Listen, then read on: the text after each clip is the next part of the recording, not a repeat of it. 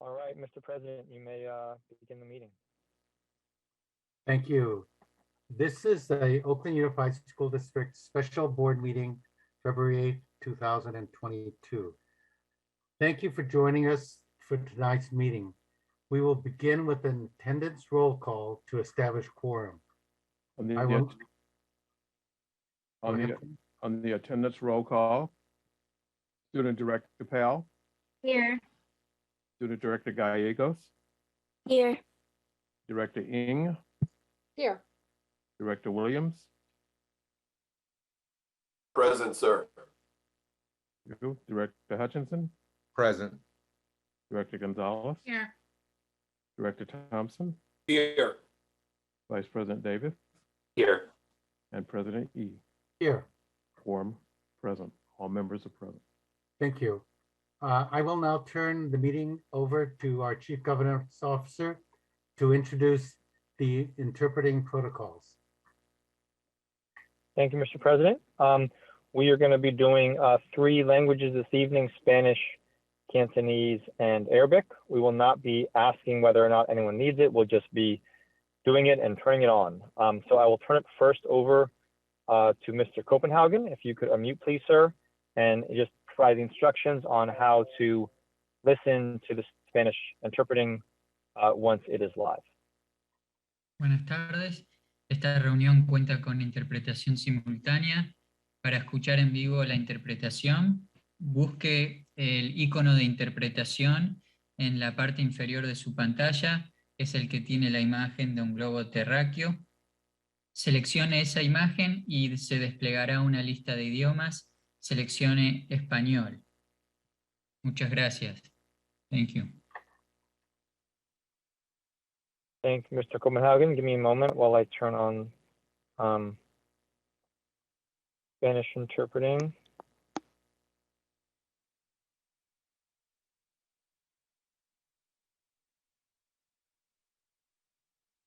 Okay, Spanish interpreting is on. I will next move to Cantonese. Ms. Ho, if you could please explain in Cantonese how to listen to Cantonese interpreting for the evening.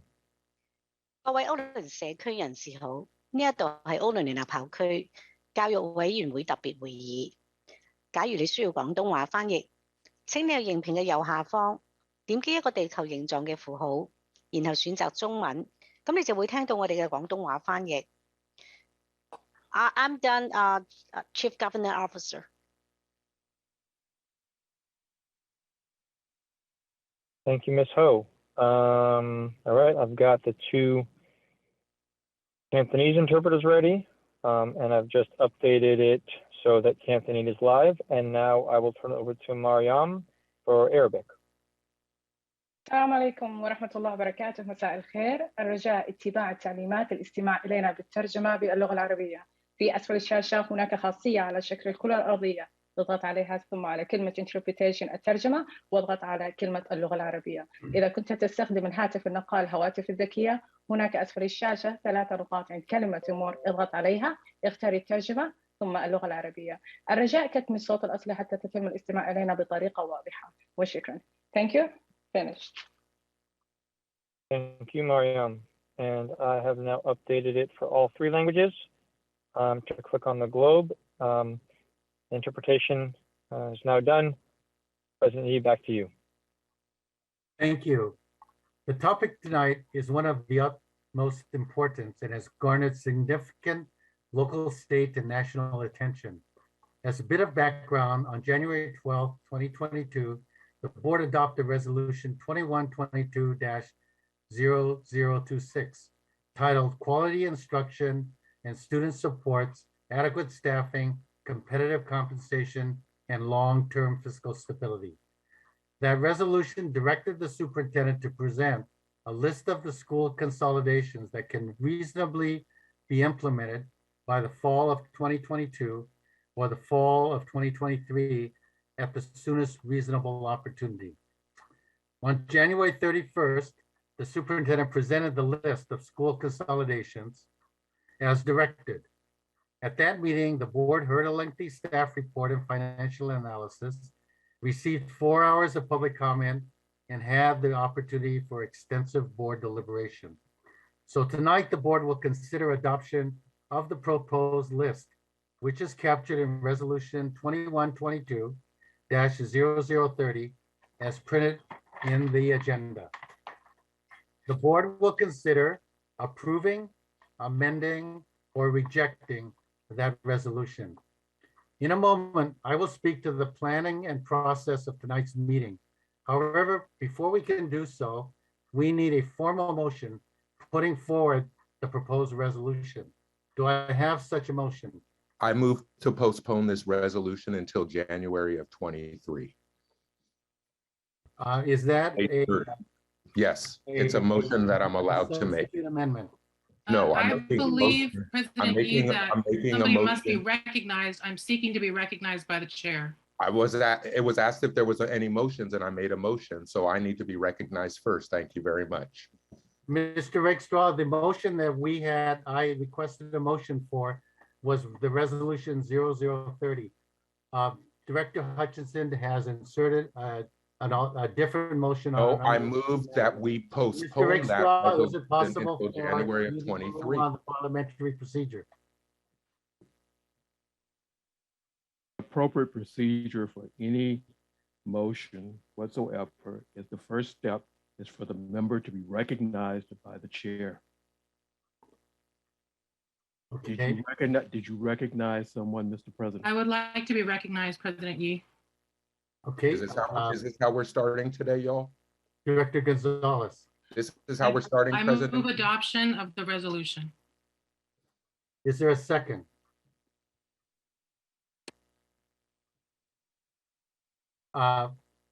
I recognize Director Thompson, but he's on mute. Yes, I second the motion. So the motion has been moved and seconded.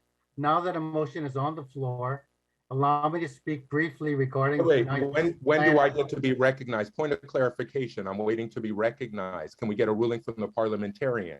Because if it's not up to the president just to choose who he recognizes and who he doesn't. Well, may I recommend that board members follow the protocol. Every board member follows the protocol and ask to be recognized by the chair before speaking. So President Yi, I'm asking to be recognized. I recognize you, Director Hutchinson. Thank you. So I would like to move that we postpone this resolution until the date certain, the first board meeting of January 23. So we let the voters decide instead of this lame duck school board. That is the motion on the floor. Is there a second to that motion? I will second it. Okay, it's been moved and seconded. Director Hutchinson's motion is now on the floor. Mr. Rakestraw, which one do we address first? I'd like to ask that we address Director Hutchinson's at this time. Yes, and you should let the member address the motion made. Okay, go ahead, Director Hutchinson. Then we'll take one round of any board discussion on the item, and then we'll move forward. Director Hutchinson. Thank you.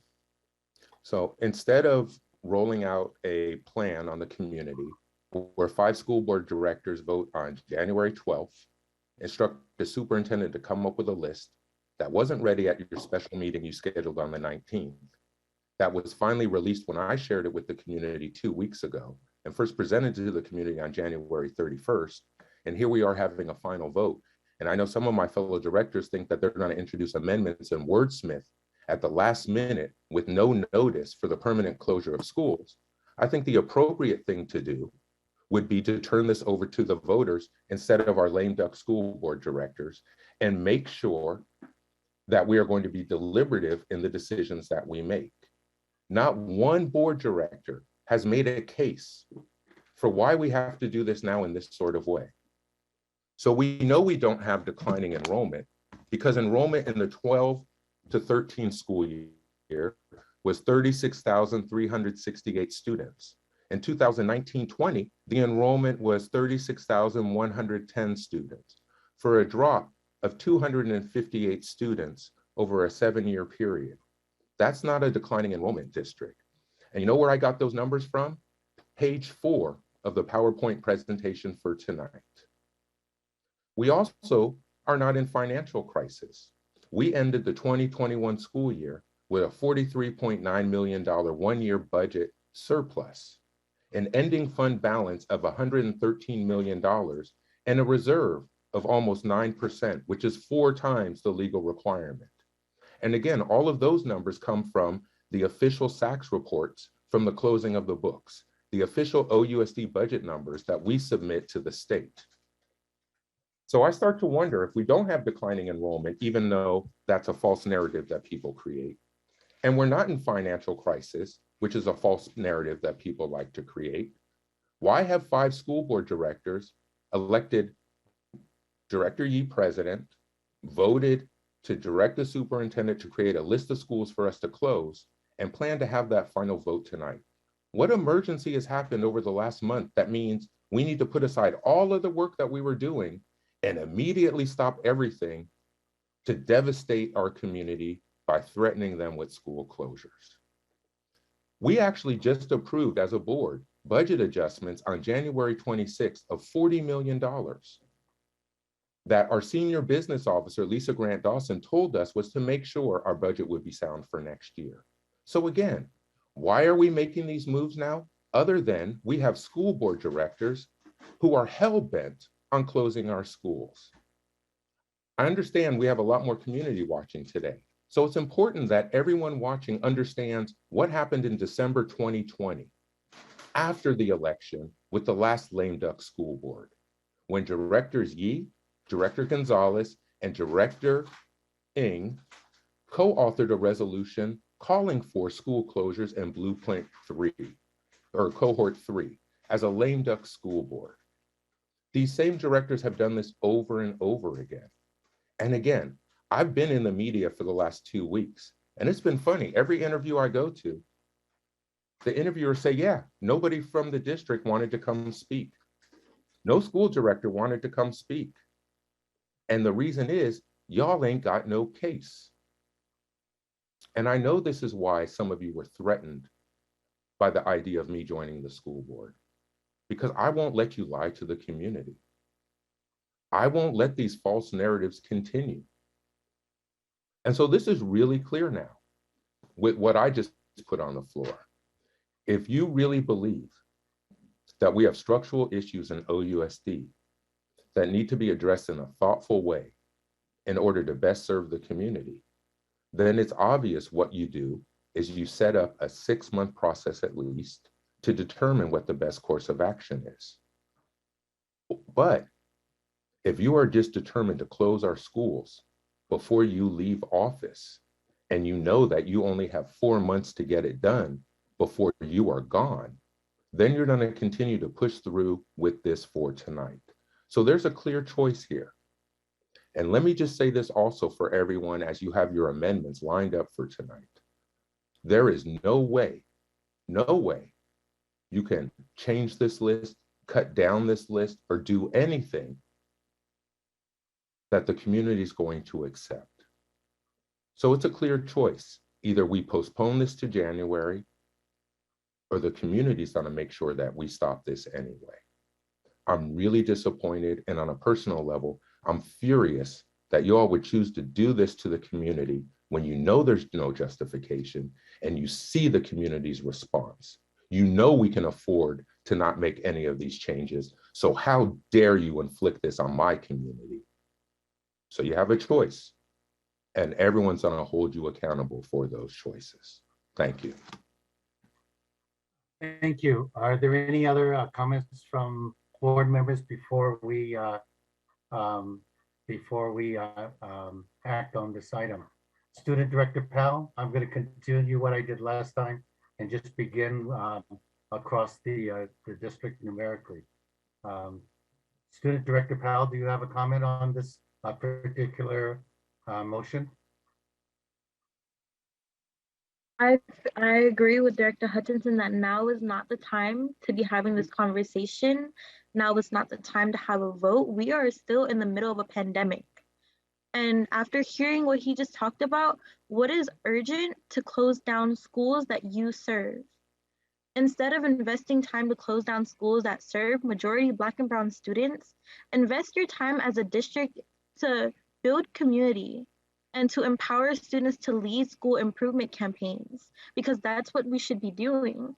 And within the time that I'm hearing, I believe January 23, within that time frame, the board should be engaging with students, should be engaging with the community.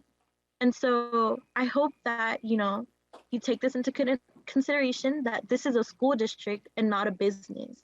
So don't treat our young people as if, they are nothing to you, because again, this is who you're serving. So that is the only comment that I have. Thank you. Student Director Gallegos, do you have a comment? Director Powell worded it greatly. I definitely agree with Director Hutchinson as well. Thank you. Director Ng, do you have a comment? I don't have a comment on the motion at hand. While I intend to introduce some amendments on the line, I'm ready to open up debate on the item that was noticed rather than postpone. Thank you. Okay. Director Williams, do you have any comment? Thank you, President Yee. Yes, just want to share. I think that this is an appropriate proposal. I think what we really need is an opportunity to look at a sustainable community schools model for our schools. I'm very disappointed that we have rushed to this particular moment where we actually lack the debate or the conversation with the community with how we can best sustain and support the schools. As we've known in the previous presentations, the information was faulty, it was unreliable. It was produced by some consultants who were not even had conversations with the school staff and school community and students. These particular these conversations definitely left out our students with disabilities as well. I just think that there's so many things that we did wrong on this process that we should really try to move in good faith and do it right.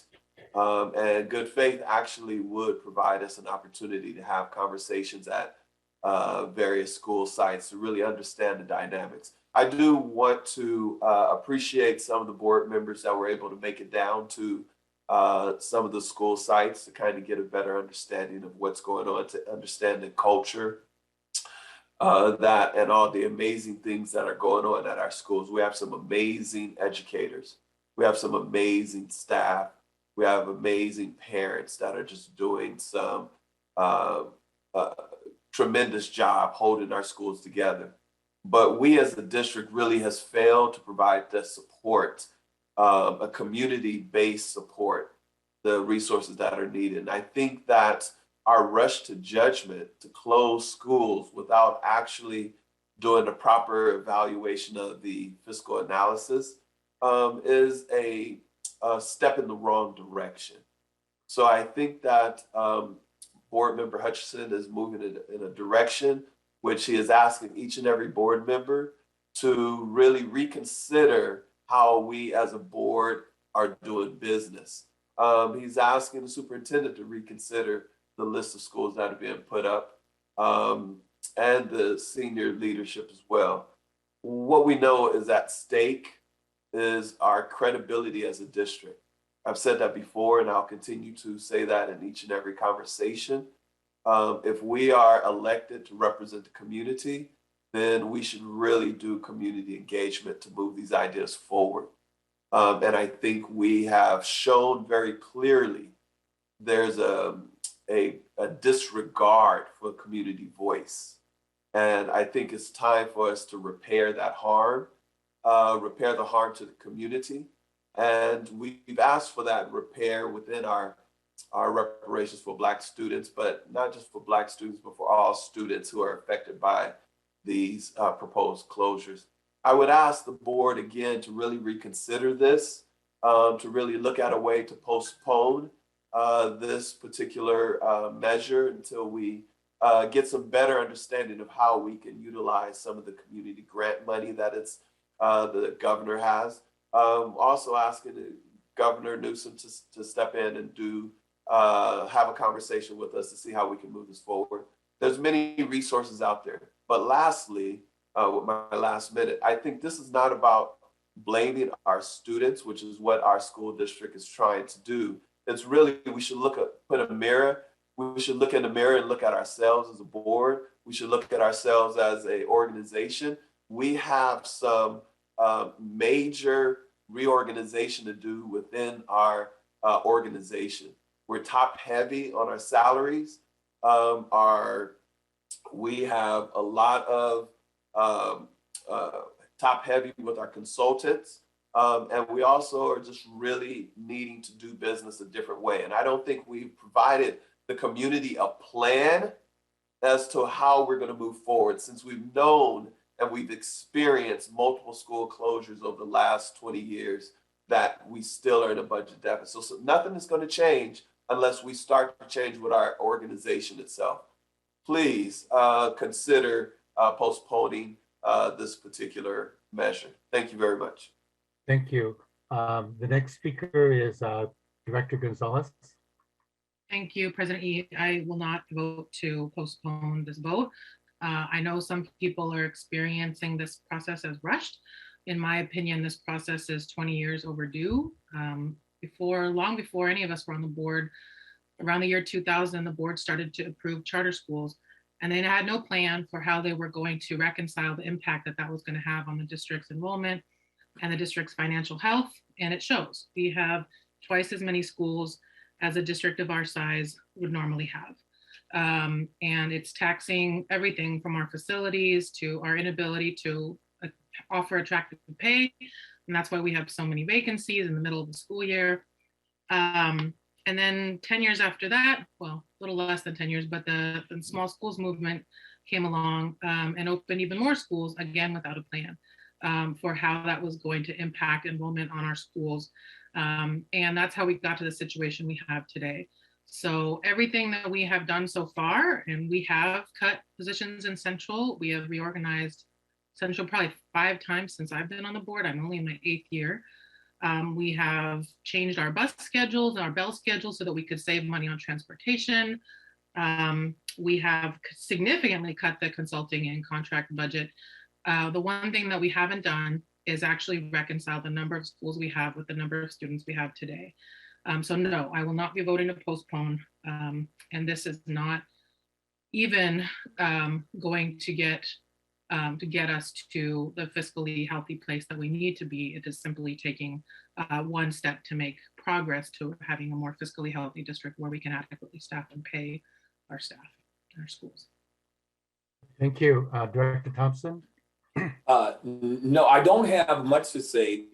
Very briefly, I think it's important for us to accept that there are hard decisions that we're going to make this evening.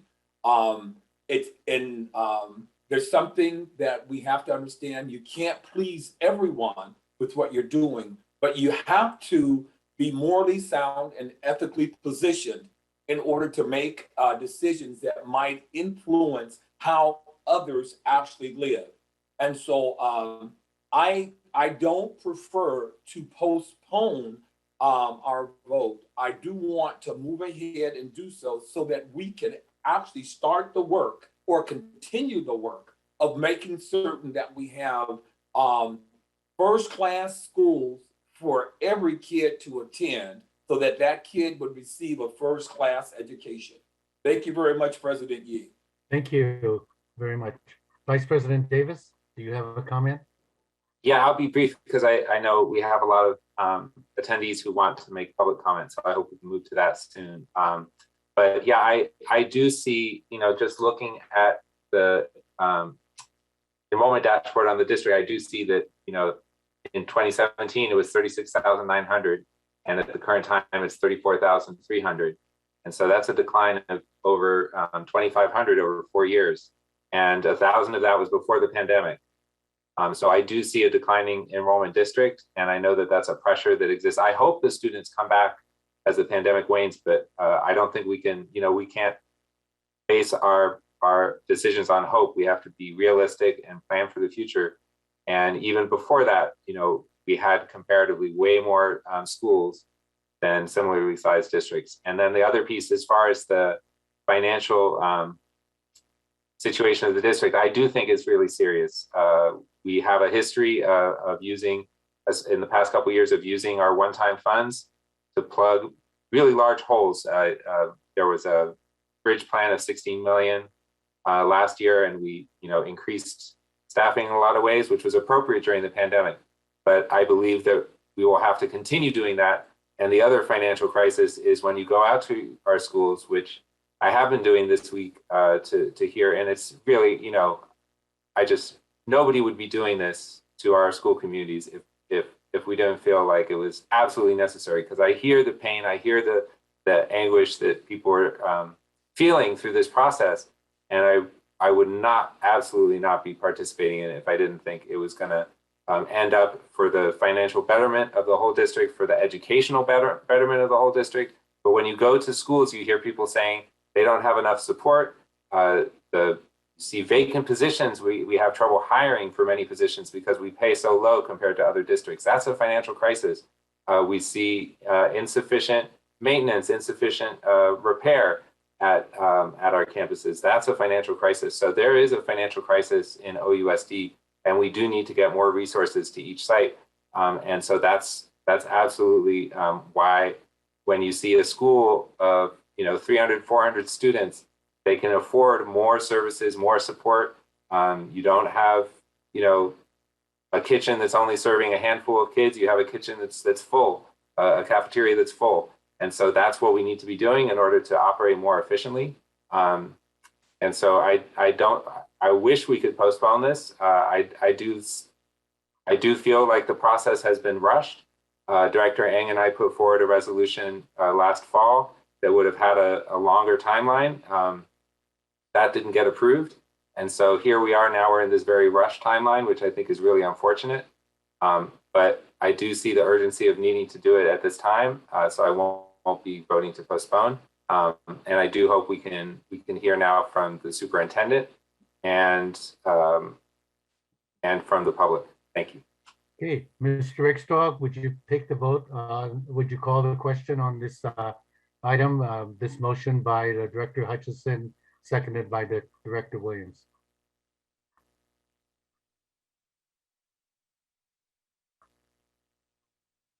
A point of information. A point. Before the vote, can I have a point of information before the vote? Mr. Williams, do we wait until I recognize you? I'd be happy to. Apologize. Okay, Mr. Director Williams. Thank you. Point of information. I just want to know, I think Director Sam did speak to the urgency of getting this done. Can you please give us clarification why this process couldn't be done at the end of the school year, or possibly next year? We had put as you mentioned, the resolution put forth. That resolution was in September. What I'm proposing, my question basically is, by giving us additional time to actually move forth, which is what Director Hutchinson is proposing, it actually gives us time to actually develop a sustainable model that will be able to support the communities. If we actually can, I really prioritize these schools as community schools. So my question is, why can't we wait until June to make this decision? Thank you. Director Williams, I do not believe that is or let me ask that the parliamentarian, Mr. Rickstall, is that a point of information requiring a response when I call the question for the vote? No. Okay. This is a procedural, the motion before the board is procedural. While it's closely interrelated, the substance of the matter is more at hand based on Mr. Williams' inquiry. And the inquiry to Vice President Davis is along the lines of substance as to why you should or should not take the proposed substantive action tonight. This is a procedural motion. Do you go forward or don't you go forward? The board needs to dispose of the procedural motion in order to get to the main question. Okay, thank you. Director, Mr. Rickster, would you please call the vote, please? Yes, on the motion, on the procedural motion to postpone to a time certain, having been stated to be in January 23, which specifically would be January 3rd, given that the inauguration of the new board would be on January 4th. That is in essence what Director Hutchinson has proposed. On the motion, Student Director Powell. Yes. Student Director Gallegos. Yes. Director Ng. No. Director Williams. Yes. Director Hutchinson. Yes. Director Gonzalez. No. Director Thompson. No. Vice President Davis. No, I'm sorry, you said no? that's correct. No. President Yi. No. The motion to postpone is not agreed to. The main motion is now before the board. Now that a motion is on the floor regarding resolution 0030, allow me to speak briefly regarding tonight's plan and process. In a moment, first, I'll turn it over to the superintendent to see if there is any additional information she or the staff would like to share. After that, we'll turn to public comment. For that part, I'll be proposing an initial hour of public comment for students, and then 2 additional hours of general comment after that. After public comment, we'll move to consideration of the motion to adopt the proposed resolution. Board members at that time can also ask staff questions related to the substance of the motion. At this point, does the superintendent wish to speak to the resolution? Thank you, President Yi. I understand that a very difficult decision is before the board tonight. Last Monday, I articulated the serious dilemmas facing this board and district as a whole.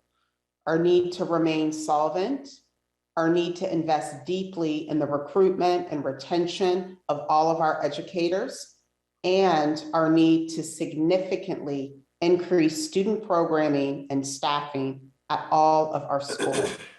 So we're both addressing not only a financial crisis, but a quality crisis in terms of reaching our mission and vision of having high quality community schools across the district.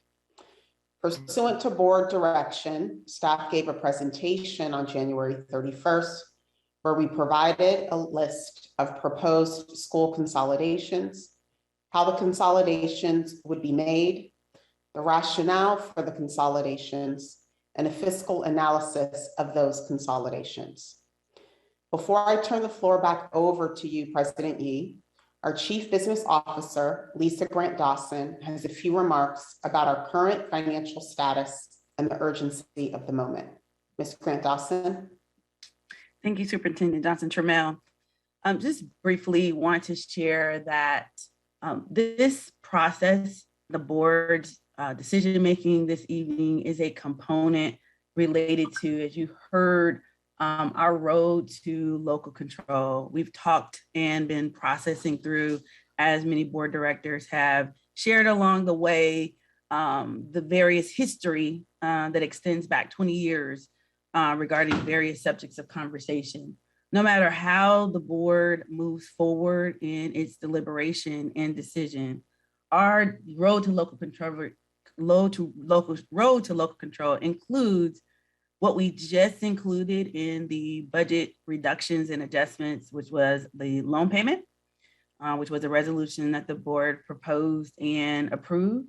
And with that loan payment and the conditions of getting local control, we need 3 years worth of financial stability. We are still in the quality, we're still recognized as qualified. We are self-certifying as qualified, which means that we will be able to sustain ourselves in the current year, but we're not quite sure about the next 2 years. So we agree 21, 22, 22, 23, 23, 24, we're not, and we've not cleared that hurdle. And so the process for us to get there continues. We wanted to make sure that we shared that. As part of as we're moving forward, even the loan payoff, we also discussed along the way that we will still have to meet a financial audit and evaluation. And that includes making sure that we have the sustainability for the 3 years. And so with that being said, as we move forward, we are still focused on meeting all 3 years and being able to prove and project that we will have a sustainable financial future. And with that being said, continue to work and prepare to work with the board on those initiatives. And so with that, I'll turn it back over to President Yee, if not to Superintendent Johnson. Thank you, Mr. Dawson. Board President Yee, I just wanted to reiterate that during board discussion, once again, my staff and I will be available to respond to any questions that the board may have. Back over to you, President Yee. Thank you, Superintendent. We will now move to public comment. As a reminder, members of the public can provide e-comments via the Legislative Information Center on the OUSD website, and you can email board members directly using this format: first name dot last name at OUSD.org. Now is also the time when members of the public may give public comment during the meeting. As I previously indicated, I'd like to propose to my colleagues to do public comment as follows, as we did we began doing last time. The first 60 minutes of public comment should be dedicated to public comment from students. And I urge families to encourage students to weigh in during that important time. And then we open up public comment to everyone for an additional 2 hours. I also propose that everyone be given 2 minutes to speak. After those 3 hours, we'll see where we're at and decide if we may go longer. I'd like the board to vote on the structure now. Is there a motion to adopt this proposal? Vice President Davis. So moved. Is there a second? Director Thompson. Okay, it's been moved and seconded. I'd like to begin. President Yee, can I be recognized? Oh, I'm sorry, Director Gonzalez and Director Hutchinson. Yeah, I would like to amend that we do 1 minute comment, same amount of total time. That will allow more people to be heard. Can I get a second for my motion? Is there a second on that motion for 1 minute? Okay. I'm sorry. Director Hutchinson. Thank you. So first, just to clarify for the community, last time you did not have the students go first. It took the students requesting, you not listening to them, and then me proposing it for the students to have any time at all. You've already kind of messed up too, because we saw the minute you said that, we have 69 hands shoot up. And so there already, I see the names are not students. But the other thing now looking at it, we have 1,837 attendees, 2 minutes each. Again, we are talking about 3,600 minutes, which would be 60 hours or 2.5 days. So I just want to keep pointing out that you haven't allowed the community to engage around this plan. You didn't want to extend the date of when we would discuss this. You've scheduled a series of special meetings. You all have voted to hold these meetings on Zoom. And now the community is not even going to be allowed to even engage or ask a question. And you are having public comments before any of these directors have introduced their amendments that they have lined up.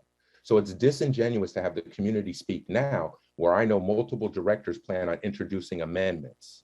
And so are the community going to have a chance to speak on the amendments or what the final version is? Or are you just going to control this from the start like this? You know, this is very, very difficult to take. It definitely violates the spirit of open meeting laws like the Brown Act. And I think it's a cynical attempt to try to use the governor's executive order around COVID to hold these meetings like this, because nobody's even mentioned the fact that a large percentage of our families can't even attend on Zoom because we have access issues in our community. And those seem to be a lot of the same communities that are targeted with closure. So I just want to keep putting on record how offensive this is to the community that elected all of us to this board. And we should be oriented to be outward facing to serve the community, not limiting their chance to engage around the future of their schools, not your schools. Thank you. Thank you. Is there, it's been moved and seconded. Is there any further discussion on my proposal for public comment at this time? If not, then can you take a vote on this for us, Mr. Rickstraw? Yes, Mr. President, I will do so. On the pending motion, as stated by the chair, Student Director Powell. Student Director Powell? Passed? Okay. Not present. Director Gallegos? Okay, not present. Director Ng? Yes. Director Williams? Mr. Rickshaw, can you repeat the motion? The chair, would you please restate the motion? Yes, I propose that the first 60 minutes of public comment be directed for public comments to students. And we encourage families to encourage students to use that time. And then we open up public comment to everyone for an additional 2 hours. I also propose that everyone be given 2 minutes to speak. And after those 3 hours, we see where we are and decide if we want to go longer. Thank you, sir. Yes. Director Hutchinson? No.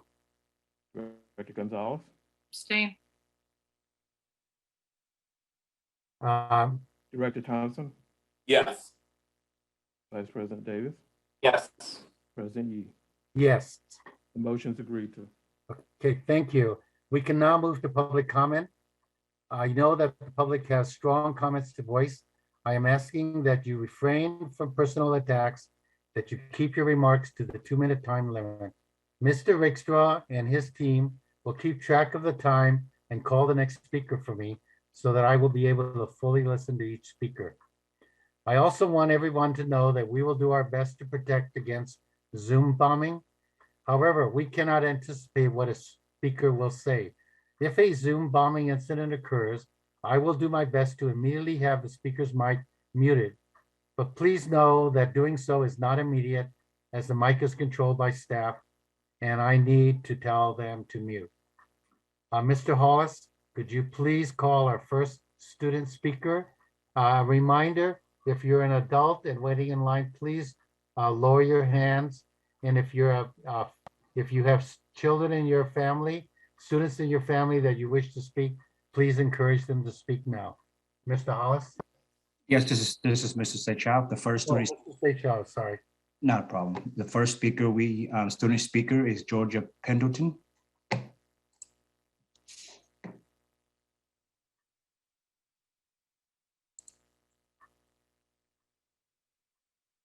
I'm not a student, so I'll pass.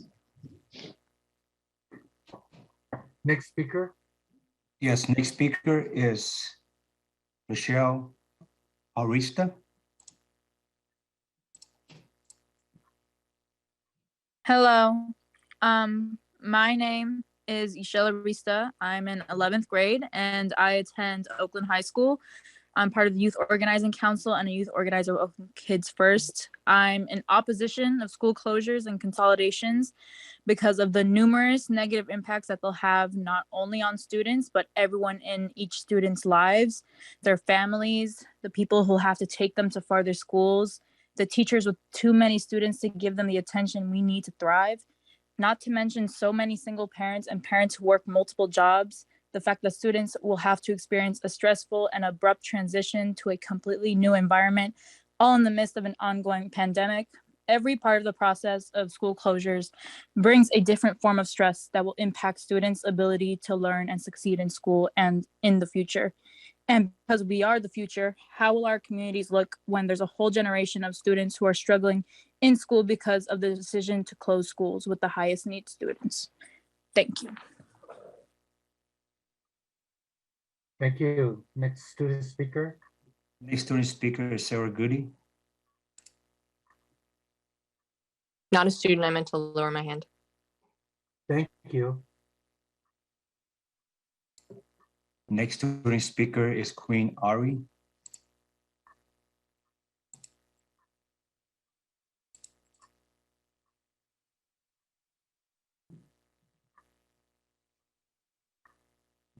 Go ahead, please.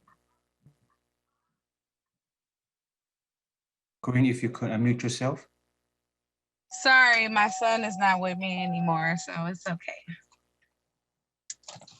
Okay, thank you. The next student speaker we have is Teresa Winkerson.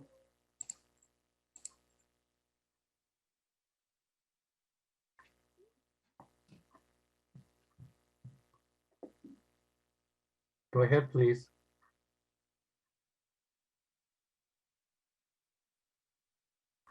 Okay, next speaker. Wait, you're giving me the floor? Are the students done? Yes, this is student speaker time.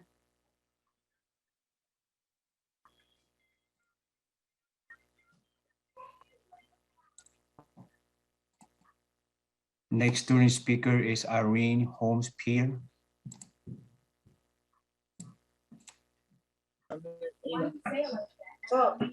Hi, my name is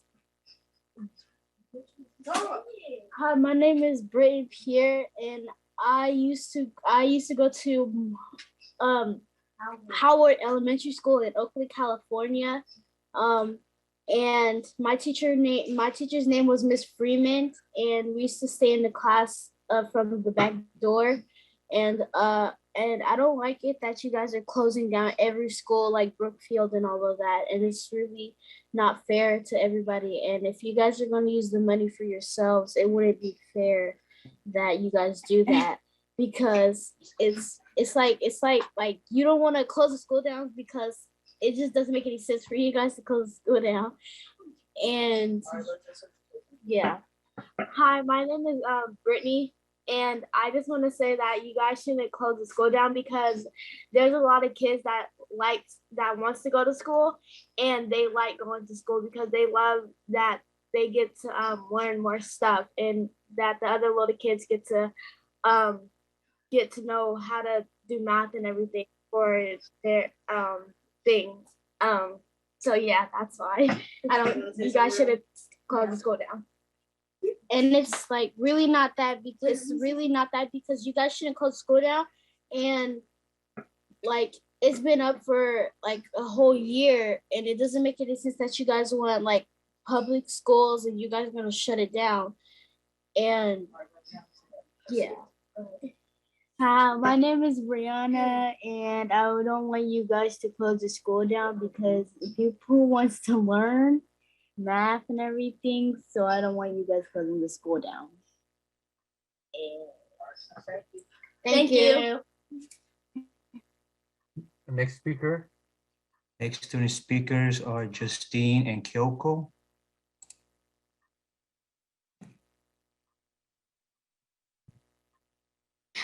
Hi, my name is Kyoko, and I go to La Escuelita Middle School. And in my opinion, I think we shouldn't close it. And besides, they don't have a good reason to close it. I've been going there for my whole life, and it's a good school. I just personally think they shouldn't close it because they don't have a good reason.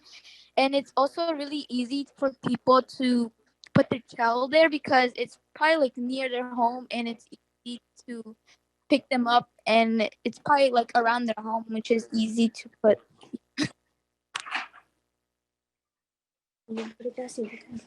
My name is Justin, and a reason is that they shouldn't close down the schools because it's near people's homes where they can walk, and it's easy to come and pick up your child, and it's a good sport. So Thank you.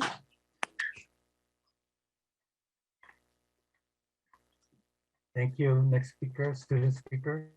Yes, next student speaker is Brenda Streisner.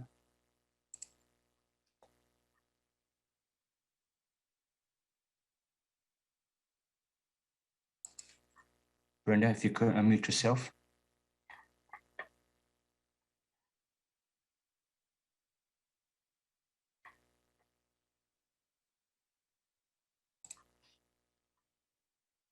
President Yi, should I move on to the next student speaker?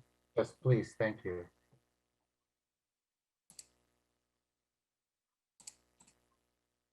The next student speaker is Nadine Wilmot.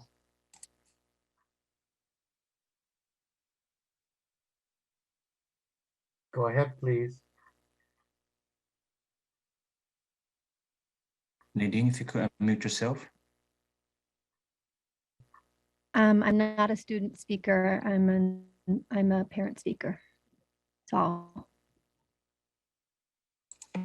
Great, thank you. Thank you. The next student speaker identified by Hillcrest family.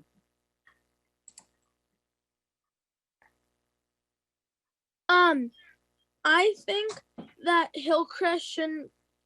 My name is Julius Goodman, and I don't think Hillcrest should close. I'm a fourth grader at Hillcrest Elementary. I don't think Hillcrest Middle School should close because, like, it's one big community, and it would just hurt a lot for it to take it apart. And also, if there's single parents that have several kids going to Hillcrest, it'll be a lot more challenging for them if they will go to another school. And that applies to all schools. Also, I started a petition, an online petition on change.org, and we have over 500 people who signed the petition. And that shows proof that people don't want the schools to be closed. And also, there's a bundle of reasons why the school shouldn't be closed, and there's barely any reasons why they should. And if the Hillcrest Middle School gets shut down, there will be no Hillcrest won't be the same forever. And what you're doing with the money, it's not helping the students, which is what you're trying to do, but it's not helping the students. It's just helping you. Thank you.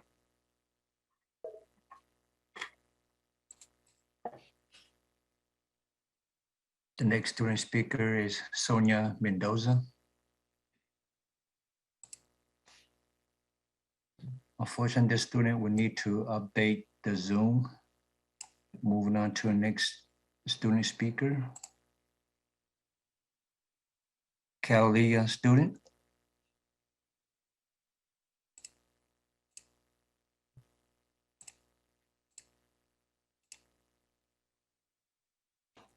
Go ahead. My name is Catalina Phillips. Stop closing down schools. You guys are just putting stress on kids and students and guardians.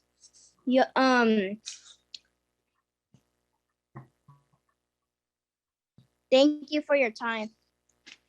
You're welcome. Next student speaker. Next student speaker is Tai Nguyen. Go ahead, please.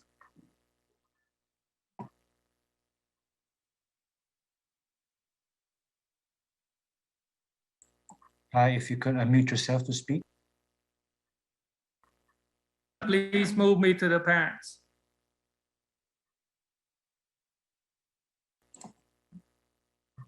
Thank you. The next student speaker we have is Save Our Schools.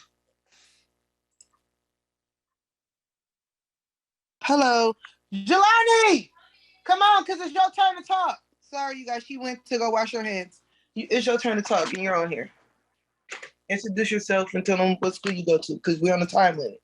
Hi, my name is Jelani Smith. I go to Parker Elementary / Middle School. I'm in the 7th grade, and I feel like you should not close down Parker because that school been up for 100 years now, and we've been going to that school my whole life since I've been in 2nd grade.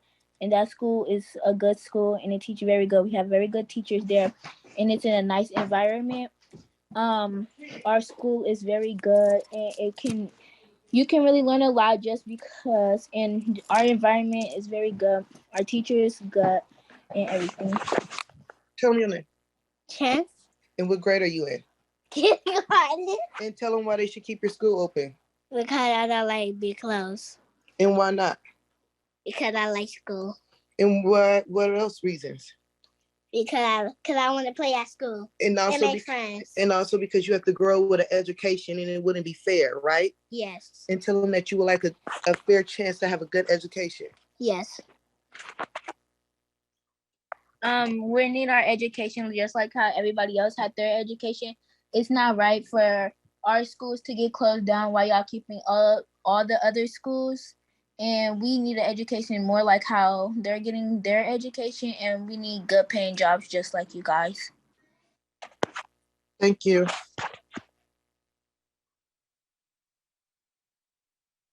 The next student speaker is Scott Blakely.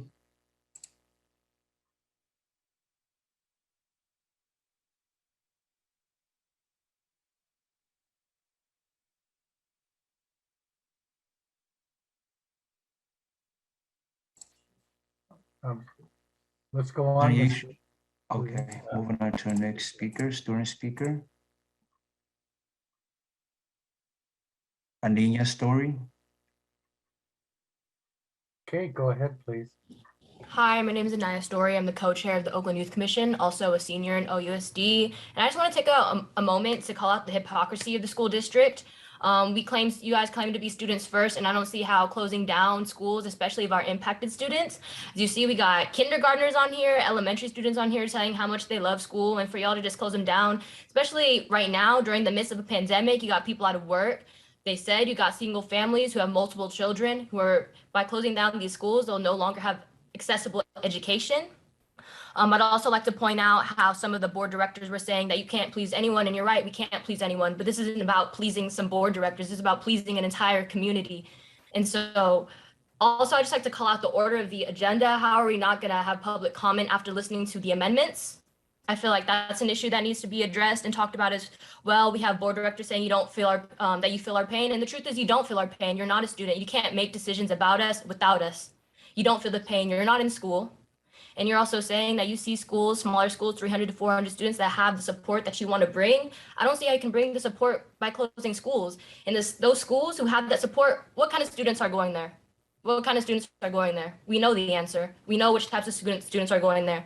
And what you're saying that you're trying to bring to those students by closing down those schools, this is not the solution. I'm sorry, it's not.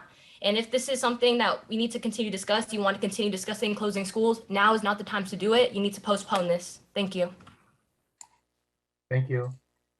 Next student speaker. Next student speaker is Ms. Lavoie.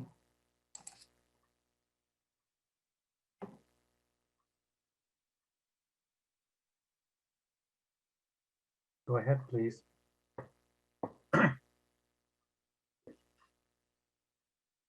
Should we move on to next student? Please. Next student speaker is Amika. Go ahead, please. I am not a student, but I would like to quickly speak. Brown versus Board of Education in 1952 to 1954, the Supreme Court said schools were not able to segregate. I believe that you are performing segregation because as I look at your list and I look at the demographics, it seems to me that majority of the students that are being negatively impacted are African-American students, Latino students, and students of Asian descent. So my question to you I'd like to pose is how many white students are being impacted by this process? How many white students are being asked to go to other schools? How many Black, Latino, and students of Asian descent are being allowed to go into better schools, in the white schools? To me, this seems like it's a manifestation of gentrification and privatization of public education in Oakland. So I'd like to know if you can answer those questions. You must have the demographics. How many white students are being impacted? How many white schools are being impacted? How many of these students of color are going to quote unquote better schools to get a better education? It burns my heart to hear these young kids, all they're focused on is education. I want to learn, because they already know at this particular time that you are impacting, you are interrupting their process of getting a good education. They know that you're interrupting the lives of their families and their communities and the history of their communities. I hope everyone gets together and does a sit-in at your homes, and do not allow this to happen. Do not allow it, community. Do not allow it. Thank you. Thank you. Next student speaker. The next student speaker, we have Charisse McFarland. Go ahead, please.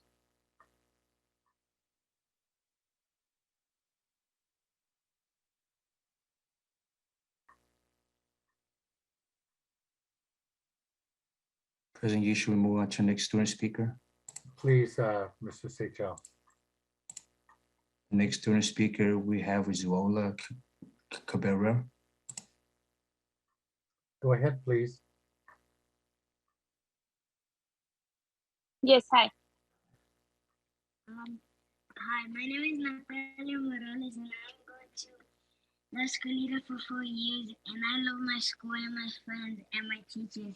My mom has to go to work very early in the morning, so my dad drops me and my brother, who is attending Midwest, who is next to La Escuelita. And if you close our school, I will have to go to another, and that will be really inconvenient to my parents. Please, please don't close La Escuelita. Thank you. Next student speaker. The next student speaker is Forrest Cho.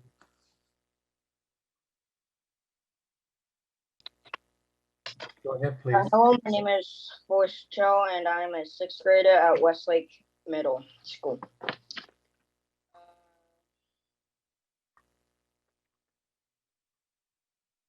I would like to thank Mike Hutchinson for leaking this information to the communities of these schools and who are being affected by this. And I severely disagree with all who move to close and merge our schools.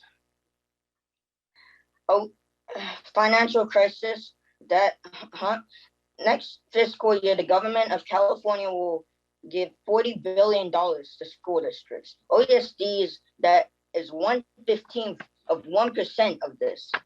I hope all board members know that if you go on with this, you will not be unopposed. Me and my fellow classmates will protest this. This is why you want to vote by yourselves. You want to scheme by yourselves. In fact, me and my peers protested in front of City Hall.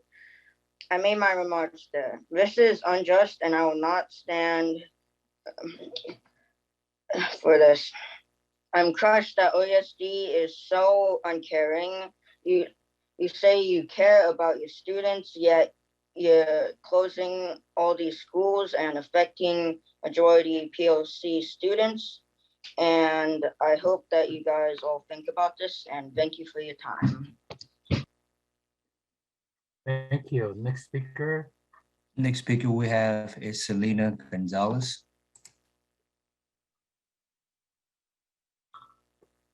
Go ahead, please.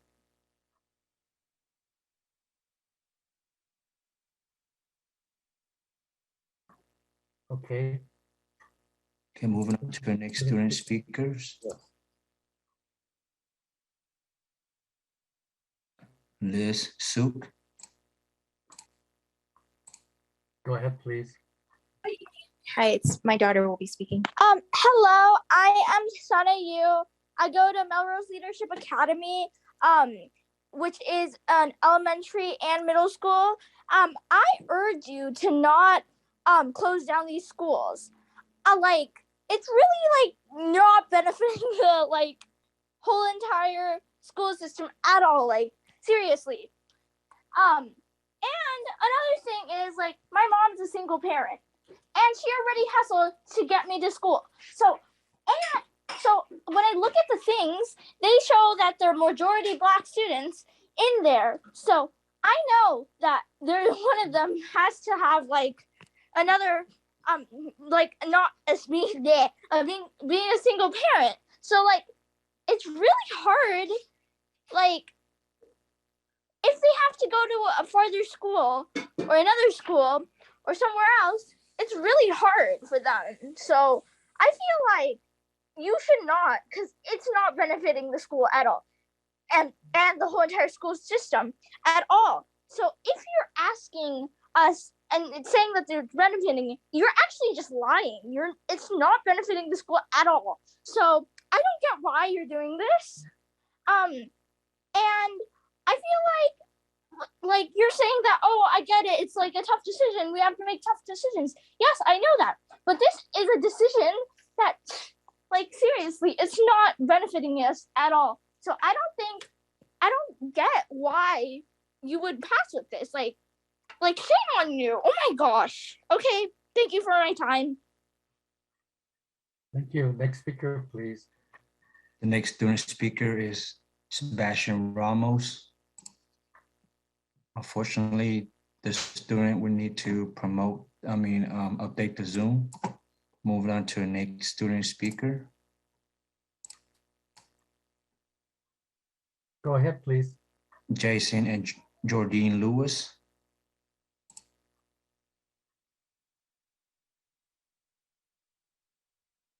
Hi, hello. My name is Jordan Lewis, and I am a fourth generation alumni of Crosby Monk Elementary School, and my brother currently goes there. And I feel like you guys closing the school down is the wrong choice, and I'm opposed to this decision. Students go to schools to learn, and not everyone can afford schools that are expensive and in closer range to them.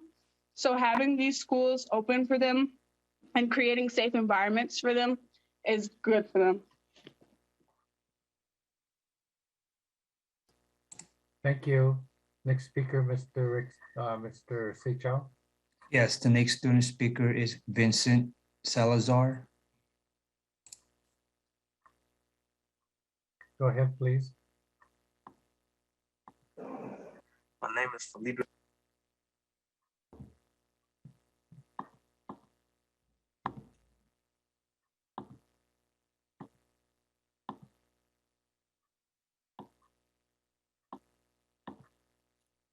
Moving on to the next student speaker. Okay. Luis Ramos.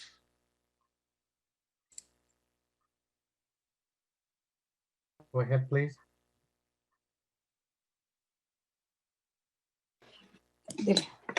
Hello? Please, no me cierren la escuela. Quiero aprender. ¿Qué no quieres que esté en tu escuela? No cierres la escuela. No cierren la escuela. Yo siempre quiero aprender la escuela para siempre, de todo día. No sean malos. Hagan caso a la comunidad y hagan caso a las maestros y a las mamás y a los papás y a los niños. Queremos aprender todo día. Yes, my son Luis, he's not able to talk, but I would like to say it's not fair. Why would you close the schools for low-income family? Why you just don't close the ones that they have money so they can move on? Why they always take it on us, the low-income families? Please be mindful and think about it. Why would you do something like that? It's hurting our families, our children, our community, and we are low-income families.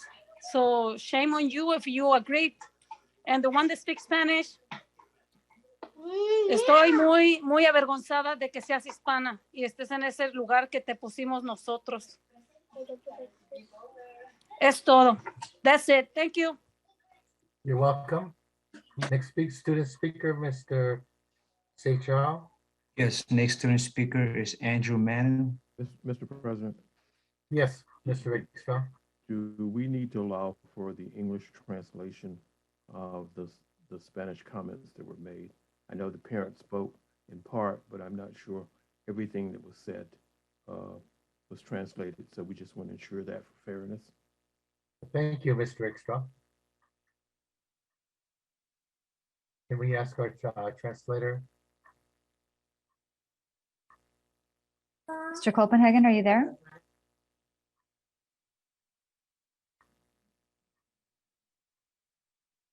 I'm here, yes. Could you address the translation of the last speaker who spoke in Spanish, please? And make sure that those who speak English have fully understood the remarks.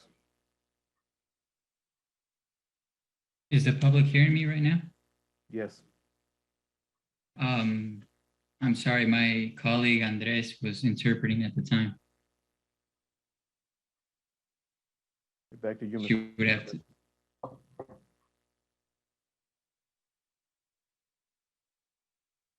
Mr. President, I yield to you. I thank you, and I would prefer to go on at this time.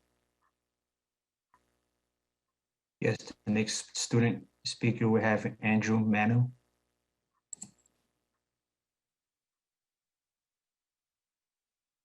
Go ahead, please. Yes, Andrew, go ahead.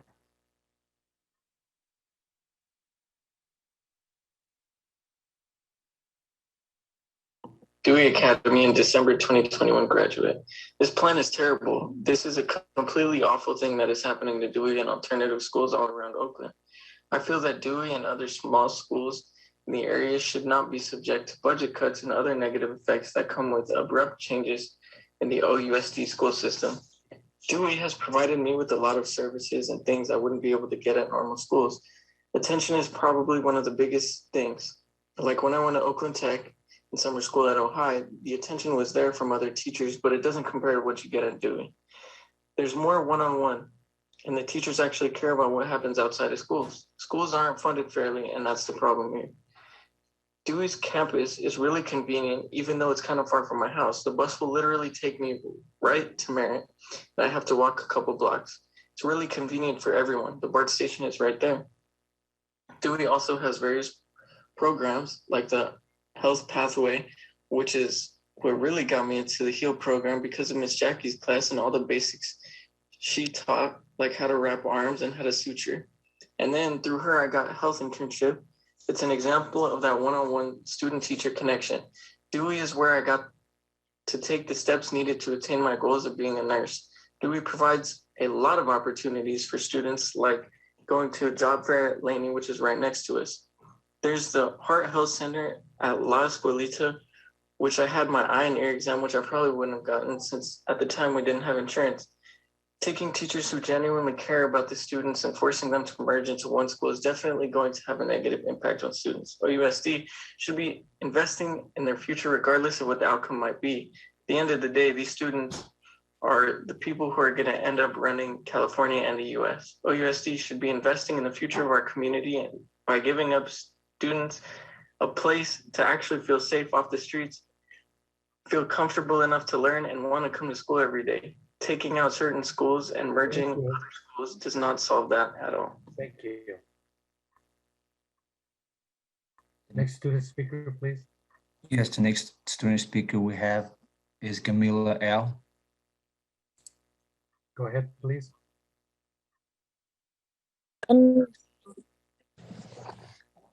Hi, my name is Elsa Lee. I'm in Manzanita Community School. So I was born in Yemen. And then I had to leave I had to leave because of the army that was coming to us.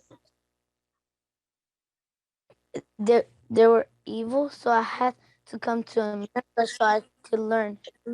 It's my second house. So can you not close the school? It's when you close the school, I feel like you close my house, and then I had to move it somewhere else so I could get another school. I will lose my friends, my teacher, everybody. So can you please open more school for kids? So so can you not close the school because it's a bad idea. It's a really bad idea.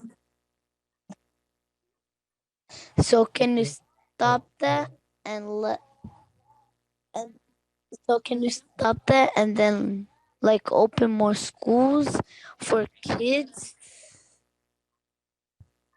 And thank you. Thank you. Next student speaker, Mr. Seychell. Yes, the next student speaker is Nohami Duran. Go ahead, please. Hello, here's my son Aaron. Please don't close Hello, my name is. Hello, my name is Aaron, and I don't want. I am from La Escuelita. And I'm from the escuelita. I don't want it to close down. Please. Please. Don't close. Don't close the escuelita. I love the escuelita. Thank you. You're welcome. Next speaker, student speaker, Mr. Seychell. Yes, next student speaker is Rochelle Burden. Go ahead, please. Good evening, school board members. My name is Rochelle Burdan. I am an OUSD student, and I'm here today to stand in solidarity with our community who are against these school closures. Closing down these schools that are predominantly serving Black students will significantly affect these students and families' lives. You are pushing out Black and Brown students that deserve to be in their schools. We're still in a pandemic, which is hard enough to navigate, but pushing these kids and families into a position that not many can adjust to is not okay, and it will never be okay. Students' mental health matters. It matters more than money. If you truly care about students' mental health, then prioritize their well-being over money. Prioritize these relationships and connections that make them feel safe, that make them feel like they belong. They belong in their schools with their friends and with the teachers that they've built connections with. These students, these families should never have to beg for you all to care about them the way you all promised you would. This community voted you into these positions of power because they had faith in you all to make the decisions that benefit and represent them. But these school closures do the complete opposite. These students, these communities and connections matter. These connections matter. They will always matter more than the money. Thank you. Thank you. Next student speaker, please. Next student speaker is Pamela Guerrero. Go ahead, please.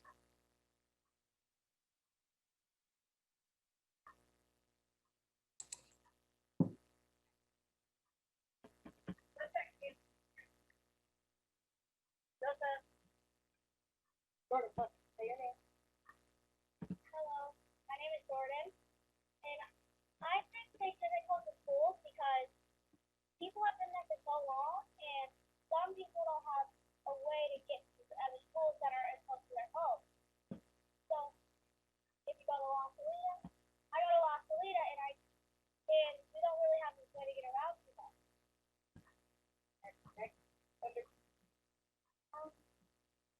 My name is Thunder. I'm an alumni from La Salida, and I'm going to try to support those launch so the teachers have more time to learn, and they make me feel like one on one.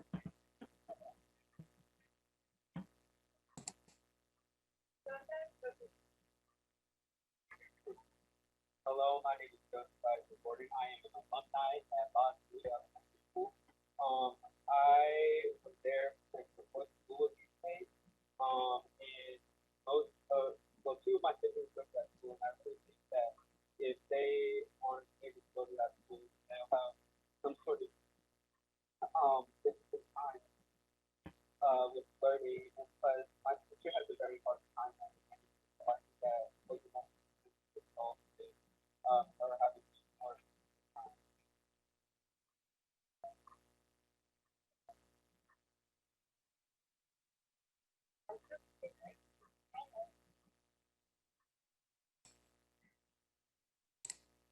goes to La Colita. Her first year there. And if you close the middle school, she's gonna lose her big brother being on the campus with her.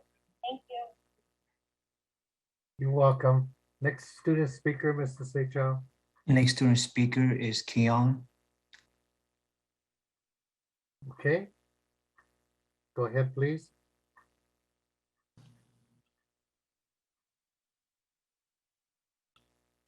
Would be to me if Dewey closed is that that's kind of messed up because it's like a lot of kids love coming to this school and they have recently people that I know. And, I know it's gonna hurt the staff and the teachers because they love being here and love doing their job and helping their kids and encouraging their kids and stuff and helping them helping them get their own way to success. So yeah. Staff and teachers made me feel good because it's like they made me feel like I could do whatever, even if, I failed in the past or something. So like they just keep me going, keep encouraging me, make sure I'm on the right track while I'm in here. Yeah, very encouraging. So, hey, just let me be myself. Closures and mergers. My message to the school board is don't close some of the schools because kids love their school and they love their friends and their privacy, but just, the staff and them, that coming from a kid perspective, we don't like being like merged up with schools and stuff. So like, yeah, and then, yeah, just don't close the school. For me, Dewey was kind of like my saving grace because I would not have graduated if I didn't go. And that was the first time I actually felt like I experienced teachers that actually wanted to help their students to see their students succeed. Like they were so attentive and like caring. That was the first time I ever experienced that, and I'm always thankful that I had my at least my last high school year at Dewey. Thank you. How have the staff and teachers make you feel? Thank you. The next student speaker we have is Mabel Kimberly. Go ahead, please.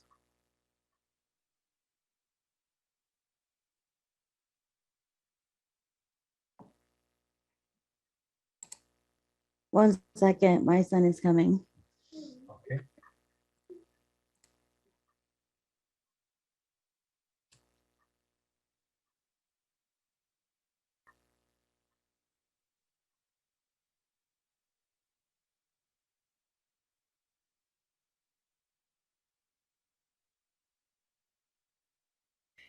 My name is Zion and I go to Carby Monk.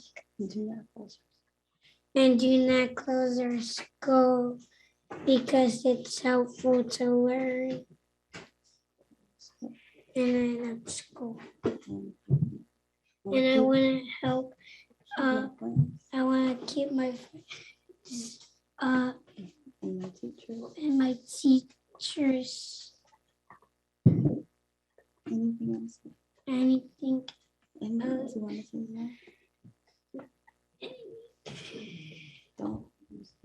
And don't close our school and keep our school open. Thank you. Okay, thank you. Next speaker. Next student speaker is Stephanie Ramirez.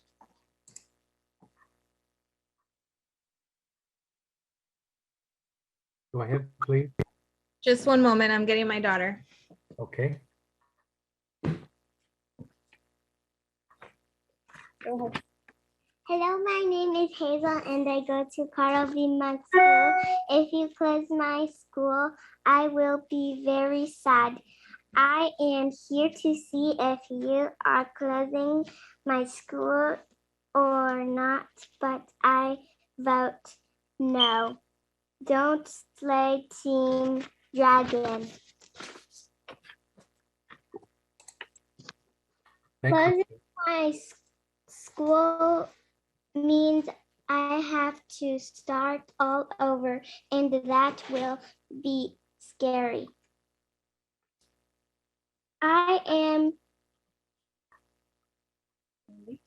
only in kinder, and I can already read, and they are teaching me good already. Please stop. You need to learn how to manage the money better. Thank you. You're welcome. Next student speaker, Mr. Rickstrom. I'm sorry, Mr. Seichong. Next student speaker is Jay Gameros. Unfortunately, the student will need to update the Zoom. Moving on to the next student speaker, Russia Mack. Okay, go ahead, please.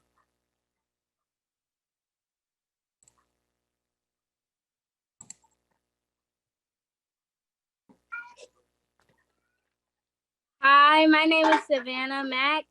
I don't think it's fair to close schools because everyone should be allowed to get a quality education, and this will cause stress on all schools and students and families. The school board is just need to do a better job with their budgeting, and you're punishing the students of our education.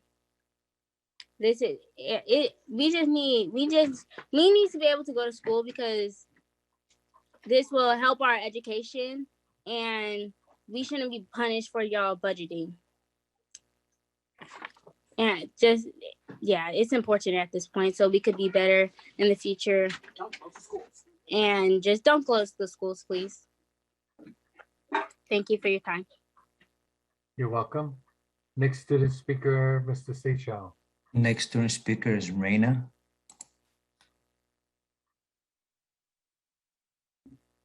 Go ahead, please. Hi. Hi, my name is Magdalena. I am a 13-year-old at Bret Harte Middle School. So my parents and mentors and teachers and tutors have always told me that we do the best work when we slow down and listen to one another, especially marginalized people, especially Black and Brown and people with special needs. And that's what I'm calling on you to do. We all make mistakes, and you probably didn't even know we would all get this furious, but now you see our responses, and we can change and slow down. You vote tonight, vote no tonight, and work with us for strong solutions. Us on the call are just a fraction of the people who are very against this idea. Tonight, you can be a powerful example of learning and showing us you care about us students and slowing down. I want to say a huge thank you to the teachers who are at hunger strike and to Mike Hutchinson for saying no to this and for standing up even under pressure and putting your bodies on the line and saying that I won't eat until you stop this. Thank you, and please hear our call. Thank you. Next speaker. Next student speaker is Nima Oliver.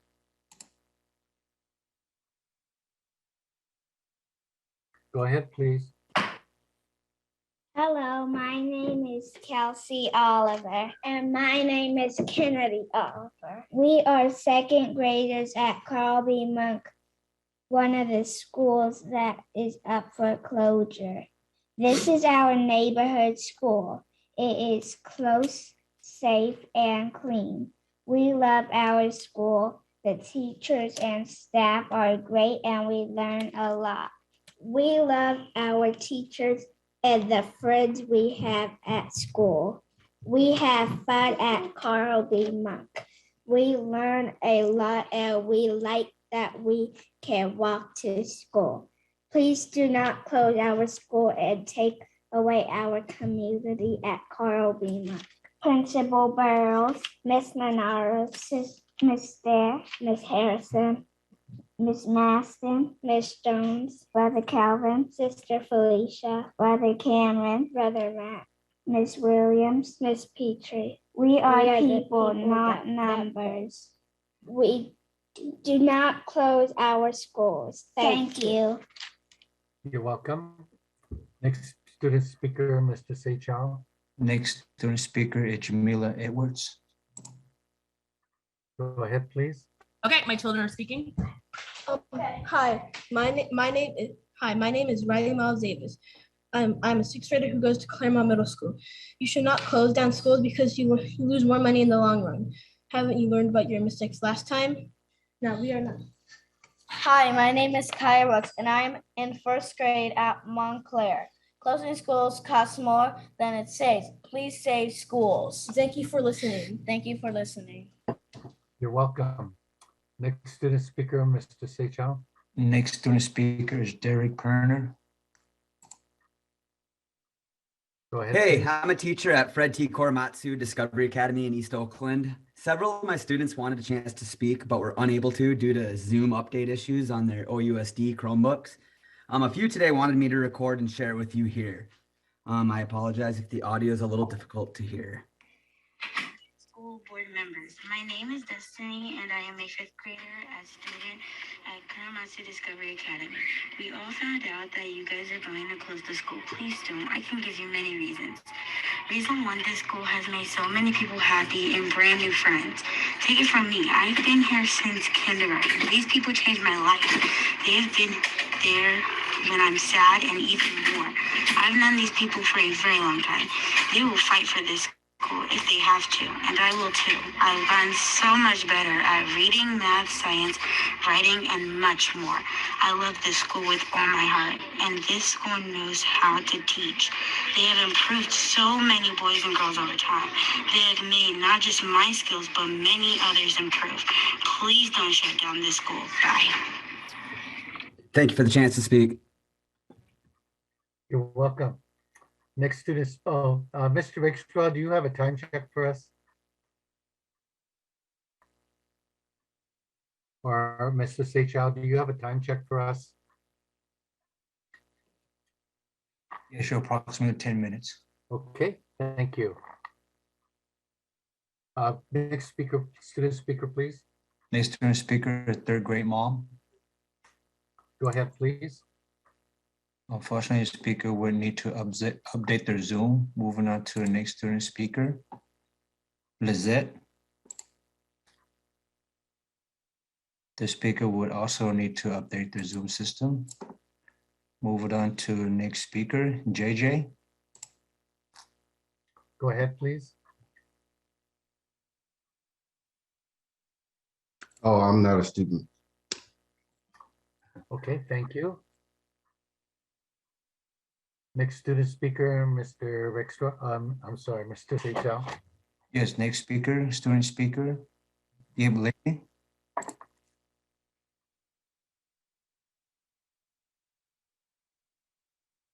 Hello, my name is Tyset. I'm a fifth grader and I'm from La Escolita Elementary School. I do not want you to close my school because there's great teachers who support you and who teach you everything that you need to know.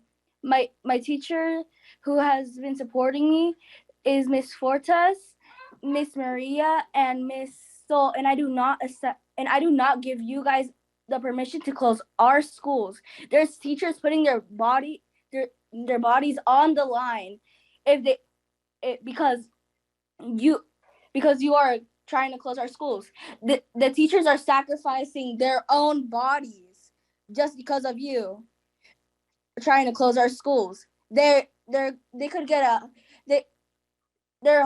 starving right now as we speak, waiting for them not to close our schools. You guys really have to stop this. There's students talking, they could have their free time, do anything they want right now, but instead they are speaking directly to you. Thank you. Thank you. Next student speaker, Mr. Extra, I'm sorry, Mr. Stachow. The next student speaker Phyllis Copes. Go ahead, please. Oh, I'm not a student. I didn't know it was going to end that fast. That's okay. Next On to the student next, speaker, yes, Mr. moving on to the next student speaker, Jenny Tooney. Go ahead, please. My name is Simon, and I go to Seed. I am in first grade, and I like my school. Some of my friends go to community. You're closing that school? You think they don't have enough money? They have lots of money. Thank you. You're welcome. Next student speaker. Next student speaker is Sheila Deputy. My name is Maddie, and I go to Carl B. Monk. And you think you can just close my school down? No, you have to ask everybody. Tell them why you like your school. And I like my school because it is its own place. It has a great place. I like all the teachers and all my friends. Bye. Goodbye. Next student speaker, Mr. Seychow. Next student speaker is Dickerson Funes. Go ahead, please. Me?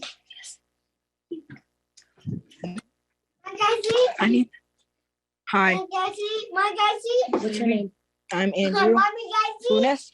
I go to Madison Park Academy. My sister goes to Grass Valley, and her class. And you went to Grass Valley too. I went to Grass Valley in elementary school, and I don't want this school to close because like all my friends went there. There's a lot of students, and my sister went there, all her friends. All my teachers, Miss Slater, Miss O, and my librarian. They're gonna go. They will have to go to a different school, which sucks because that was a very, very safe place for me. That I loved. They teach us a lot of good things, and I heard about this school closing, and I honestly felt sad about this. Thank you for your time, and have a great day. You're welcome. And this will be the last student speaker. So those of you who are adults are welcome to raise your hands, and you will be called. Mr. Seychow. Sorry, President Nii, may I have permission to speak? Mr. Williams, is it an emergency at this particular time regarding public comment? Yes, sir. Okay, I recognize Director Williams. Thank you very much, sir. President Nii. It is an emergency that I actually had to jump in before the last speaker because we have 145 students that are on the line right now. We have 145 students. This is an emergency. This is about their community, their schools, their families, the relationship with OUSD. I think I would like to make a motion to ask for at least another half hour, 30 minutes, sir. May I have a second? I second. Thank you. Mr. Rakestraw, this is in the procedure. And so we have 1 minute left.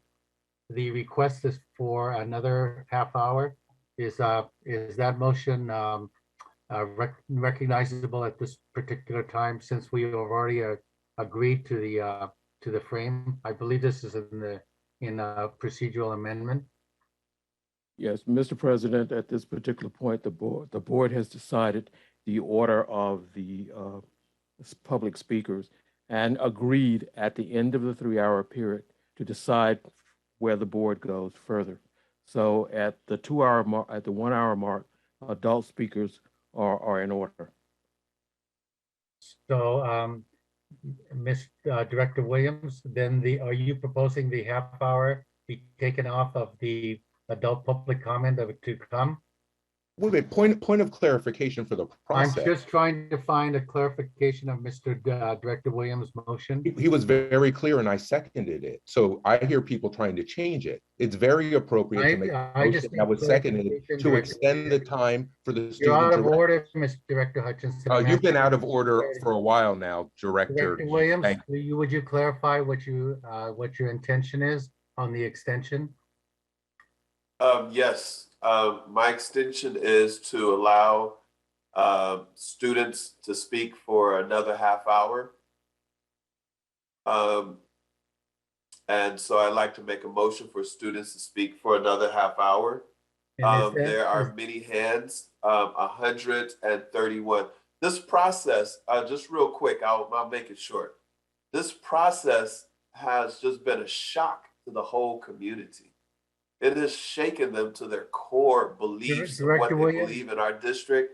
And if our students, we've had multiple conversations, real quick, we've had multiple conversations about having our students have a voice in this process. And I've asked my board members to not only be represented, to represent their community, but allow the young students to have a voice for 30 more minutes.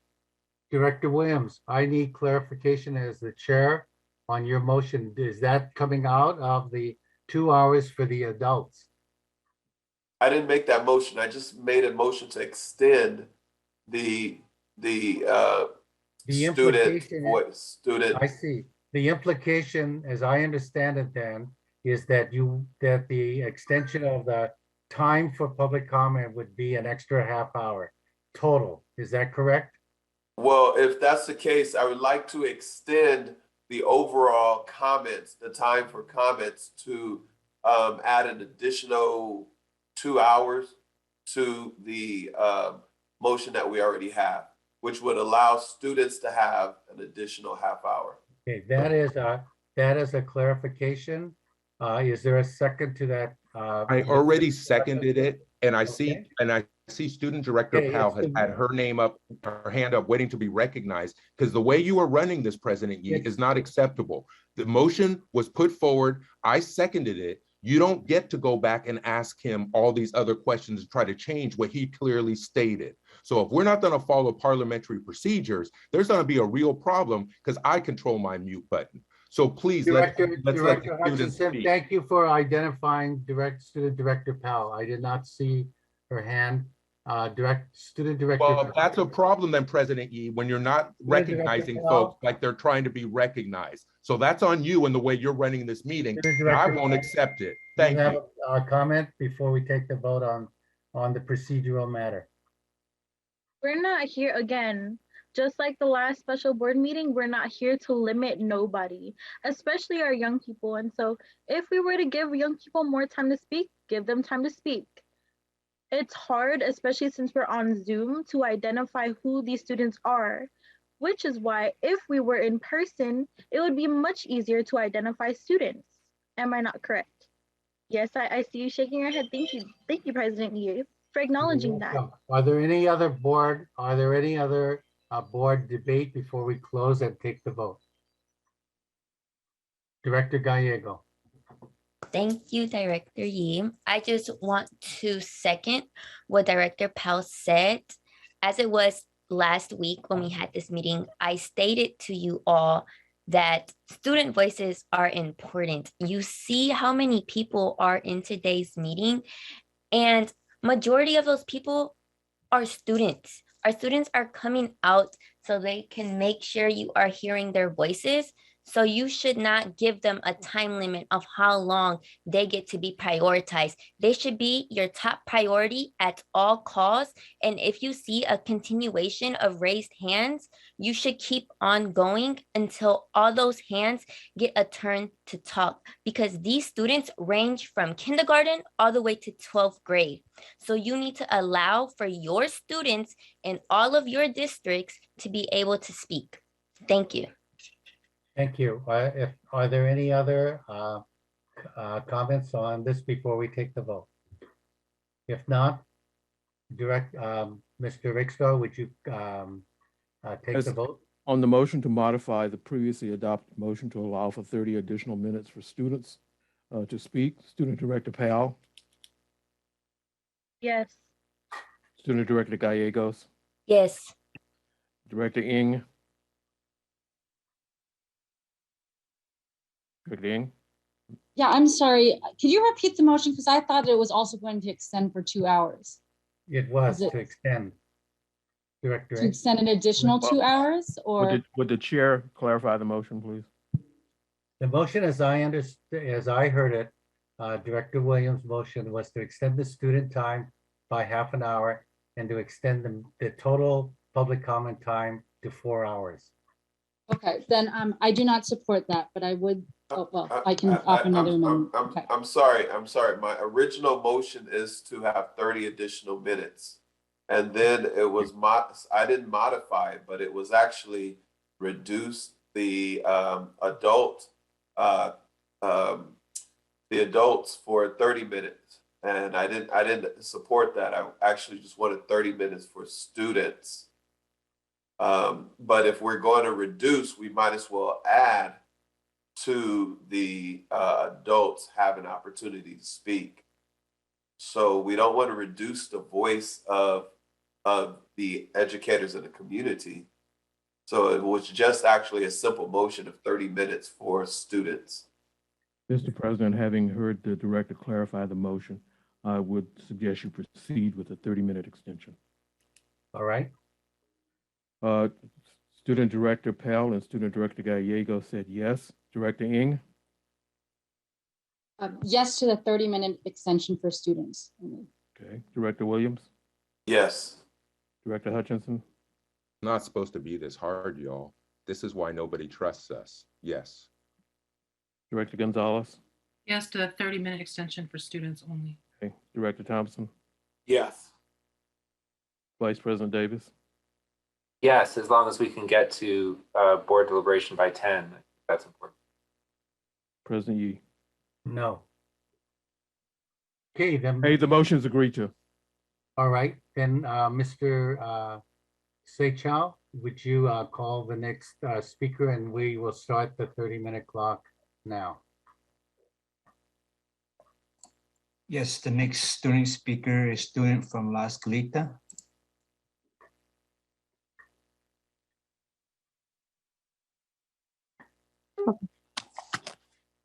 Hi, I am a student from La Escuelita.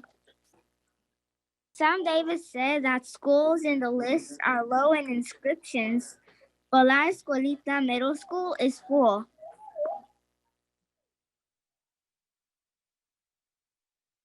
One of the things that is cruel is to lie to a child, and that's what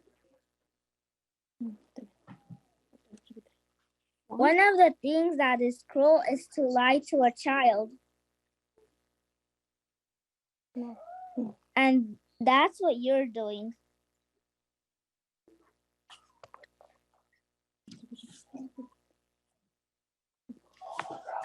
Thank you. Thank you, Mike. Thank you, teachers. Thank you to the teachers that are on hunger strike. And thank you to the teachers that are going to vote for no school closures. We are ready to vote no school closures.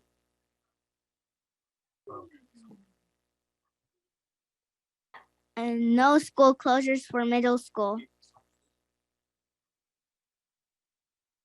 La Escuelita. Because it's full. Don't lie to us. Thank you. You're welcome. Next student speaker. Next student speaker is identified as student speaker Brett Hart.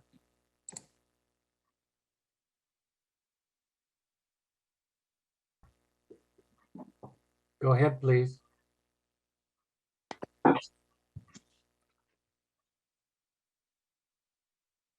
You're muted. Oh, my name is Xavier Cusick. I am a student athlete at Bret Hart, and I'm looking forward to high school next year.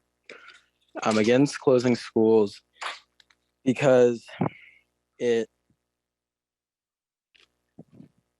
is offensive to do this during Black History Month in Oakland, which is the birthplace of the Black Panthers. I stand with my friends and their families with who will be affected by your decisions today. Please do the right thing for our democracy and listen to the people. Be honest about the budget. Education is a human right. And also please extend public comment so that our entire community can be heard. To witness our struggle and stand with us is why you were elected. Thank you.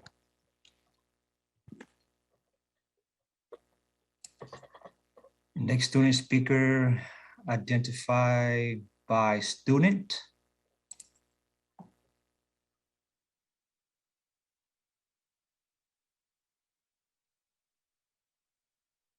If you could unmute yourself.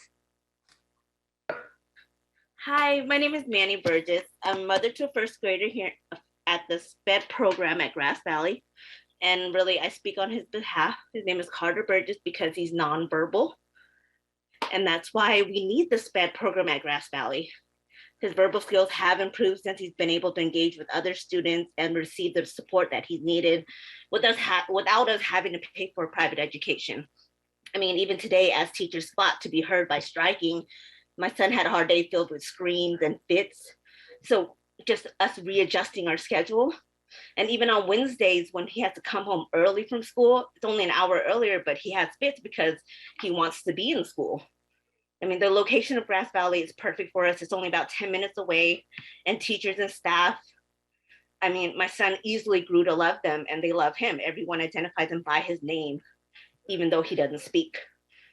I mean, we have behavioral therapists coming in and out of our house daily, but they can never provide us with this type of support that this public education will be able to provide us with. So, I mean, in general, it just feels like you're targeting these schools as a temporary easy fix.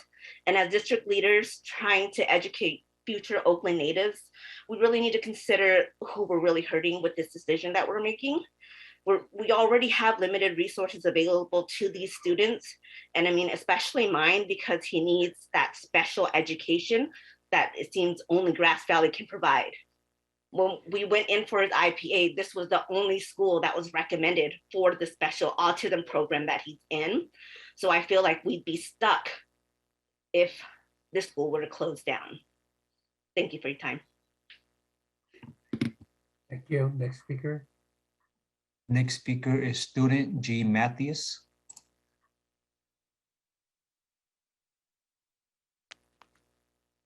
Hi, my name is Jerry Matias. I'm a freshman at Skyline High School. Our community is getting affected by school closures. It's not just about closing a school, it's about separating the family of students and teachers.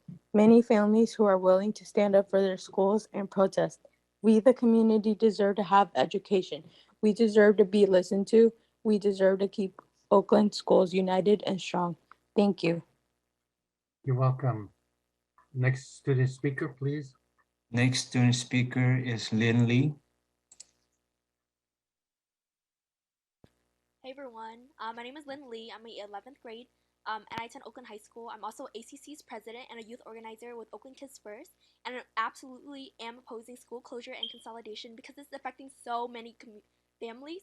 And every student deserves a good education. They do not need to go out their way to do so. These schools have been serving these underrepresented communities. The hypocrisy you're spitting at is laughable. You're always saying that you're for students, and this clearly shows your stance. The students here, middle school, elementary school, have told you they want education, they want to learn, they deserve to learn, and PUCs have come a long way to have fair and equal treatment within a system that's never for us. You do not understand the struggles of students of color, the experience that we go through, and it's disheartening to hear the students fighting for equal education. Merging and closing down school is going to overpack them. Students do not and will not get the support they needed. Classrooms are already packed, and historically, this is something we already fought for in previous years. Simply, this is OSD fault of mismanaging their money and now affecting us. Every year, you're doing budget cut, but where's the money going? This is absolutely wrong. Black students, brown students, students of color in general, low income, should be set up for success by the district by providing investment in these schools and not closing them down. I demand that OSD vote no on school closure and consolidation, do the right thing, and listen to the school and community. I also want to say thank you to all the students that have spoken and used their voice in sharing their experience. And also thank you student directors for always being a representative to the students. Thank you. Next student speaker.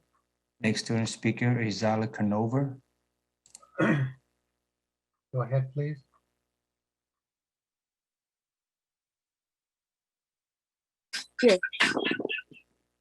Hi, my name is Zyla, and I go to Prescott.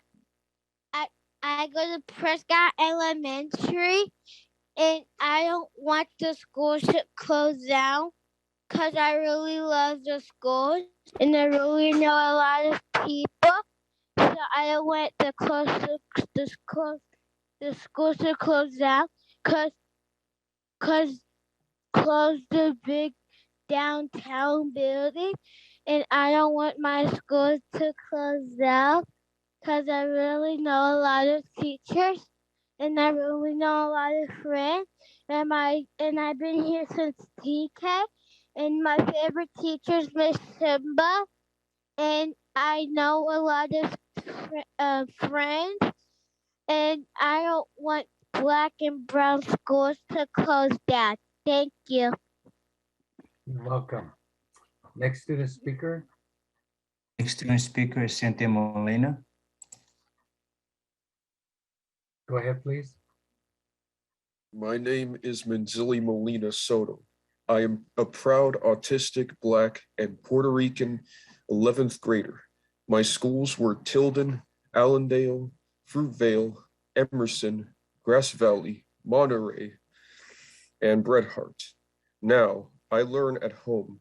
School was always very difficult for me. It felt like prison, and I was even bullied. The only school that I loved where I felt safe was Grass Valley. That is where I made all my friends.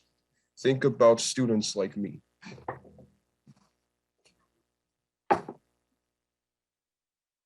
Thank you. Next student speaker. Next student speaker is Fabiola Chavez. Go ahead, please. My name is Fabiola, and I am a sophomore at Fremont High School. And it's really sad to have little kindergarteners in this meeting talking about how they don't want their school to be closed or other schools to be closed, and basically pleading with you guys. And I know that that you guys will most likely close down the schools, and it's just very sad. And from last board meeting that stayed up until 3 a.m. And I know that a lot of people are going to stay up to this meeting to hear whether or not we're going to close down the schools. I ask for all of you to have some compassion to our students, because you have to think about not only low income students, but also students who have disabilities. Our schools right now need support. We do not need to have our community be broken, be shattered or broken. Right now, it's a pandemic. We should be together as a community. We shouldn't have these children in this meeting talking about how they don't want their school to close down. This experience can be very traumatic to someone. Like, because I had my middle school closed down and I felt horrible about it. Imagine a little kindergartner or someone younger, like a first grader, second grader, having to go through all of that. It's just too much for them, and it's too much for everybody.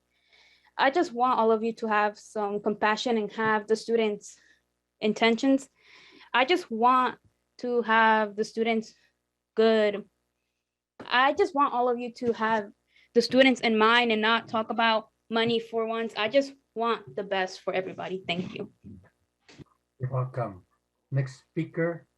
Next student speaker is Nazia Hurt. Go ahead, please.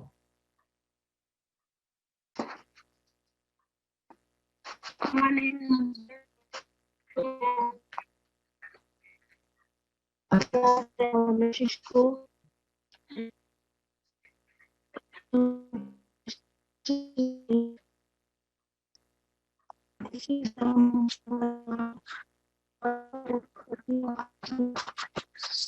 Notice that kids going to go down. We have to fight for what's right.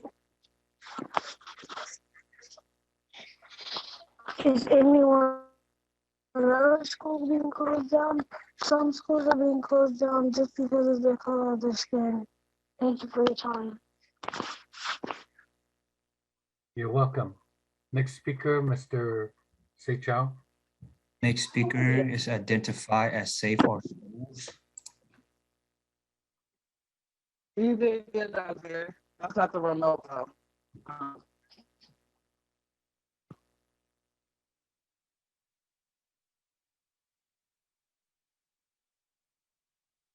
Go ahead, please. Hello? Yes, I can hear you. Is it parents or still students? It's still students for a few more minutes. Well, my child already spoke. Okay, thank you.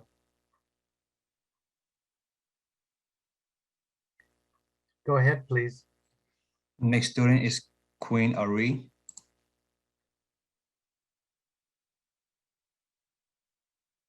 Go ahead, please. Okay, moving on to the next student speaker. Terry McIntosh. Go ahead, please.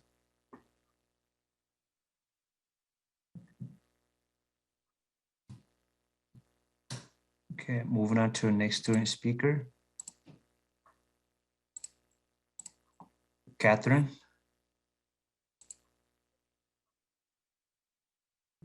Catherine, if you can unmute yourself.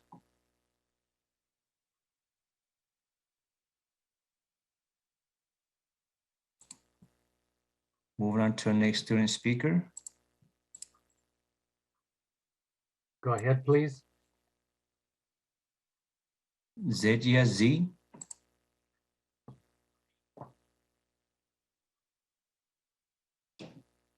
Hello. Yes.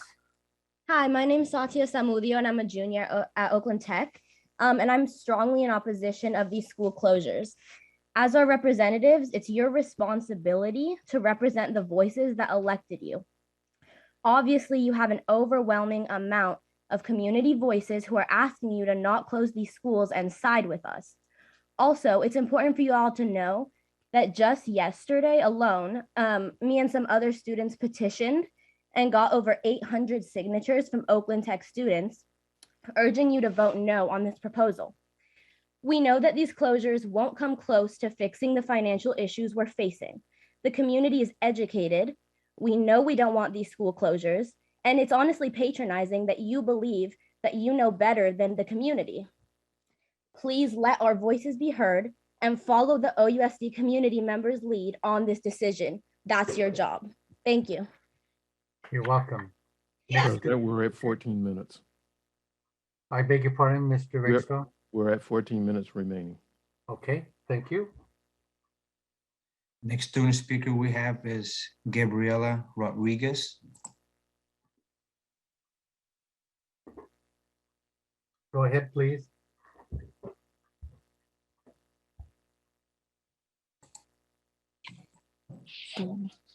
Hi, Bella from Copy Monk. Why don't you want them to close your school? I don't want them to close my school because I love my friends and my teachers and my mom's school right next to my school. My dad went to the Carl B. Monk School. It still has its teachers there, like Miss Leonardis, Mr. Labrador, and Miss Burrows, Miss Johnson, Miss Bourdain, and others. Please don't close Carl B. Monk School. I love it. Huh? I don't want to go to another school because then I'm going to need to start it all over again. Thank you for your time. You're welcome. Next student speaker. Next student speaker is Elizabeth Burnett. Go ahead, please. I'm not a student, sorry. That's okay, thank you. Next student speaker. Next student speaker is Bree. Go ahead, please.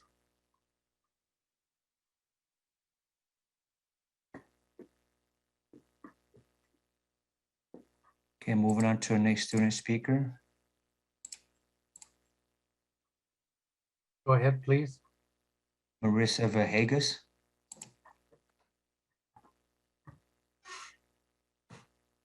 Go ahead, please.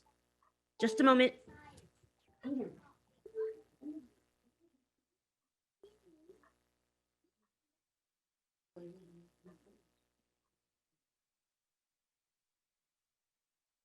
I am Aiden. Please don't.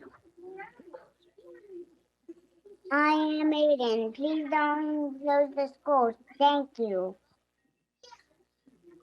You're welcome. Next speaker, student speaker, Mr. Seychao. Yes, next student speaker is Kim Lewis. Go ahead, please.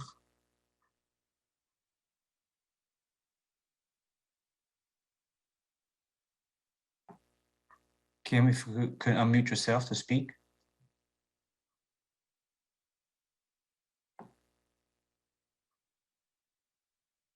Okay, moving on to the next student speaker.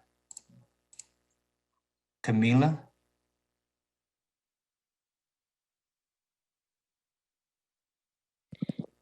Hi, my name is Camila. You guys are not thinking of how it can affect us in a way because we have been online, then in person, then schools closing and changing to different schools. That's a lot of changing for a kid right now. Kids want to finish their school years in a way they like instead of being separated from people they know. How much time have you guys been working from home, and who has told you where to be? It's your choice if you want to be where you want to be. So that's true. We have a choice to stay where we are. If you want kids to have a good education, you should think about how kids can change with being separated from people they are comfortable with. Don't close our schools if you really want kids to have a good education. If you open school for a reason, then keep them open, or else there's no point. And we'll see if you really depend on kids, if you keep schools open or closed. So consider what you're doing. Thank you. Thank you. Next speaker, Mr. Seychao. Yes, next student speaker is Sylvia Gonzalez. Go ahead, please. Sorry, I'm taking my son. Sorry, my son is coming right now. Okay. My name is Sergio Mendoza. I have autism, and I attend schools. Like me and my cousins have autism and cannot speak because of their autism, but I can speak for them and for me and them. We received our services at Howard and Grass Valley.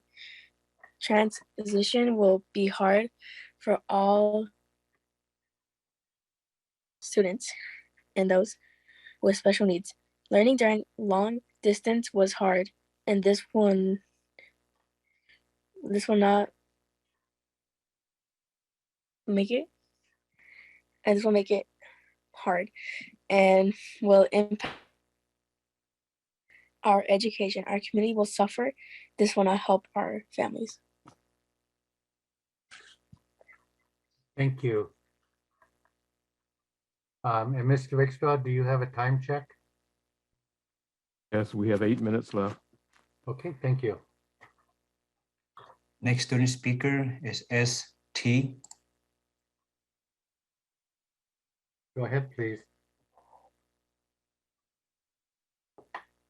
Hello. I'm not a student, so I yield my time. Thank you. Next speaker. Next speaker is Aman Mohammed. Go ahead, please.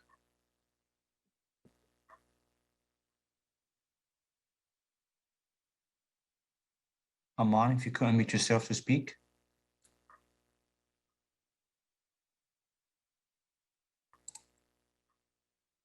Okay, moving on to the next student speaker, Stephen Miller.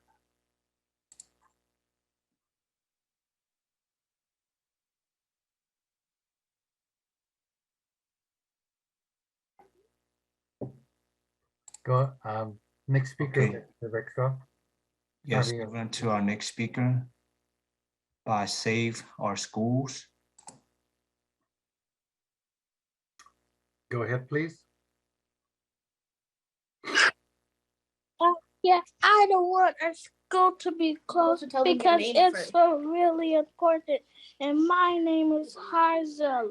And I don't want our school to be closed because my favorite teacher is Miss Amma.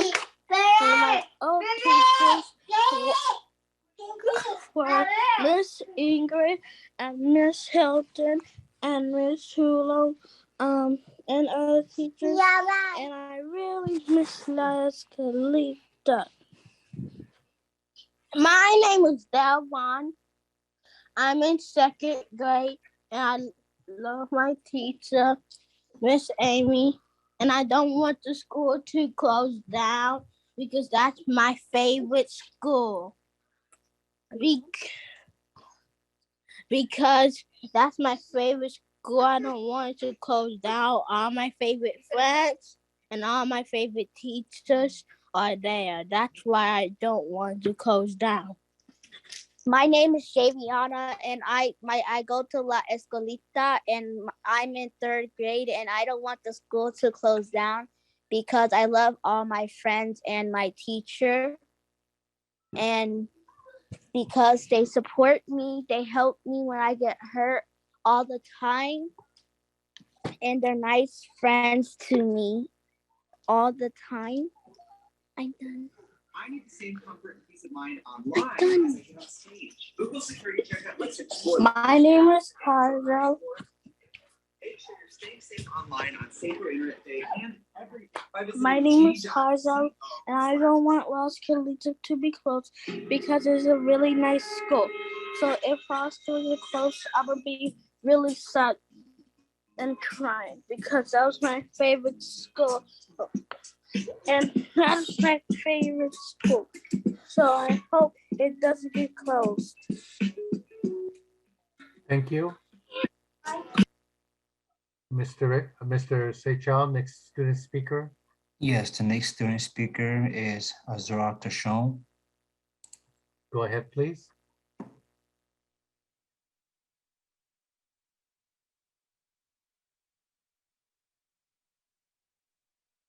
Isra, if you could unmute yourself to speak. Oh, can you hear me now? Yes, I can. Yeah, my name is Ezra. I'm not a student, but I just want to quickly say that I'm so proud and full of hope that these kids have had the energy to be able to come on and just be able to tell you guys how they feel when they should be doing homework and eating dinner and just being kids. And as somebody who has had to change schools multiple times growing up, I can tell you firsthand this significantly affected me. My grades got worse when I was changing schools. My mental health was greatly affected. Children should not be pleading for you to keep their schools open. This is absolutely ridiculous. Our perspective should have us thinking, why aren't these schools flourishing and growing? What should we be doing for these schools to grow and flourish? Instead, our mindset is capitalistically driven at the expense of the youth. And closing these schools will not only negatively impact these students and parents, but it'll also greatly impact the teachers who'll be losing their jobs. Our inflated police budget should be something that OUSD should be looking into to take funds from. If this is truly just a budgetary issue, we need to take this money from the police budget. There are officers who are making over $600,000 a year while teachers are making less than 60,000, less than 10% of that.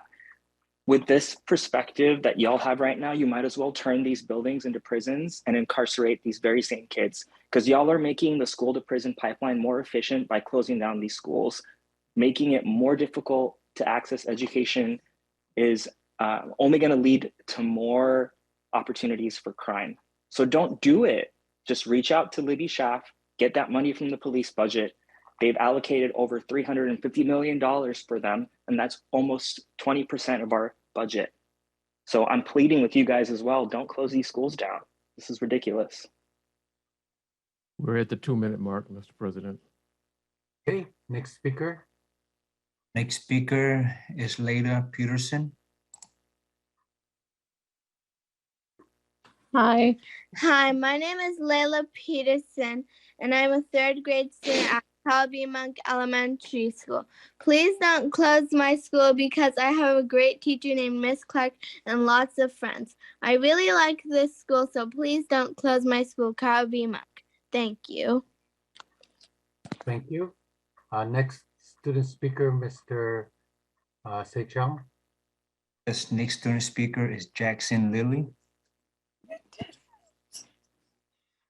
I did it. Yes. Can you hear me? Yes, I can. Okay.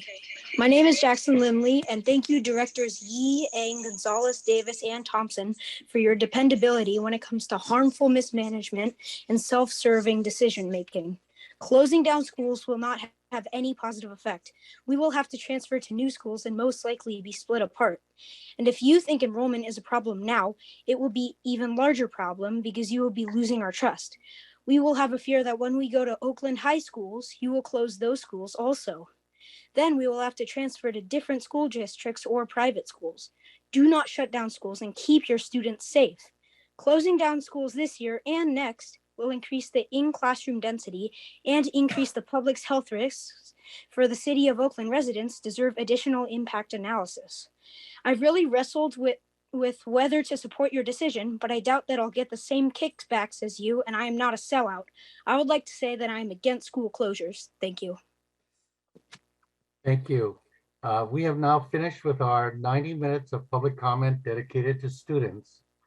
We will now open the floor to 2 hours of public comment for anyone who wishes to speak, including students. Again, I am asking that you refrain from personal attacks, that you keep your remarks to the 2-minute time limit. Mr. Rickstra and his team will keep track of the time as they have and call the next speaker for me so that I will be able to fully listen to each speaker. Mr. Seychelles, please call our first speaker. Yes, our first speaker for the regular comment, Ty Nguyen.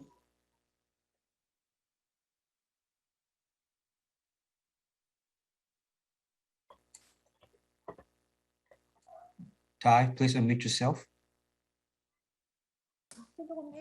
Hello, my name is Tai Nguyen Hua, and I'm a retired teacher. I'm also have a daughter at Calby Monk Elementary. And my question to you is, the 6 elementary school above the 580 corridors, why are they slated to be closed? And is that true that Calby Monk has more enrollment than some other schools who are not on the chopping block? I am a long-time product of both Vietnam and the US public school, and I'm proud to be one.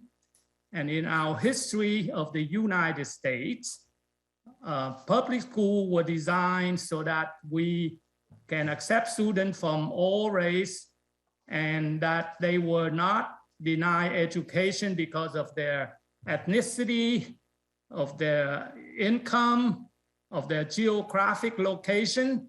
But if the board of Oakland Unified mission is to develop public school, then why are we diverted our money and shoot ourselves in the foot by having a lot of money diverted to charter school? Are we trying to hook win the poor folks into belief that the charter school are like private school and that people can go there and achieve quality education when the report card for charter school do not support that. And I also want to know if our nation history is to develop charter public school, then why are we putting money into charter school? Thank you. Thank you. Next speaker, please. Next speaker is Vance Beatty.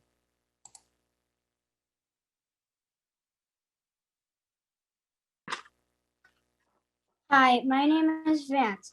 I live in West Oakland and I go to Prescott. I want to say, don't close our schools.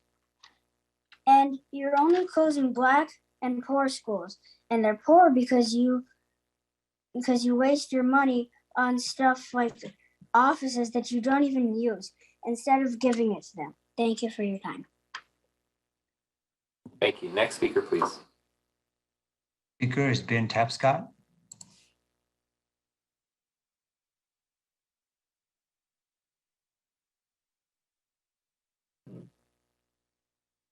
Can you hear me? Yes, go ahead. Rosie Park and Dr. King walked 382 days to end the boycott. 13 months they walked and chose not to ride the buses. Oakland has had enough of this racist charter school 5 board members. The public can't wait until Chauncey, Amy, and Yi are no longer on this school board. And we never have to look at these 3 again.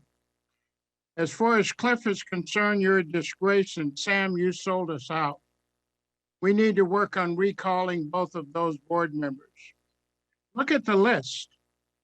80% of the schools on that list are Black schools located in Black neighborhoods.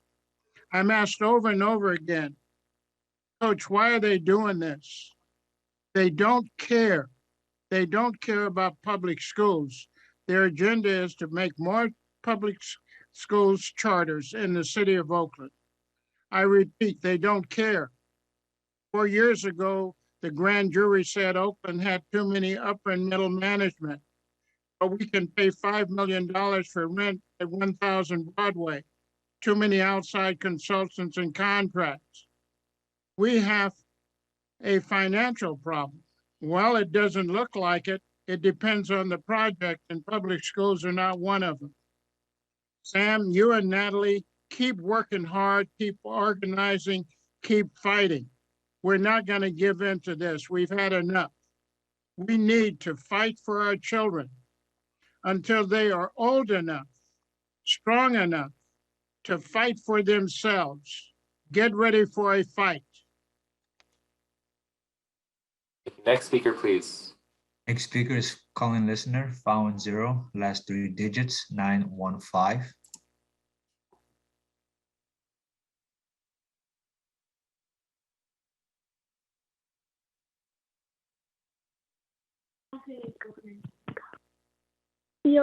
I am Joaquina Maru Mendoza Najera.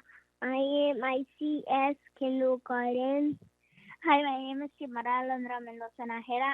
I am at CSD College now, 4th grader. Don't close the schools! Don't close the Black schools! Close the schools! Don't close the schools! Don't close the schools! Thank you. Next speaker, please. Next speaker is Andrew Ting. Hi, how are you? My name is Andrew Ting. I'm the music teacher here at Westlake Middle School. My students, they have pre-recorded a message to share with the board. They'll be playing some music for you guys, and then they'll be speaking. But before they go, just want to put a shout out to my brother, Mick Sanchez, and Mr. Moses for going on this hunger strike for our behalf. So here's the recording from the students. Enjoy.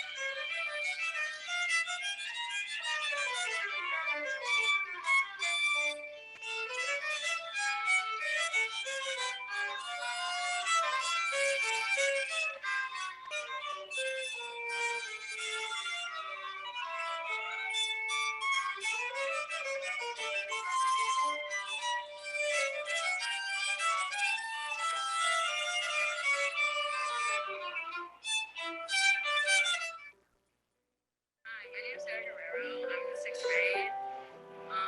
This is my first year here at Westlake. I like Westlake because there's a lot of good representation for Black people and Hispanic people and the LGBTQ community. I was frustrated when I found out about the school closure because this school really feels like a family to me. I don't want to close. Well, please don't close Westlake. Thank you. Hi everyone, my name is Luke Jeffers. I am in the 7th grade in Westlake Middle School. I really like this school because of the teachers and the staff. One of the reasons why I came to Westlake Middle School is because it had an orchestra and I really like music.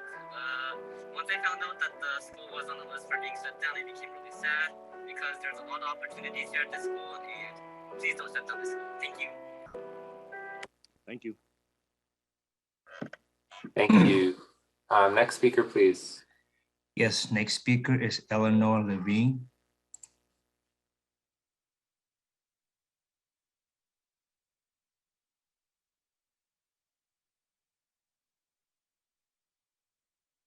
Why don't we come back to her?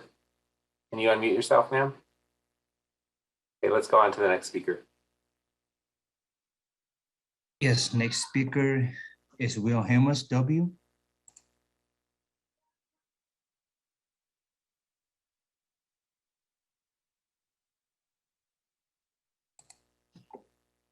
Okay, Vice President Davis, should we move on to the next speaker? Yes, go ahead. Next speaker is the Michael family.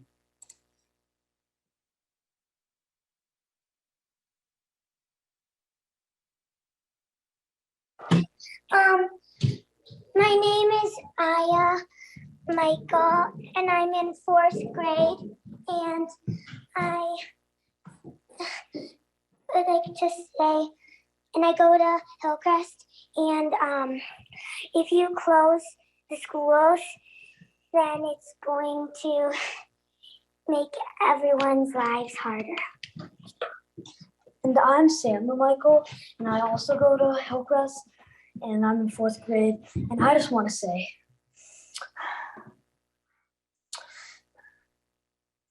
I want to keep our future in our future, not in our dreams. So vote no. Thank you.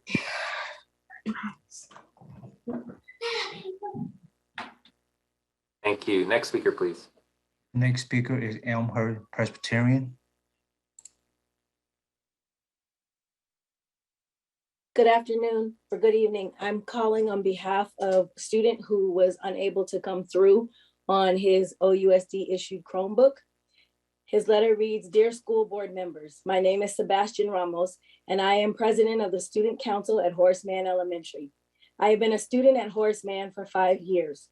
Horace Mann is my community school, and I walk to and from school every day.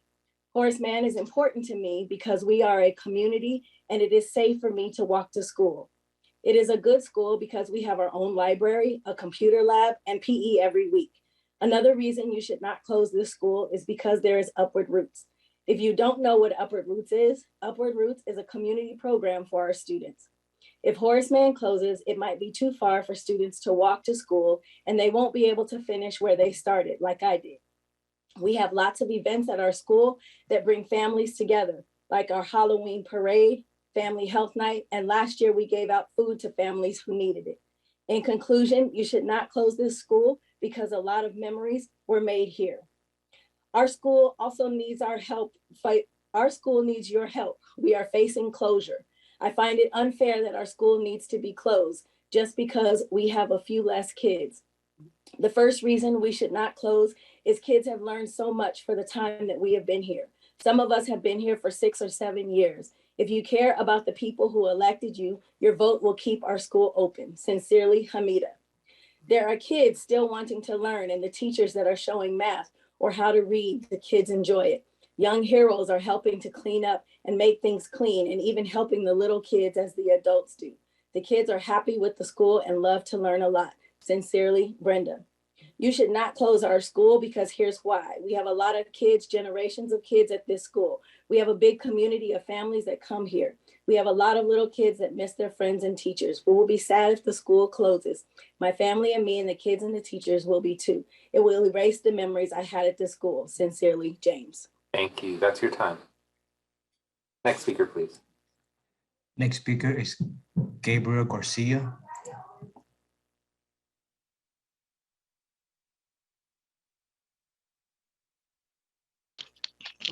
Go ahead.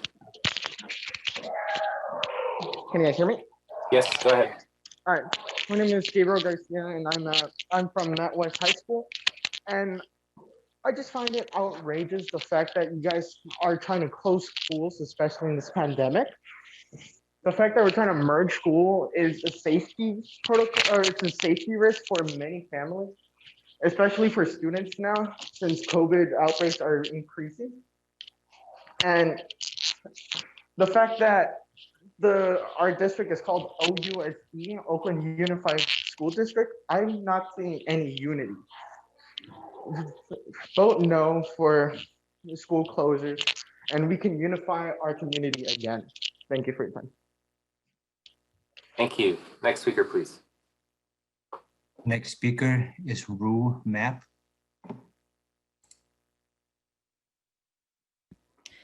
Good evening, everyone. My name is Rue Map. I am an Oakland native. I'm the founder of Outdoor Afro. I am also a proud beneficiary of all Oakland public schools, attending Carl B. Monk from kindergarten to 6th grade when we had a K through 6 system, Montera Junior High, and Skyline High.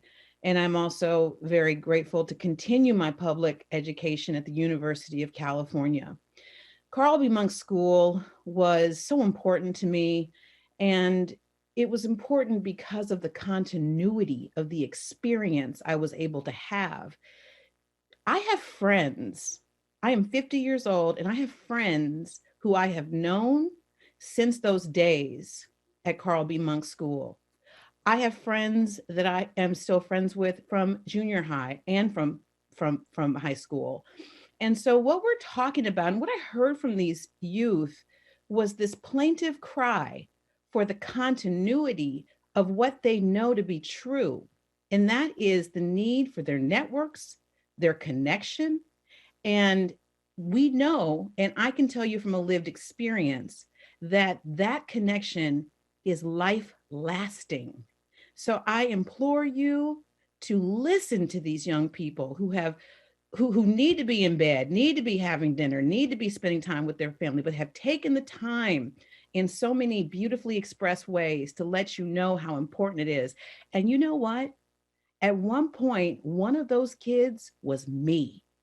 And so it's so important for you to understand the ripple effect of what you're deciding tonight and the consequences, and also the potential benefits for our society when we support these young people to have their community of learning and friendships that will last a lifetime. Thank you. Next speaker, please. Yes, next speaker, Christina L.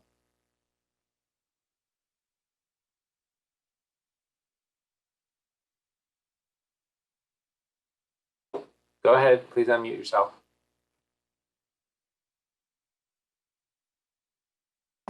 Moving on to the next speaker.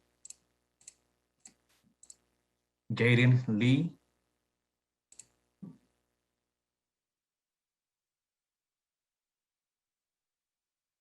Can you unmute yourself?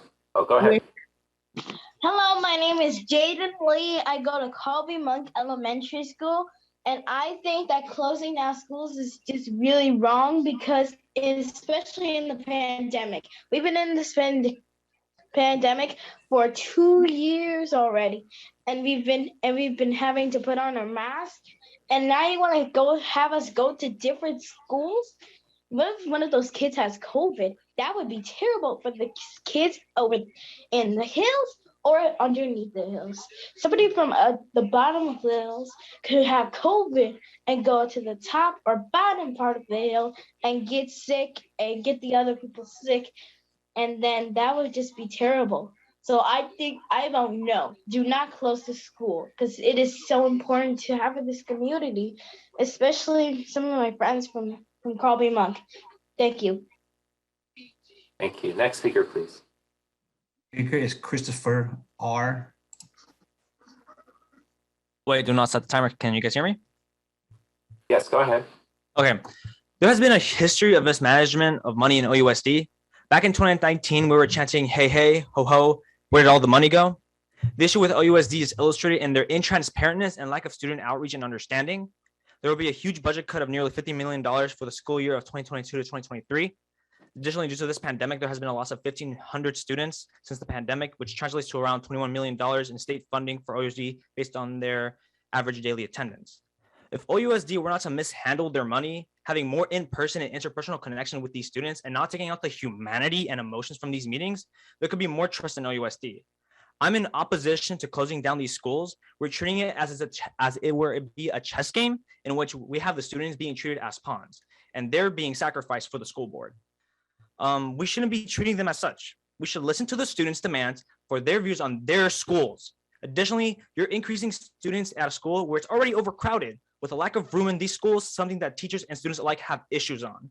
Additionally, you make the transmission of COVID-19 more dominant. It is an unsafe and idiotic decision. We should allow the students to have the final say as it is the students' futures we're dealing with.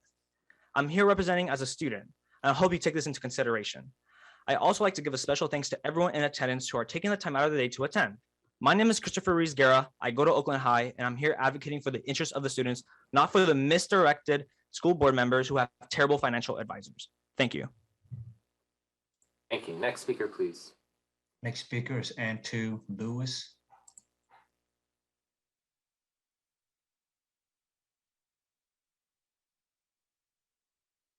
Go ahead, sir. Okay, let's go to the next speaker. And move on to the next speaker.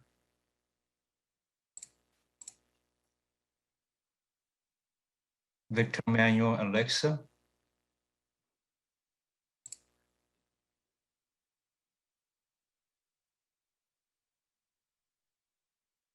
All right, I guess let's move on. Yes, move on to the next speaker. Sarah Hopo. Hi, my name is Ruby Scher, and I'm a fifth grader at Hillcrest Elementary, and I'm urging you not to close down my school. If you close down the school, then some of the new schools that people go to may not be close to their home. The new school that I would have to go to is not that close to my home, and I couldn't walk there. Also, some people are depending on their schools. Some people don't have another option for a different school.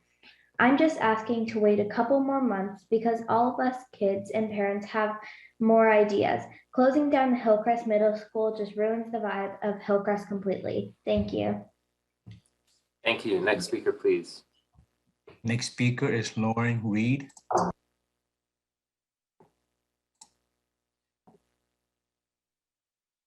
Hello, I'm bringing a recording on behalf of a student to ensure their voice is heard. I'm from Dewey Academy. Thank you.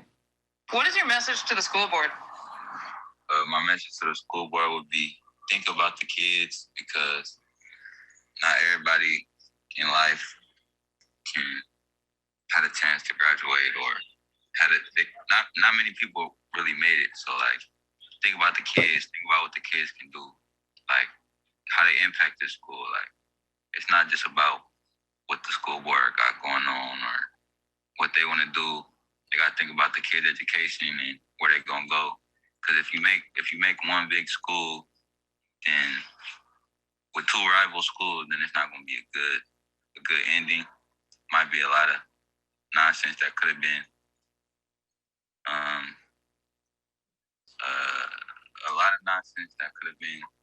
prevented if they just kept Dewey open. So yeah, they should reconsider keeping the school open for some kids and their parents. Do you have any concerns about safety? We combine? Safety? You mean like how safety is here? Yeah. Yeah. We're pretty secure. There's nothing bad that ever happens here. Like, we got gated community, so like can't nobody get in. We got staff watching us and watching over us, taking role, making sure that they see every student they see. So yeah, like, it's safe here. So as it's not really nothing you should worry about bringing your kid. Like nobody's gonna do nothing for them or nothing like that. Like just everybody here to handle business and get up out of here. That's all. That's the motto. And that was Davier Goins from Dewey Academy. Thank you. Thank you. Next speaker, please. Yes, next speaker is Arlene.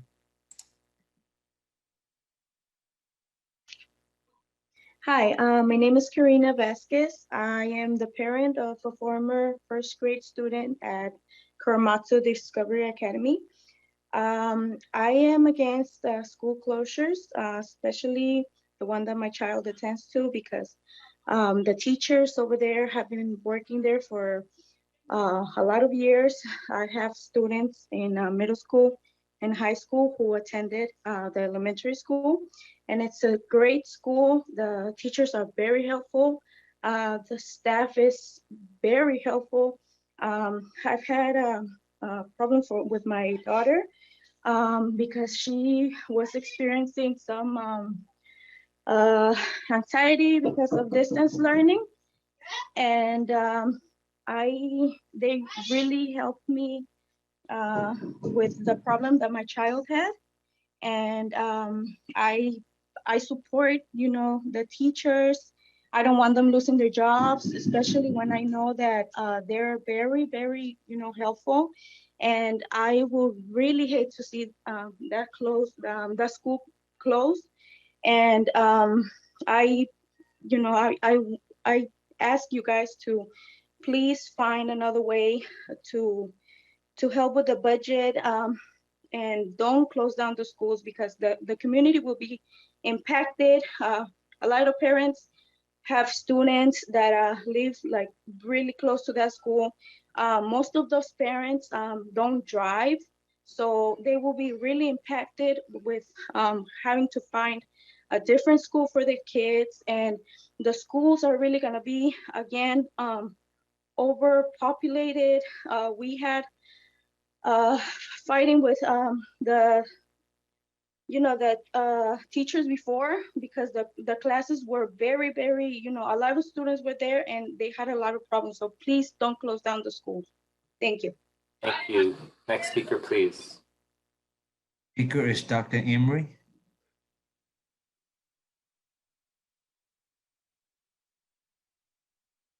Hi, my name is Dr. Emery. I'm a former student in the OUSD, and I also have children who attended Oakland Unified School Districts.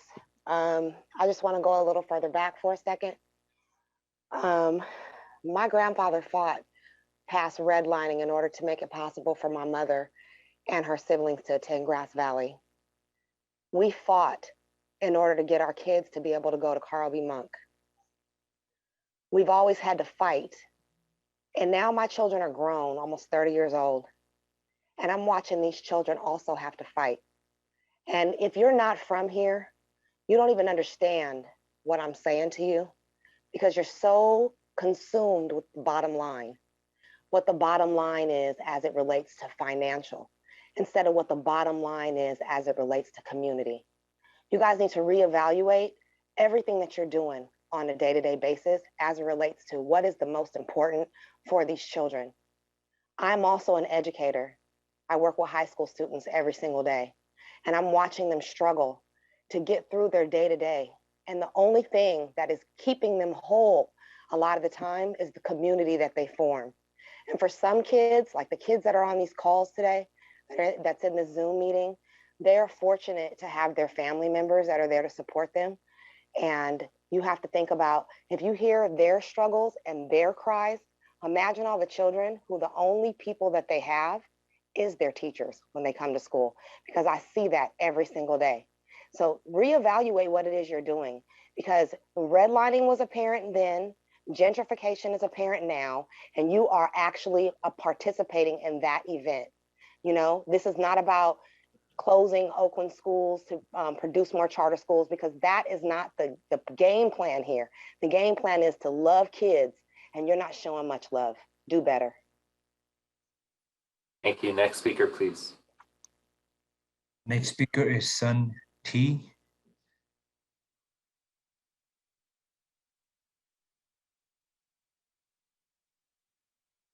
Hello, can you guys hear me?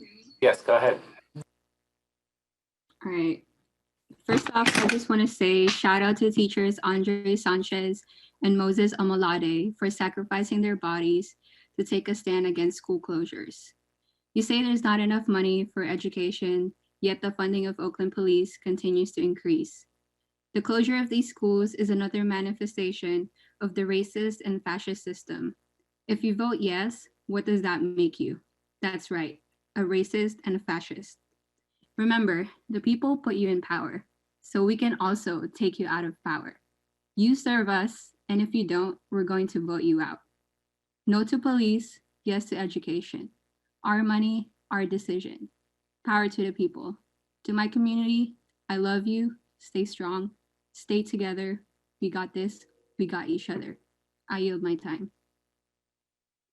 Thank you. Next speaker, please. Here is Richard Cutthrill.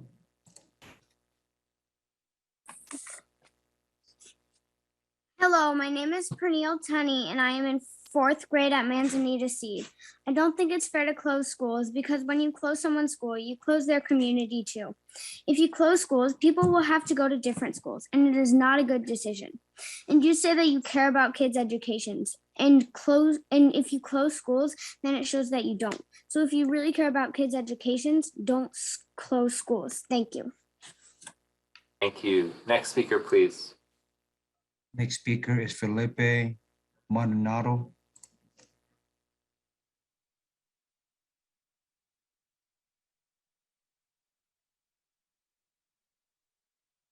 Go ahead. 1 second. My name is Vincent Salazar. I am trying to pull up a student recording.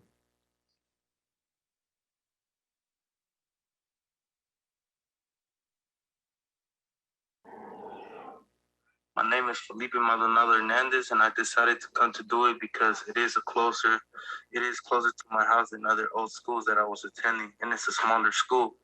It's my first week so far in this school, and so far I love it. Dewey's helping me graduate because there's not a lot of students in this school like other schools. I like that because the teachers really get to give you a hand and help you out with any problem you need. The schools, I never had an experience like that. That's why I think Dewey Academy is so special and unique and different. My concerns about merging Dewey into other schools is that I'm not going to get the help that I'm needing and that I'm getting right now currently at Dewey. More students equals more credit, much less help. And another concern is that COVID is getting stronger and worse, and y'all trying to get us united with more kids. That will be a health risk. I don't see how the district is willing to do that just to save a little money.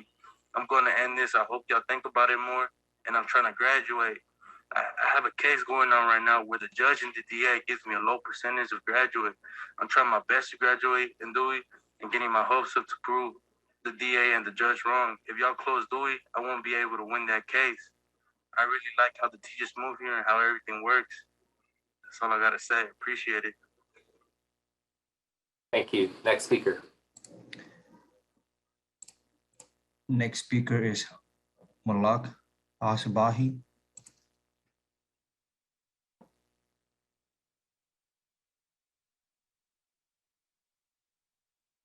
Go ahead, Danny.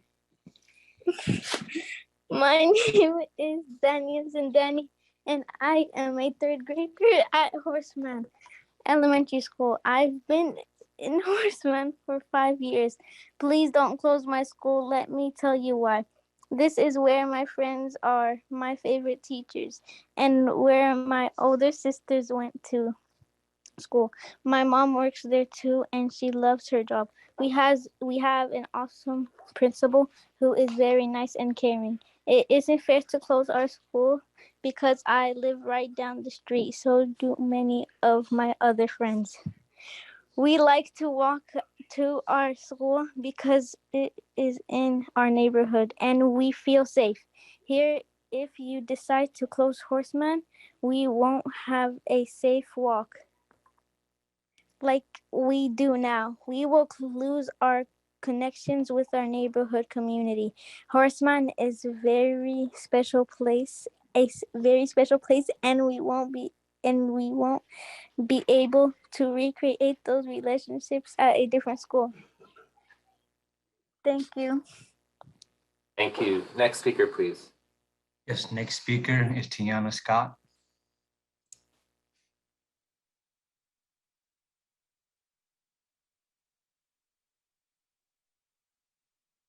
Tiana, if you could unmute yourself to speak.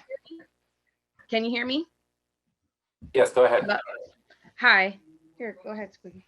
Hello, my name is Aaron Daglow, and I go to Carl B. Monk. And the reason I don't want it to close down is because that I made a lot of friends there, like John, Anakin, and Narayan, and Kenneth. And I feel angry because it's gonna close. And if it closes, I'm gonna get really, really angry. Okay, and here, what about you, Aiden. Aiden?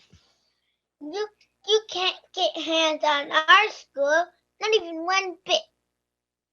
Okay, It's those are not my fair to us. okay. Now those are my two sons who attend Carl B. Monk, and they really enjoy the school. They have a younger brother who is itching to go to the school as well. Everyone from the principal on down to the after school program knows who our youngest son is and can't wait for him to come. And so that is the type of community that exists at Carl Monk. Now, you guys want to close the school down because you say it's too small or whatnot. You don't want you want to abandon the community school initiative. However, the community school initiative should be an example of what every OUSD school strives to be: a school where the children feel safe, the parents feel safe dropping the students off. The students are thriving. There was a kindergartner that said that she can already read in kindergarten. My sons are examples of students who could read in kindergarten. In fact, one of my sons could read in TK. So to close these schools is unacceptable. You should be building up your other schools in the same way that Carl Monk exists. And I would like to shout out all of the teachers and staff at Carl Monk. You guys are excellent. Thank you. Thank you. Next speaker, please. Next speaker is Vida Mendoza. Good evening, school board members. My name is Vida Mendoza, and I'm a sophomore at Life Academy. Today, I stand with the community to say no to the school closures. By closing the schools in our Black and Brown communities, you are showing the students how little you care. The decision made here today will impact students throughout their life. Look at the way Oakland is today compared to 10 years ago. Gentrification has changed our communities already, and not for the better the community we already have built. Now think of the students in their classrooms. Think of the community they built there. Our Black and Brown students have already gotten comfortable in the school they attend. They've made it their second home. Are you really okay displacing children from their homes? Invest your time in our youth. Go to their classes. See for yourselves how important students' classes are to them. I like to think that if you knew how happy they were to finally be back with their teachers and their classmates after such a long pandemic, we wouldn't be having this conversation of school closures. But even then, you still wouldn't care because closing schools in our community is a reoccurring pattern from this board. Thank you. Thank you. Next speaker, please. Next speaker is Anna V. Cruz.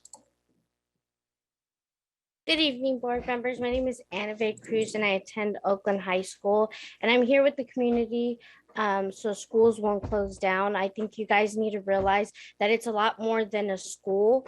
It's a place for students to build relationships. It's a place where students have built relationships, and with these schools, there's further ways that these students can build relationships. You're breaking down a community where young kids rely on different people for their happiness, for their support. And I understand you guys don't realize that. You guys sit on the board, you guys make these big decisions that impact the community's life, that impact these young kids' life, but you guys don't realize it. And not only the students' lives, the teachers that are committed to their job, that are passionate about their job, that go to school every single day to see their students, to see that community. You guys are shutting the whole thing down, breaking it apart, making these children face the reality of having to build a new community, finding new support when they're happy where they are and they're determined to grow and become amazing things where they are and grow from that experience. Within those walls and those hallways, those are not only those kids that have been there, it's generations and generations of families that have attended their schools, that have had previous children go to those schools. And I just hope that you guys come to a realization that although you guys are the big decision makers, below you guys are the people that are suffering, and the kids that really need their community, and the families that depend on the community within those schools. If it's close to their house, if it helps with transportation, and the teachers that are passionate about their job and passionate about teaching their students. Thank you. Thank you. Next speaker, please. Next speaker is M. Morty.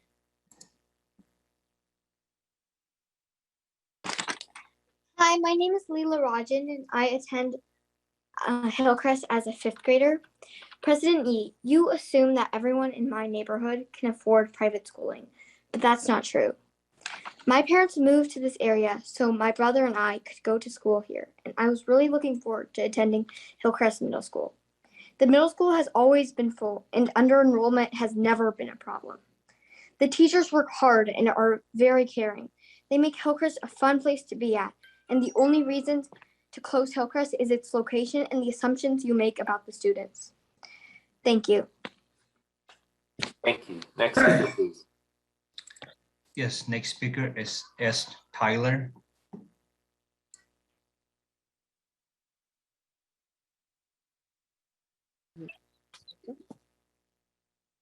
Hello, my name is Amelie, and I was really looking forward to being able to walk to school until I felt old enough to take a bus across town for high school.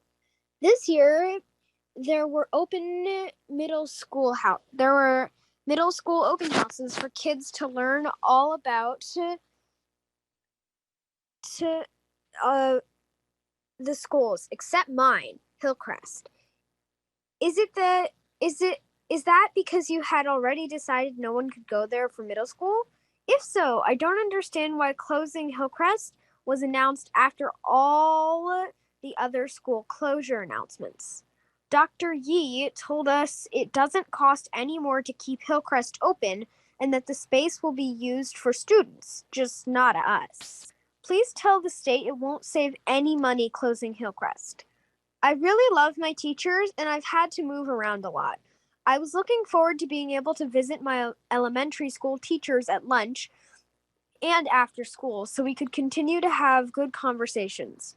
I really like how the middle school students visit the teachers after school. I learn from them what middle school will be like. We learn from each other in our kindergarten to 8th grade community. Please keep Hillcrest K-8 open. Thank you for your time. Thank you. Next speaker, please. Yes, next speaker we have Liz Flores.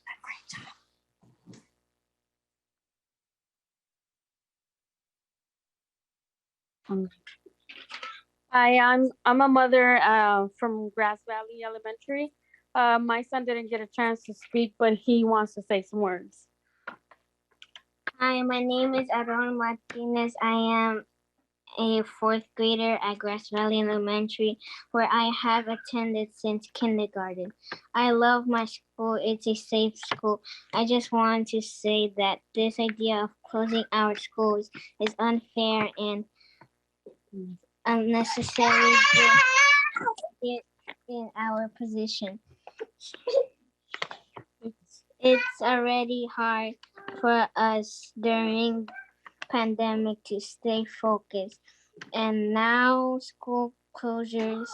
This is stressful for us kids. This think about us, not you. Thank you. Next speaker, please. Yes, next speaker is Janice Pickett.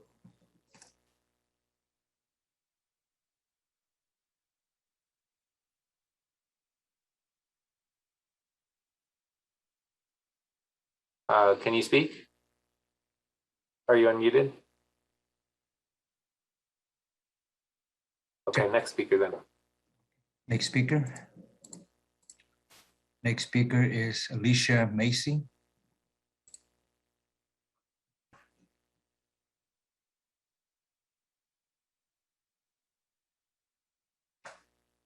Alicia, if you could unmute yourself to speak. Okay, moving on. Sorry, took a second. I'm here. Yeah, so I really want to thank Ben Cedric Williams, who's in my part of my district. I am a native Oaklander, an Oakland homeowner, an Oakland business owner, and an Oakland voter, and an Oakland parent.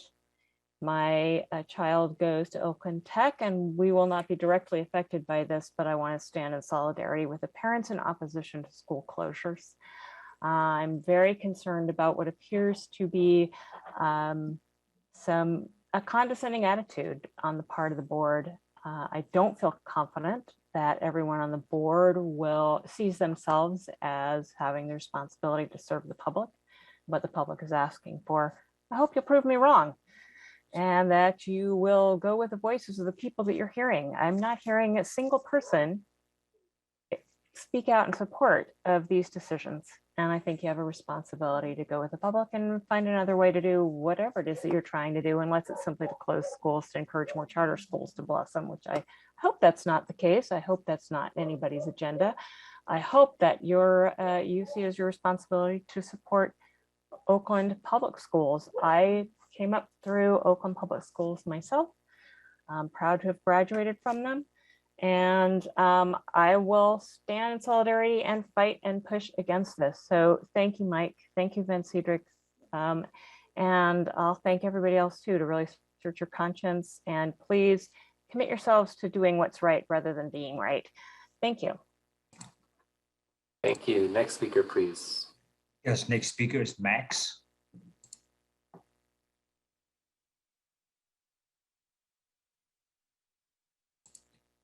Max. Oh, yes, sorry. Yeah, well, one thing it is proven that less students in a classroom, they get a better education. Teachers do have a lot more time to actually concentrate on the students that need more help. That has been on the case of my daughter. She needs a little extra help. And thanks to that classroom that it's somewhat small, she gets that help.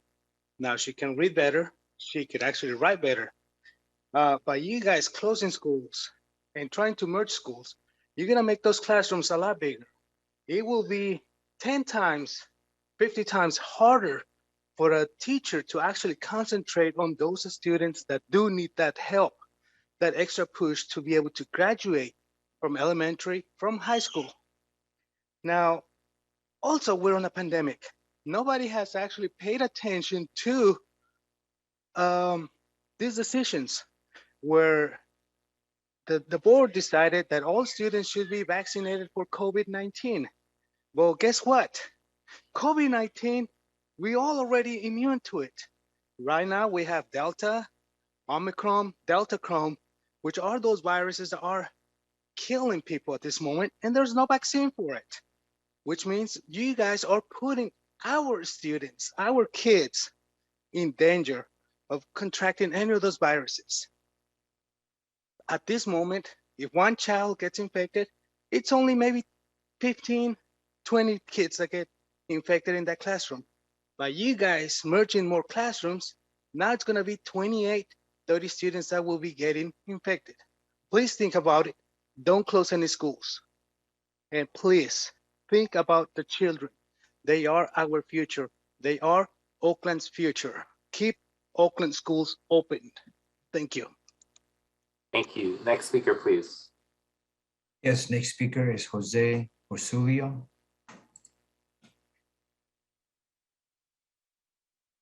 Hi, can you hear me? Yes, go ahead. Yes, I wanted to just speak on behalf of all the students. I am a proud OUSD alumni, and also from Guatemala when I was 12 and went through Calvin Simmons. That then now it seems that it was leased to charters, also Fremont High, and went off to be an engineering professional, successful career. And it's very disheartening that we're still struggling with the same issues now.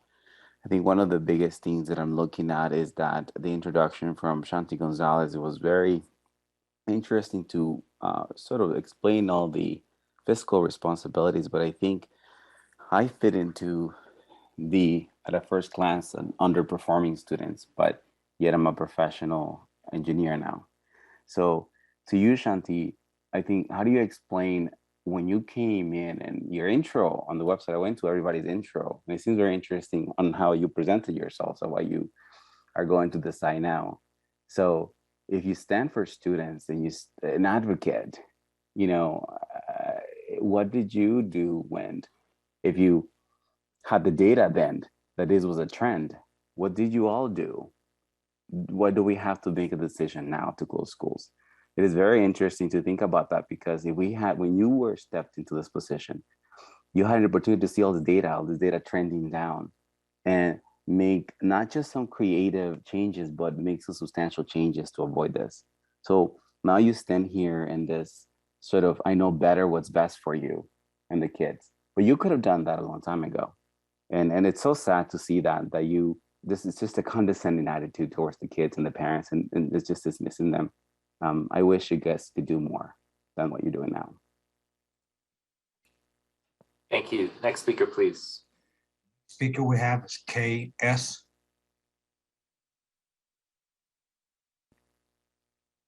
Hello. My name is Kim, and I work as a nurse at Highland Hospital. I'm very concerned about the situation. As a nurse in the hospital, in the trauma center that serves the Oakland community, I have seen firsthand the impact that destroying public education has on young people.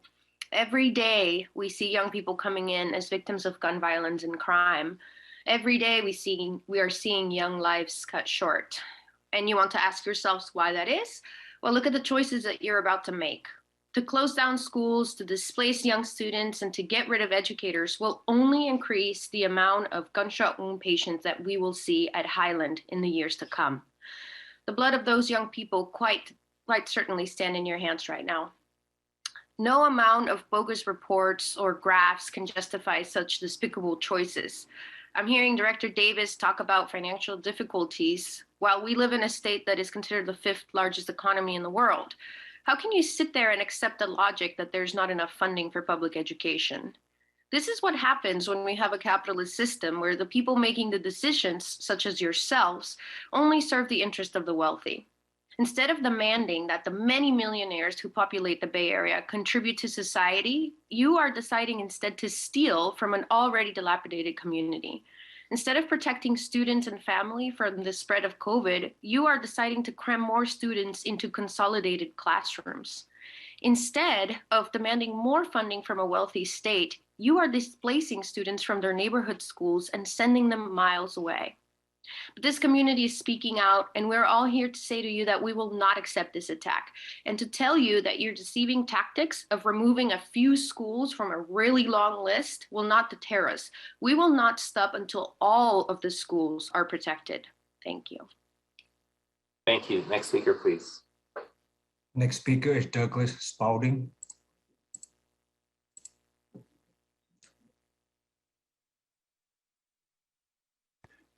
Thank you. Good evening, board members. I'd like to speak to the long-term structural budgetary problems of the district. Seems for the last 20 years, Oakland Unified School District has been closing schools, and it hasn't solved the budget problem yet.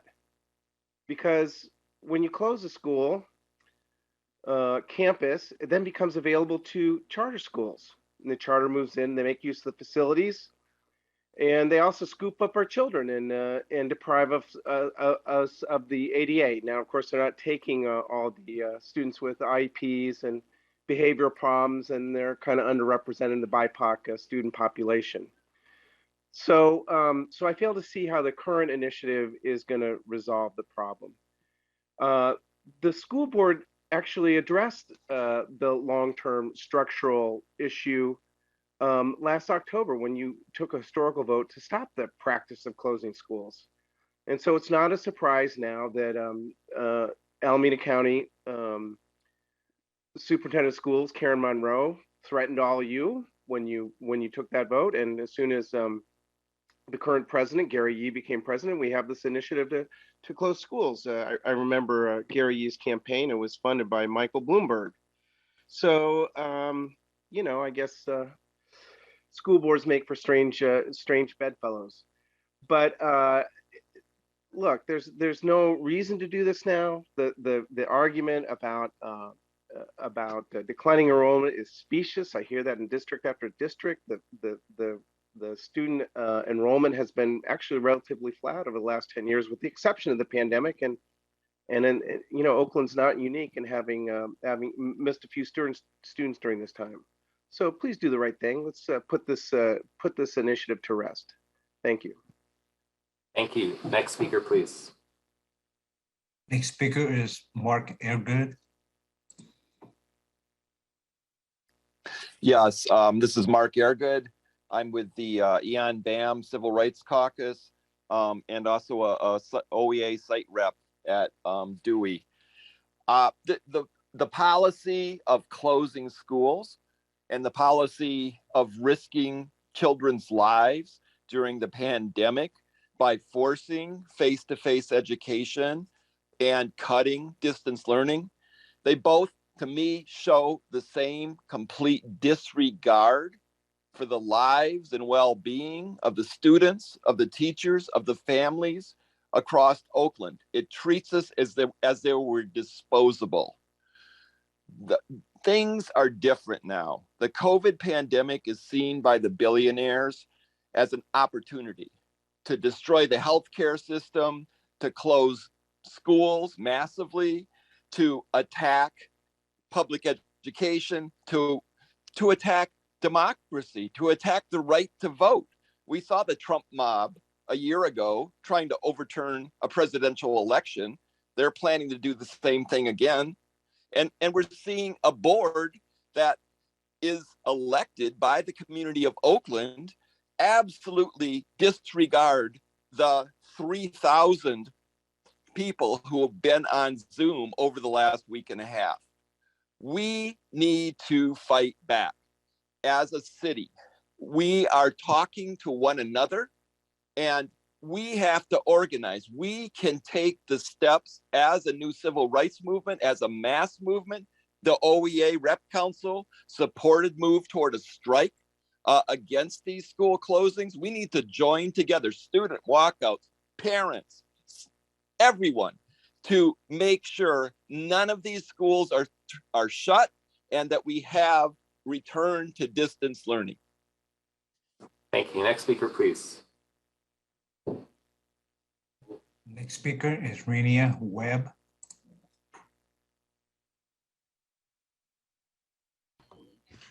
Hi, good evening, everyone. My name is Renia Webb. I'm a Oakland native. I'm a mother of 4 here. All have been students of OUSD. And I'm just really disgusted and just really hurt over just the blatant attack on our communities of color. We all know that these 13 schools slated for closure will have a devastating, lasting impact on our communities, our Black and Brown families that are already hurting. As one of the students says, why are you adding another stressor to my family? I don't know if you guys have really heard. I watched some of you expressions and it's very emotionless. And then me over here, I'm in tears and upset and I'm hurt by hearing our babies crying out. Kindergartners, first graders, second graders. I've gone to rallies, protests over the weekend. I heard babies say, "Mommy, why me? Why us?" They don't care about us. They would not do this to those white kids. And this little boy said tonight, lying to kids is cruel. Are you hearing our babies?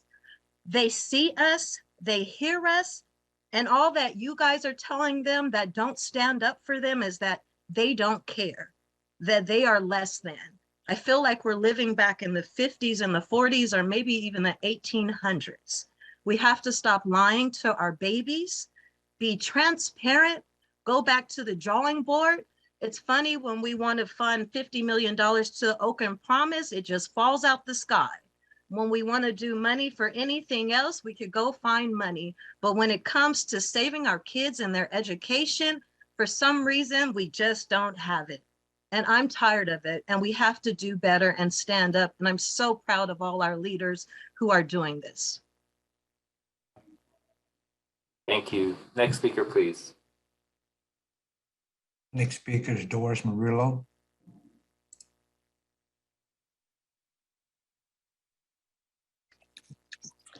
Buenas noches. ¿Me escuchan? Y espera tantito para que traigamos al intérprete, señora. Sí. Okay. One moment, Mr. Vice President, just looking to see who is going to come off of mute for Spanish. Looks like Mr. De La Torre is translating. Oh, Mr. Copenhagen. All right. One moment. Sorry.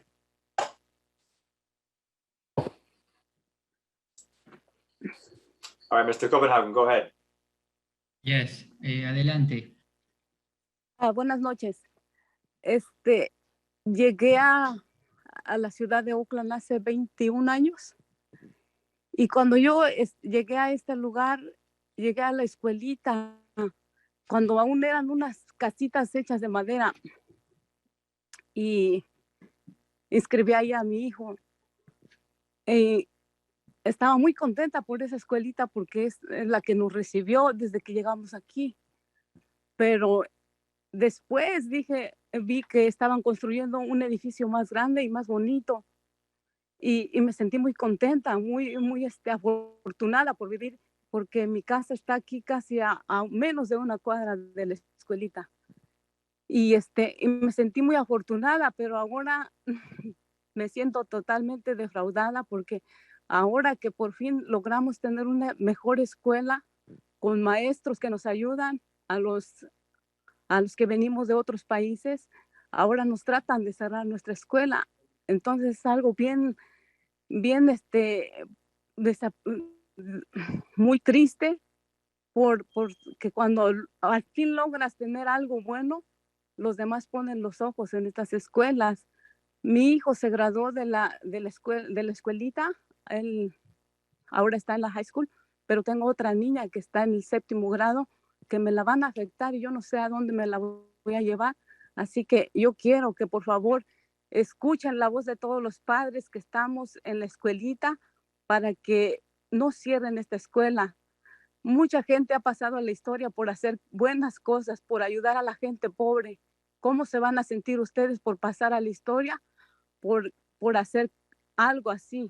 Ayudar a estar en contra de la gente pobre que necesita su ayuda. Es todo. Gracias. Gracias, señora. Good evening. I came to Oakland 21 years ago, and I came to La Escuelita. At that time, they were still wooden buildings. I enrolled my son there, and I was very happy. And when La Escuelita went through its remodel, I felt very fortunate. But now that they're trying to close our school, the school of people who are from different countries, I don't feel that way. And my son graduated from La Escuelita. He's in high school now. But my daughter currently attends La Escuelita, and I'm not sure how this is going to affect her. A lot of people throughout history have become renowned and famous for helping the poor.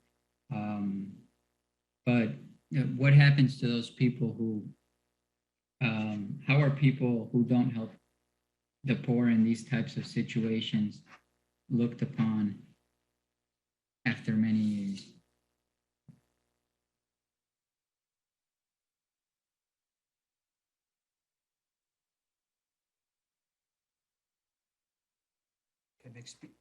The next speaker, Shasha Rockwell.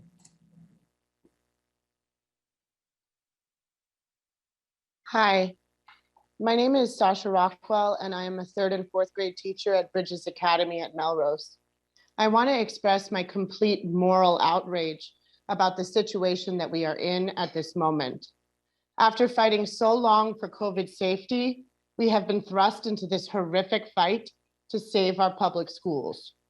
Our community is exhausted, and I am certain this is an intentional tactic to choose this time to attack our public schools. There are personnel at Westlake on a hunger strike. One went to the hospital today. School board members, I hope this makes you shake with embarrassment. How dare you force OUSD staff to protest in this way to keep children safe, protect their communities, and save public schools? This is a sabotage on public institutions. This majority pro-charter school board is actively working with corporate and government interests who want to privatize our schools. The majority of charter schools are often performing lower on state tests, have lower college retention rates, and use punitive practices. Charter school teachers are also paid significantly less and often receive no benefits. Defunding public education destroys our unions, which is an attack on working people. California is the 5th largest economy in the world. School board, go to the state and get the money to properly fund our public schools. We then deserve transparent, open procedures around that money and how it is used. To end, my school, Bridges Academy, learned at last week's school board meeting that we are a welcoming site for closed schools. We have a number of moldy, decrepit portables that we've been fighting for years to have removed. Is this where you intend to send the traumatized students from the closed schools? Stop putting our students and their communities on the line. Save our public schools now. Thank you. Next speaker, please. Next speaker is Teresa Wilkerson.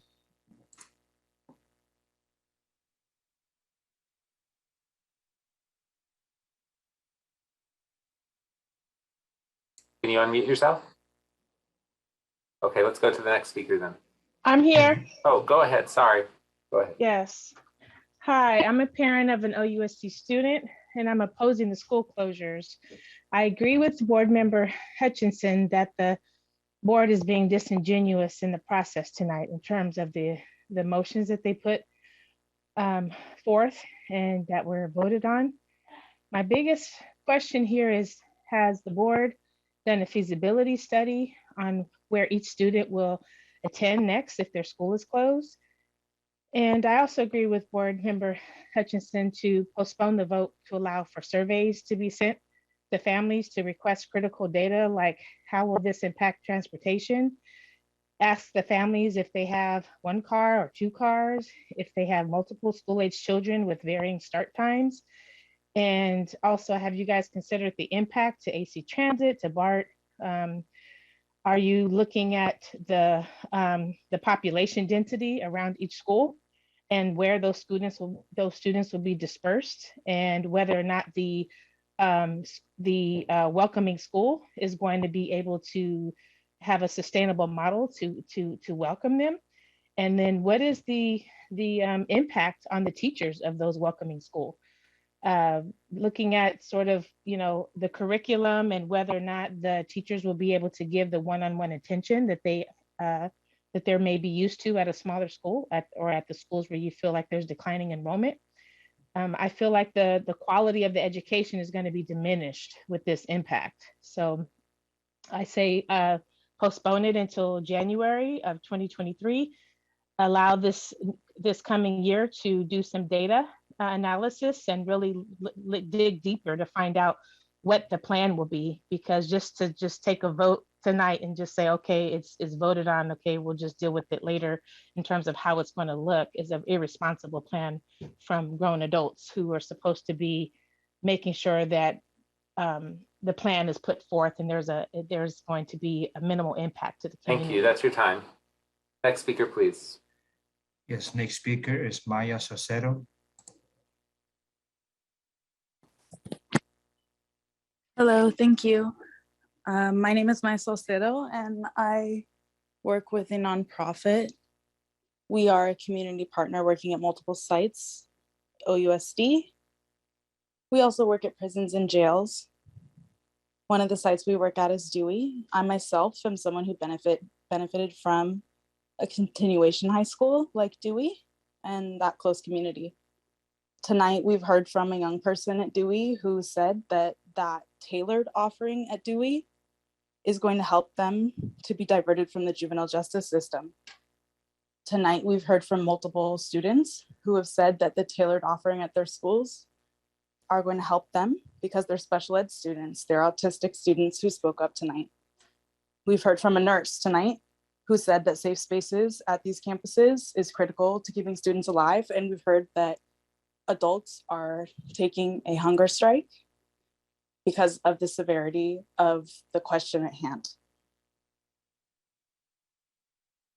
The Black Panther Party said that in their 10-point program, we want decent education.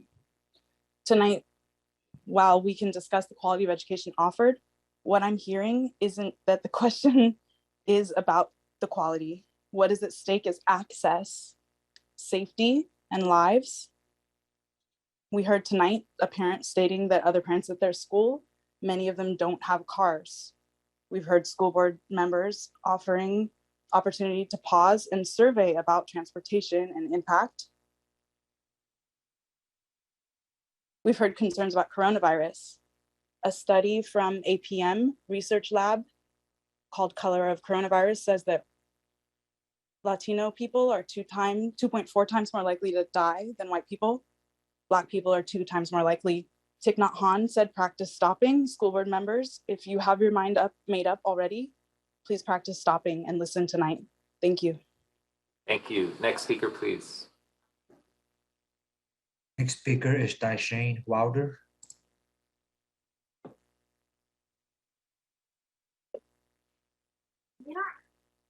Hello, can you guys hear us? Yes, go ahead. My name is Ayla Makai and my school is called Bemus. We want our schools and we want to save our schools. We want our schools. We want to save our schools. We want to have our schools. People, and it's not just us. It's other people, generations coming in this hallway and back and forth. We have the right to keep our school and everything. Thank you. Thank you. Next speaker, please. Next speaker, Tanya Kapner.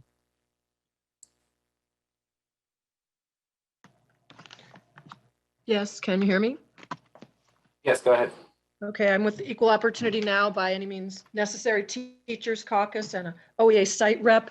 And I just salute all the community of Oakland for standing up for the right to public education against this despicable attempt of the school board to deny our students the right to these schools in the middle of a COVID pandemic. And I just really second the sentiments that many people have been saying about the outrage of the board doing this on this short timeline, sabotaging human lives and futures of students, putting, profits and real estate sell-offs and budget cuts over our students' lives and futures. At the same time, this is the board that's shown that when they've had those same policies of fighting against the union's efforts for safety and for rights to distance learning at all steps of the ways. And this is just separate, unequal treatment of our Black and brown communities, despicable attacks on the rights of immigrant families to have schools that they can get their kids to in Oakland in the middle of this pandemic. And I'm just so glad for all the walkouts and strikes and organizing that this community has been doing, because we're not going to allow you to do this. And you need to vote no tonight. You need to take this off the table. You need to stop disregarding the will of this entire community. But we are going to organize to make that happen. We are going to do whatever it takes to stop this privatization and this pushing of charter schools over the right to public education that people have fought and died for, along with the right to vote in the Black communities of this country and in the immigrant communities of this country. I think the students have said it best tonight. And I think that you need to listen to them, but this community is listening. This community is speaking up and organizing and taking the power into our own hands. And that's what we're gonna do, because we will not accept this board's complete violation of the democracy of this community against the will of the majority. The whole community is standing up united, and we're prepared to strike and we're prepared to take action. Thank you. Next speaker, please. Next speaker is Adrian Santos.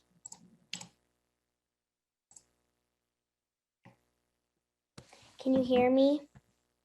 Yes, go ahead. My name is Cora Santos. I'm a third grader at Carl B. Monk. Please don't close my school. I have to do homework as part of my day-to-day learning. Why didn't you do your homework? Why can't you do the work before deciding to close our school? I have a strong community and teachers who care about me.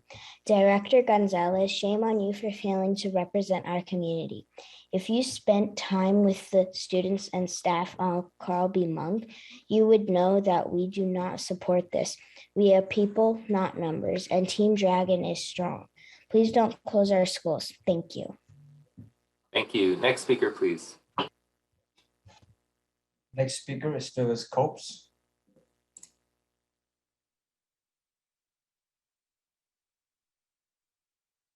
Good evening, board members.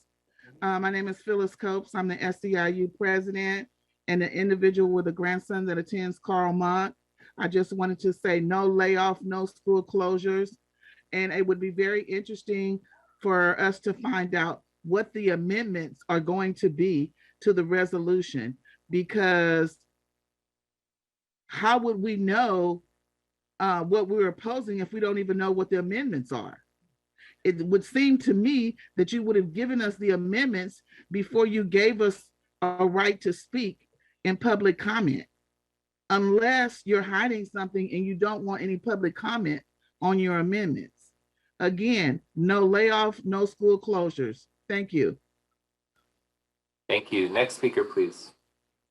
Next speaker is Odo Inturo.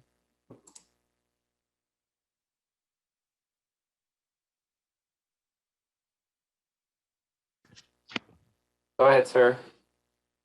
Can you hear me? Yes, go ahead.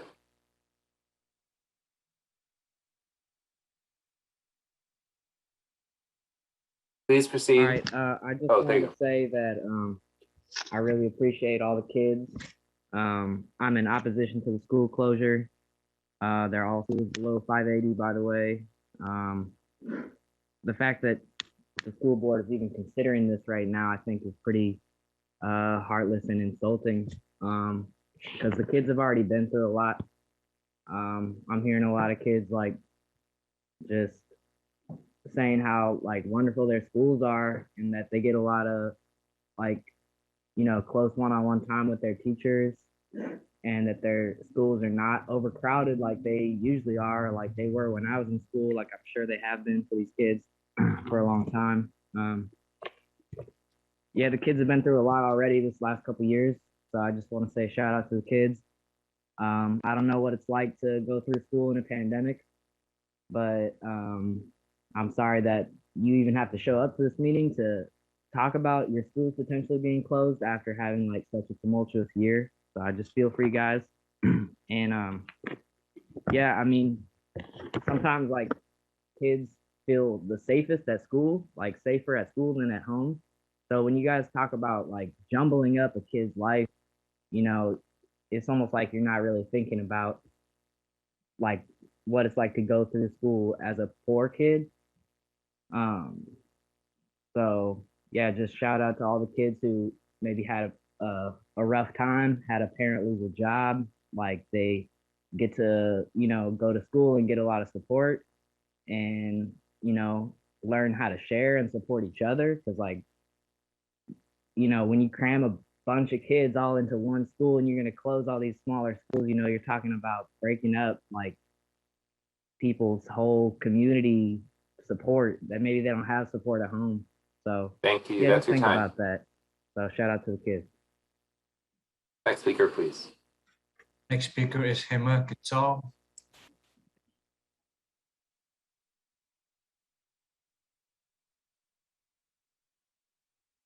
Hello, my name is Hema Quetzal. I'm a former OUSD student and former student director and former state student board member on California School Board of Ed. And I'm here to support all students who are being impacted by school closures. I'm here to say that the school board should not be closing schools. This is something that has been happening of years, and it pains me that I'm here 10 years later after 2012, when some of you were on the school board when you all closed my school down in 2012 when I was a student at Lazier. It is unfair that children have to go through this again, especially Black and brown students who are like consistently feeling the different structural impacts of schooling, gentrification, and just the overall society that continues to impact them negatively. If we care about our students, then we would say no to these school closures.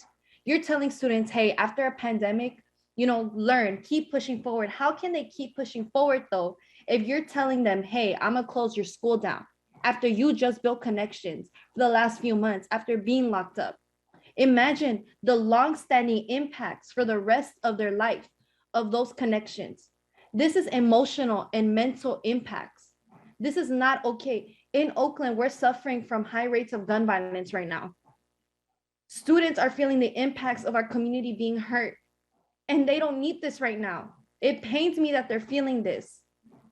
Gun violence is a huge thing happening, and it will worsen if we continue to negatively tear apart our communities when we need it most.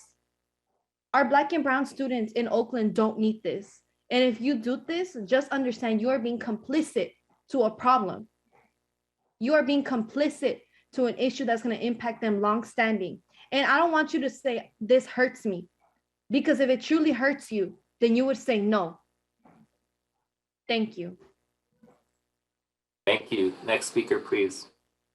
Next speaker is Natalie. Hello, my name is Natalie, and I am in the 6th grade at La Escuelita, and I feel very sad that my school is closing. This school is a very nice school to be in. I made lots of friends here, and they are very nice to me. I don't want to lose them. This is my 4th school also in OUSD. I am doing better in math and ELA, and many other kids too. So please don't close the schools. Let us have a bake sale. Let's sell cookies. Let's ask the community for support from the businesses. Let's ask the state of California for a promise note to pay. Please try to sell off the surplus OUSD buildings. Also, have you ever considered bringing kids from So Junior Truth back into the classroom to make the numbers work? Thank you. Thank you. Next speaker, please. Next speaker is Fran.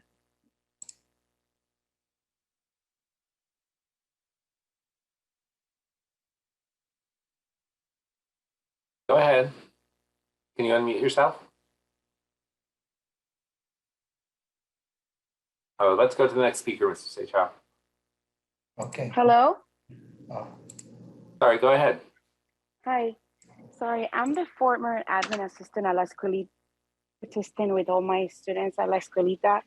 And also I was a parent at La Escuelita. My son attended TK all the way to 8th grade.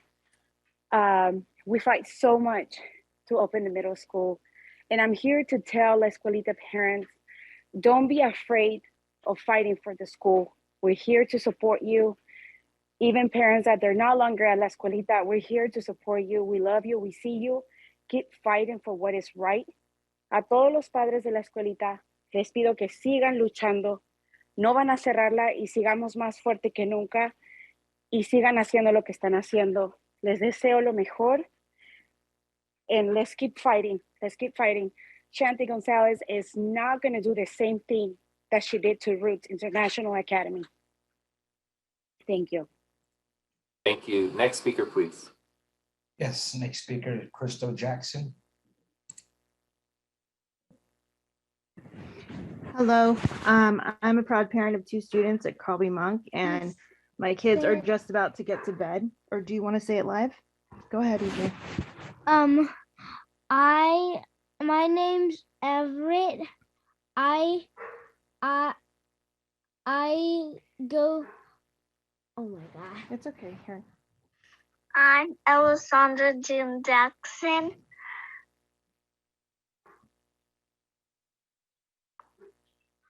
Carby Monk. How do you feel about these board members voting tonight about closing your school? How does it make you feel? Sad. What else? Oh.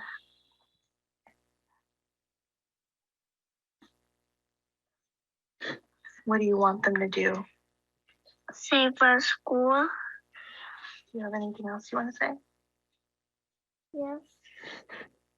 Do you want to say thank you to your teachers? Thank you, everyone. Miss Stair, Amy Stair. That's her. Mr. Labrador? Mr. Labrador. Miss Linares. Manuel. Miss Bridget. Miss Linares. Danes. Miss Burrows. I hope you save our school. Carby Monk. Thank you. Can I say any more? My name is Everett, and I am in first grade, and the school that I go to is Carl B. Monk.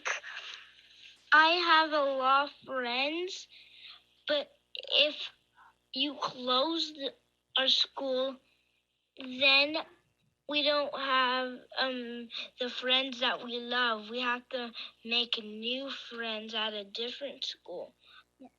Please save our school. Please. Thank you. Next speaker, please.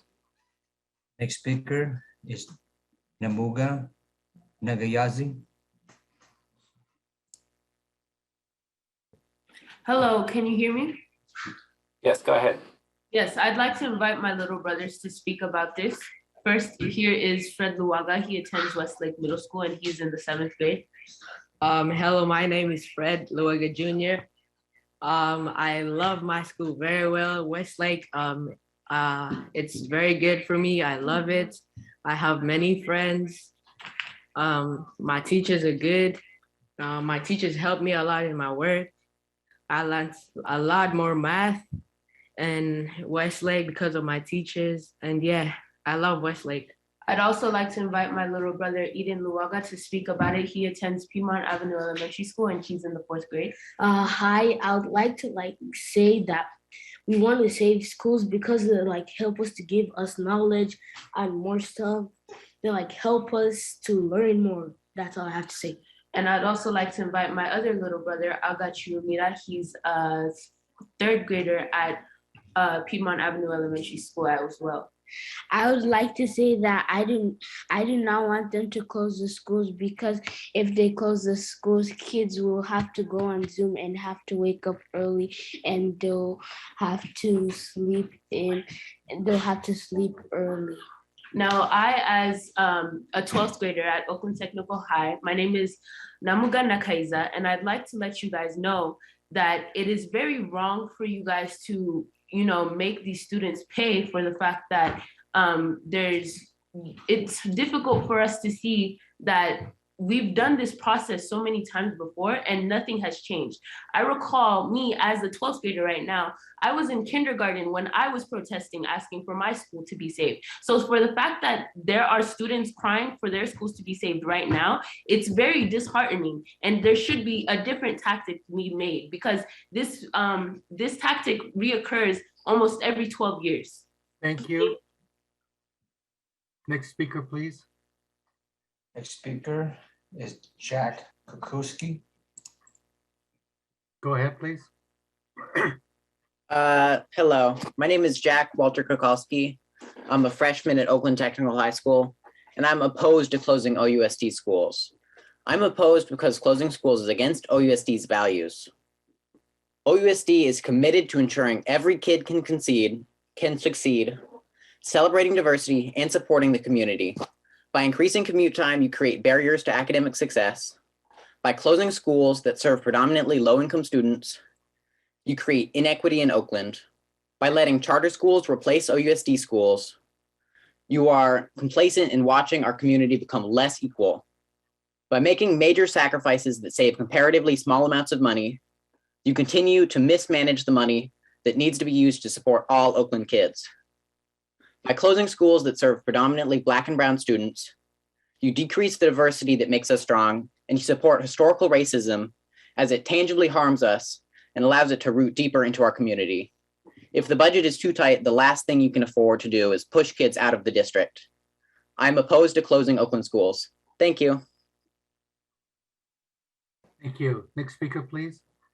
Next speaker is Dickerson Funes.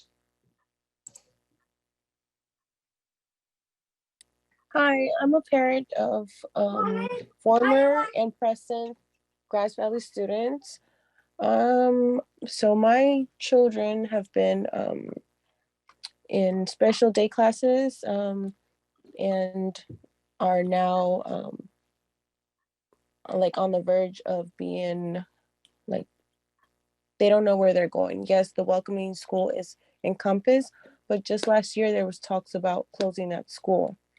Now there's talks about merging the school with Acorn, and there's really no space for the students to attend. Not only that, it's really a community in that school. I'm pretty sure it's community in every other school that you're trying to close down. My twins are now in 7th grade, but when they first attended, they were gonna attend kinder. They were going to be separated. And only a teacher from Grass Valley, Miss Slater, that has been teaching there for 20 something years. I'm sorry, at another school, she's been a teacher for 20 something years. Is the one that accepted them and had them together. And now my second daughter, well, my third child goes there. And it's just sad that the community, the school is gonna be closed. Like really just, I don't know, it's just upsetting. I don't even have the words really just to say how it's gonna hurt and damage the community and the kids. And it's just really not a good thing. Thank you for your time. You're welcome. Next speaker, please. Next speaker is Lachelle Lanes. Go ahead, please.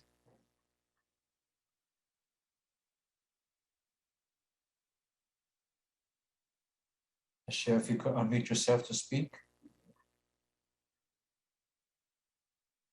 Okay, President Yi, next speaker. Next speaker is Irene Holmes.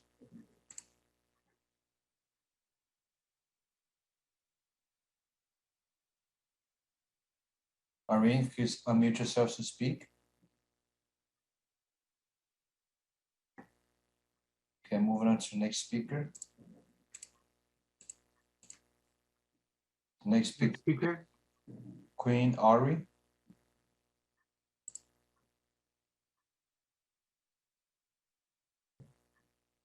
Queen, if you could unmute yourself to speak. Hi, I am a community activist and founder of Young Black Leaders of the Future, and also a parent of 2 OUSD students. I just want to start off with reading a quote from Malcolm X: "No man with education equal to your own will serve you. The only way you can continue to rule us is with superior knowledge, by continuing to withhold equal education from our people. America has not given us equal education, but she has given us enough to make us want more and to make us demand equality and opportunity." And he said that March 24th, 1961. I am here today to tell you how disappointed I am of how you have treated our Black and brown children. Like Gonzalez said, this is an issue that's been taking place over 20 years. Okay, well, you decided to take that position knowing what you had to look ahead of. So that's not our fault, because there's been plenty of times I have took jobs where I had to deal with the problems and issues that was there prior to me, but I didn't complain about it. So I'm gonna hold you accountable to that. And tonight, you guys have shown that you guys do not care about shutting these schools down. You don't want to take more than 2 hours for public comment. You want to get to this by 10 o'clock. You guys have so many demands, but how could you demand all these different things in the middle of shutting down schools? How could you do that? But thank you for the gift this Black History Month. You guys couldn't have chose a better time to do this. Another thing I want to say, well, actually, I'm gonna give my son a chance to say something. Tell them what you want to say, Evan. So if you close our schools down, oh, Thank you. if you, Next speaker is Gabriel Turk. Hi, my name is Brigitte Turk. I'm speaking for my younger sister Gabby because she's in kindergarten and she had to go to bed. I'm an Edna Brewer student. I'm in 6th grade, and I just want to tell you that you cannot vote to let all these schools close down because there's tons of kids who built their whole lives and their entire community on this one thing, and it's going to impact them in such a large and negative way. You're just going to tear their lives apart. So why do you do this? Just to see your check arrive in the mail? Go ahead and say yes. Go ahead and vote whatever you want, because me and many others are going to stick together against this. I will leave my own classroom. I'm not going to step my foot back into that room, back into that school building until everyone else has a chance for an equal education. You can reopen Thurgood Marshall. You can stop renting out all these buildings to charter schools who don't give equal opportunities. Maybe instead of just worrying about your own lives and your own money, you can think about being a student for once and think about all the things that we've had to go through with the world falling apart. I'm sick and tired of listening to you acting like you're adults who know what's going on when really you are so ignorant to how I may feel as a student, and seeing friends who don't even go to my school losing opportunities and losing lives and to their own futures. They don't get to grow up and see what's going to happen because you cut off their education just so you can get more money. Thank you, Mr. Hutchinson, for doing and standing with the people, unlike everyone else. Thank you. Next speaker. Next speaker is Marco Emerald.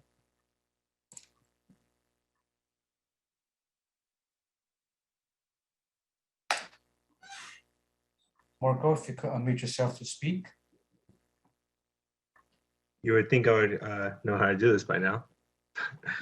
How's it going, everybody? Muy buenas tardes. My name is Marco Amaral, Board President, South Bay Union School District, calling from San Diego, California, in solidarity with Oakland, her students, and beautiful community. I was at Prescott Elementary this past Saturday, and wow, that is what democracy looks like. We first want to recognize the hunger strikers, Maurice, Andre Sanchez, and Moses Omolade. As someone that has participated in 4 different hunger strikes, I know exactly what you are going through, especially on this 8th day. Siblings from all the way down here, so many of us are sending you much love, gratitude, and strength. Board members, if your own staff going hungry isn't sufficient for you to oppose the draconian measures of closing down these schools, well, then I hope the voices of your students move you to stop the closing of these schools. You do not have to do this. You have a choice. Listen to the powerful voices of your kids. Let their pleads guide you. If you openly reject their plea, then I ask you to please resign from your position as a board member.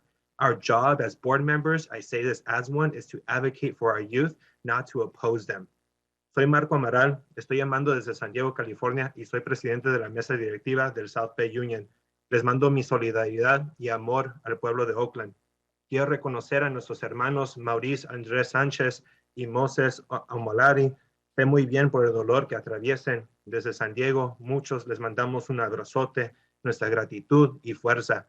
Miembros de la mesa directiva, si la hambre de tus propios empleados no es suficiente para que paren el cierre de sus escuelas, ojalá que las voces de sus estudiantes les conmueva a parar el cierre de sus escuelas. No tienen que hacer esto, no tienen opción, tienen opciones. Escuchen las voces de las y los nenes. Deje que sus voces los guíen. Si rechazan sus demandas, entonces les pido que por favor nos hagan todos un favor y lárguense de sus puestos. Nuestro trabajo es abogar por la juventud, no es rechazarla. Muchas gracias. Mr. Copenhagen or Mr. De La Torre, do you want to unmute? All right, I see Mr. Copenhagen unmuted. I'm going to go with him. Give me a moment. General Counsel Daniels, he said the same thing in English and Spanish. Yes. I think he Oh, translated. I apologize. I was distracted. I don't have the Spanish part. Thank you, Dr. Hutchinson. Never mind. Next speaker. Next speaker is Lakeisha Brown.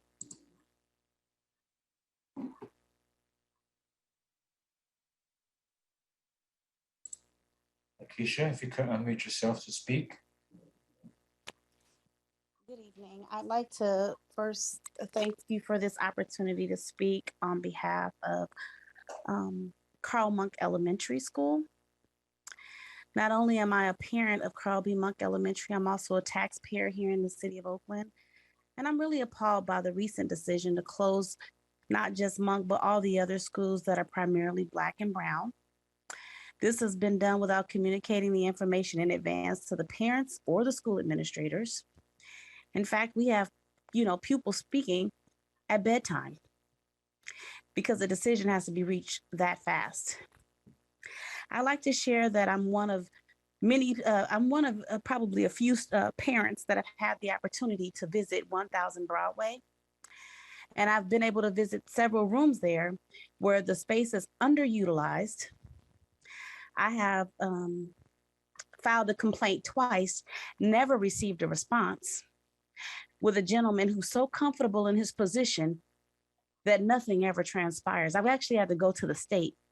But in going back to 1000 Broadway, the space is so underutilized that it looks like it just moved in because there's so many square footage that's not used. In a space that's renting or leasing from $3.20 to $3.70 per square footage. That's the current leasing space price on that building at this time. There's definitely a problem within the budget, but it's all because we're top heavy. There was a survey done that asked that, hey, what do you think should happen? But none of you listened to that. None of you. And I shouldn't say none of you. I also stand and I really appreciate hearing Mr. Hutchinson speak on behalf of the community in which the students will be affected. Have you thought about those that will be affected? Hundreds of families, that are in Brookfield and Parker. There's no transportation. Thank you. Next speaker, please. Next speaker is Deidre Snyder.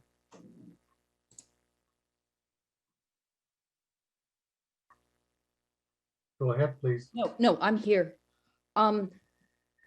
That was very powerful what I just heard. I would also like to say that this whole issue of the budget, I went to the budget committee meeting last night and there was an audit and there were no problems with our budget. So I really question the whole premise for why you need to close schools. And then there's the problem that the basis of a school's funding is student enrollment and attendance. So why are you closing schools? Because you're just going to lose at least some of those kids. You've made it too hard for them to get to school. I don't know what's going to happen to them. And you don't either. But I think you don't care, because what it really comes down to is you keep on saying we have too many schools, but you're including charters in those schools. You're the ones who allowed those charters to be put into this district. So, there aren't too many schools in the district. There are too many charters in this district. So why are we keeping on with this whole farce that we have to close the public schools? If not, because what you're really saying is you want to promote the charters. So I'm going to say just, there's one thing. We don't talk about Bloomberg. That's why you're doing this. So many of you have gotten money from him.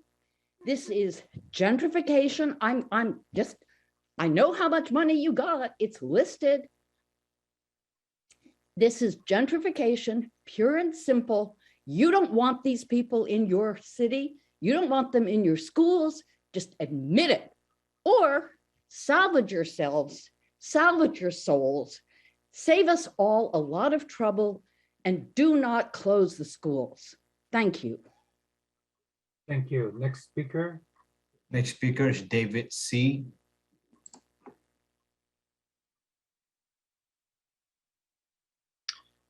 Hi, good evening. David Kerrigan. I appreciate your time and greetings to all the board members. So my first thought was something about an arborist, a person who works with trees. Closing schools cut at the roots of our communities.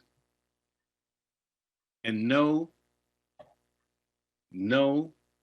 willing arborist would ever go for the roots. They wouldn't go for the canopy either. But we should go to the canopy. 6 floors of 1000 Broadway are leased, and yet only 3 floors are used, roughly. Long ago, former Superintendent Tony Smith and the school board that appointed him pushed for small schools, which brought more real estate for the small schools. Additionally, former Superintendent Antoine Wilson brought in 200% more folks earning 6 figures. So if we're going to actually get to the root of the fiscal challenges that this district actually has, let's go for the limbs, maybe even the canopy, including yourselves. Thank you very much. Next speaker. Next speaker is Remedios Hernandez. Go ahead, please.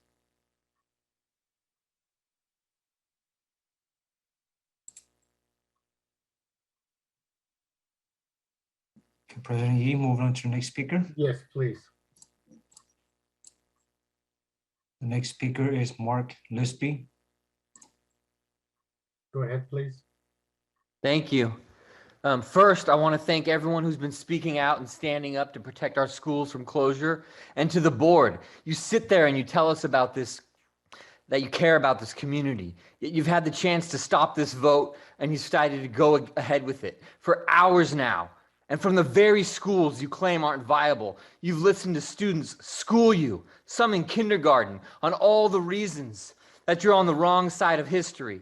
And none of you intervened to rescind your malicious vote to go ahead with this.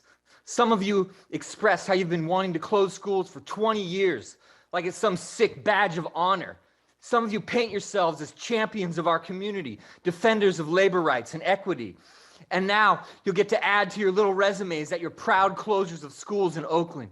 You're choosing to side with racist gentrifiers, with book burners, with privatizers, and with billionaires. You're on the wrong side of history, and you're on the wrong side of our community. And at the same time, I want to thank you for your cowardice, for your hypocrisy, for your spinelessness and your shame, and most of all, for your lack of heart.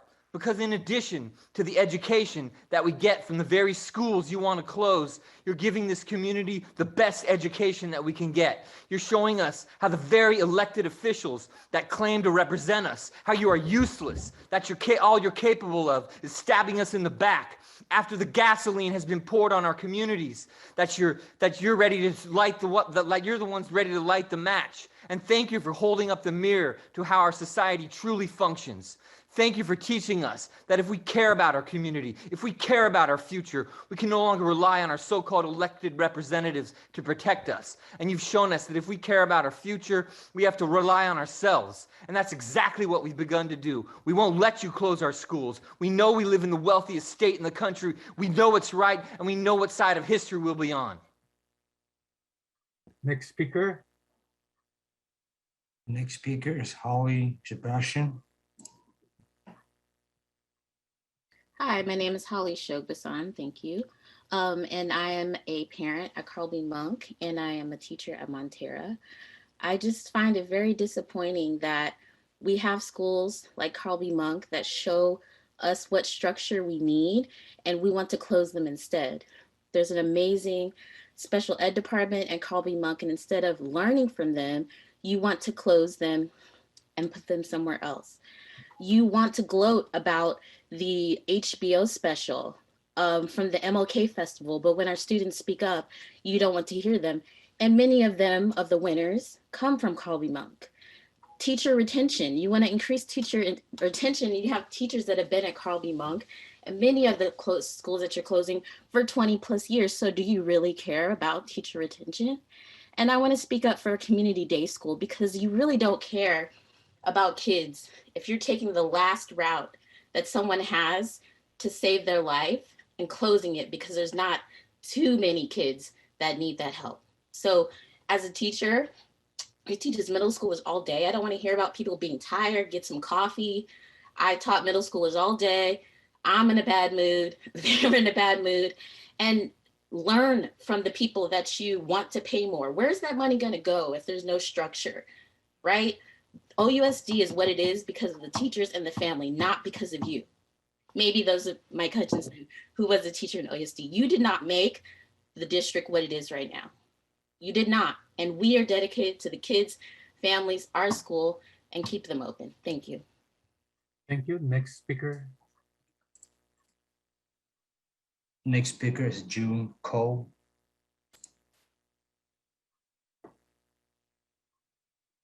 Hi, my name is June Codile. I had 4 kids go through Oakland Public Schools. I currently have a granddaughter at Parker, and I have 4 nieces and nephews at Parker. You don't need to close these schools. You're not closing these schools, and that's definite. So give it up tonight. We went through this 20 years ago, Gary, and you screwed us that time like you're doing tonight. There is no budget problem. You lied then, you're lying now. You can fix this top down, like they said. You guys are doing severe gentrification, and that's not going to happen. This is Oakland, which is very diverse and will stay diverse. And you board members, you better get your shit together because you're not going to be there. Except for Mike Hutchison and Van Cedric Williams. I hope I didn't butcher that too bad. But we will fight you. We will win. I didn't realize that you closed 20 schools. 10 schools, no, 20 schools 20 years ago. And then I'm hearing you close schools again in 2012. What the hell is going on at Oakland Public School District? Get your shit together, protect your children, and you 5 board members suck royally. And I'm surprised you're even voted in because you're going to be voted out soon. And thank Mike and Van Cetric. And I'm out of here so you can kiss my derriere. Next speaker. Next speaker is Liz Sook. Go ahead, please. Hi, my name is Liz Huck. I am a longtime resident in District 7. I am a parent of public school students. I am also the executive director of Oakland Rising, a collaborative of racial, economic, and environmental justice organizations who are building the power in Oakland, electoral power in Oakland. Your vote, if you vote yes on these school closures, you are voting yes on the continued displacement and disenfranchisement of our communities, and you are changing the face of our city. You are continuing to push out, you are voting to continuing to push out Black families and Black residents from Oakland, because we have been talking about the movement here in Oakland and across the state and across the country, and how charters and the privatizations of our schools would lead to school closures. And these school closures would lead to developers who want to take over our city and to move out Black and Brown families, particularly our Black families, that they are targeting Black families. Your vote on yes on these school closures is a vote to do that exact motion. So to all those school board directors, Yi, Yang, Davis, and Gonzalez,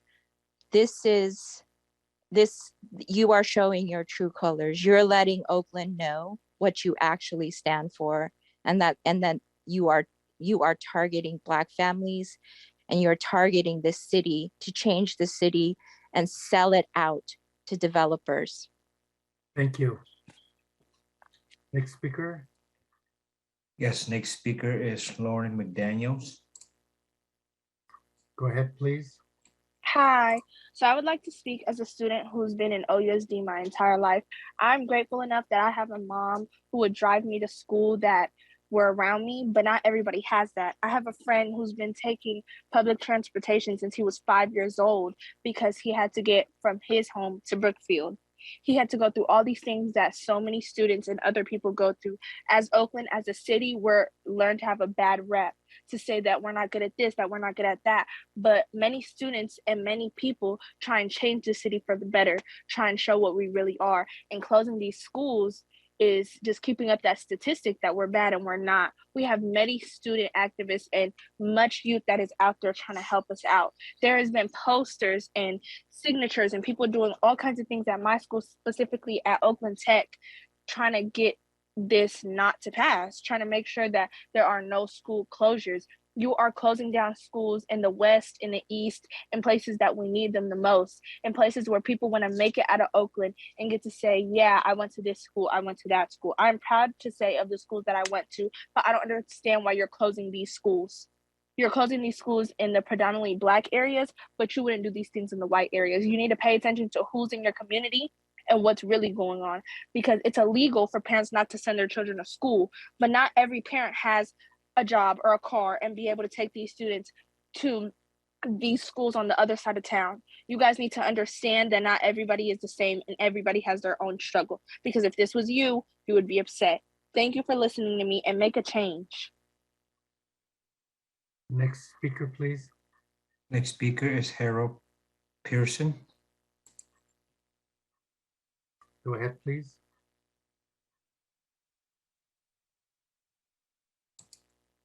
Harold, if you could unmute yourself to speak. Can you hear me? Yes. So I'm speaking as a parent of two elementary school students. I'm an educator. I've been a coach. I've been an OUSD employee, and making these cuts during this time is creating throwing this community upside down. And this is not the time to do this. There's plenty of time to actually work through a plan for the school staff or the OUSD staff to work with the community, to work with the leaders to figure out what kind of plan should be put in place. A plan that has equity, a plan that addresses some of the issues that have been plaguing the district, but to do it with the kids based first.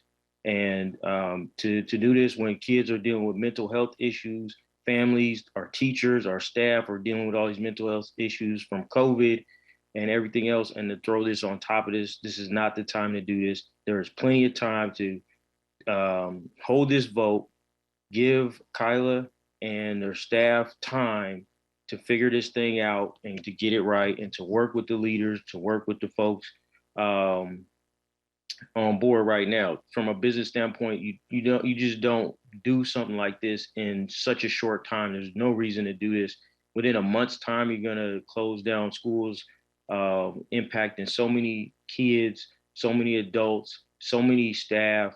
And if you want to keep the enrollment up, you can't make moves like this that decrease the stability.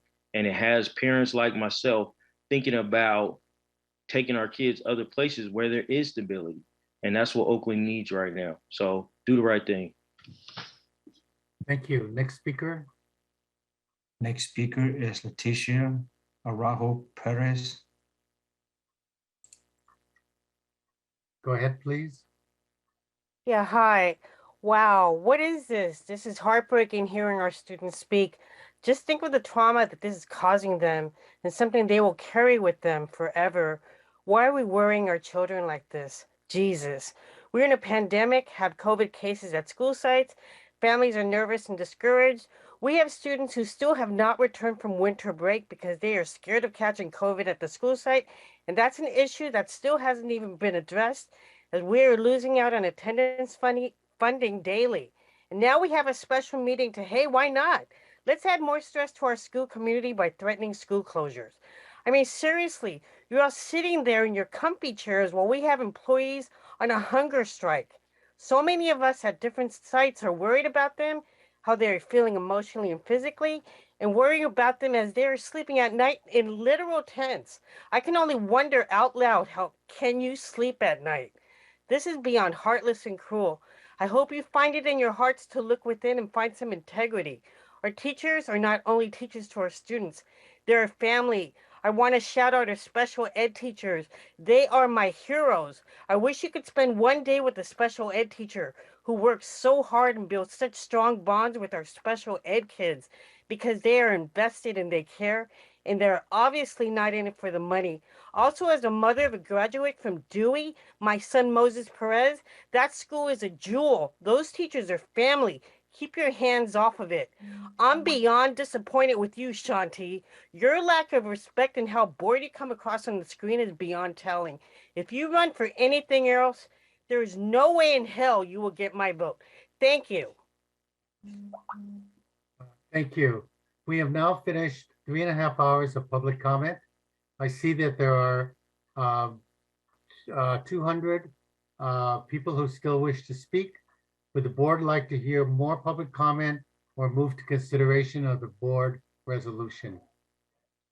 What is Director Gonzalez?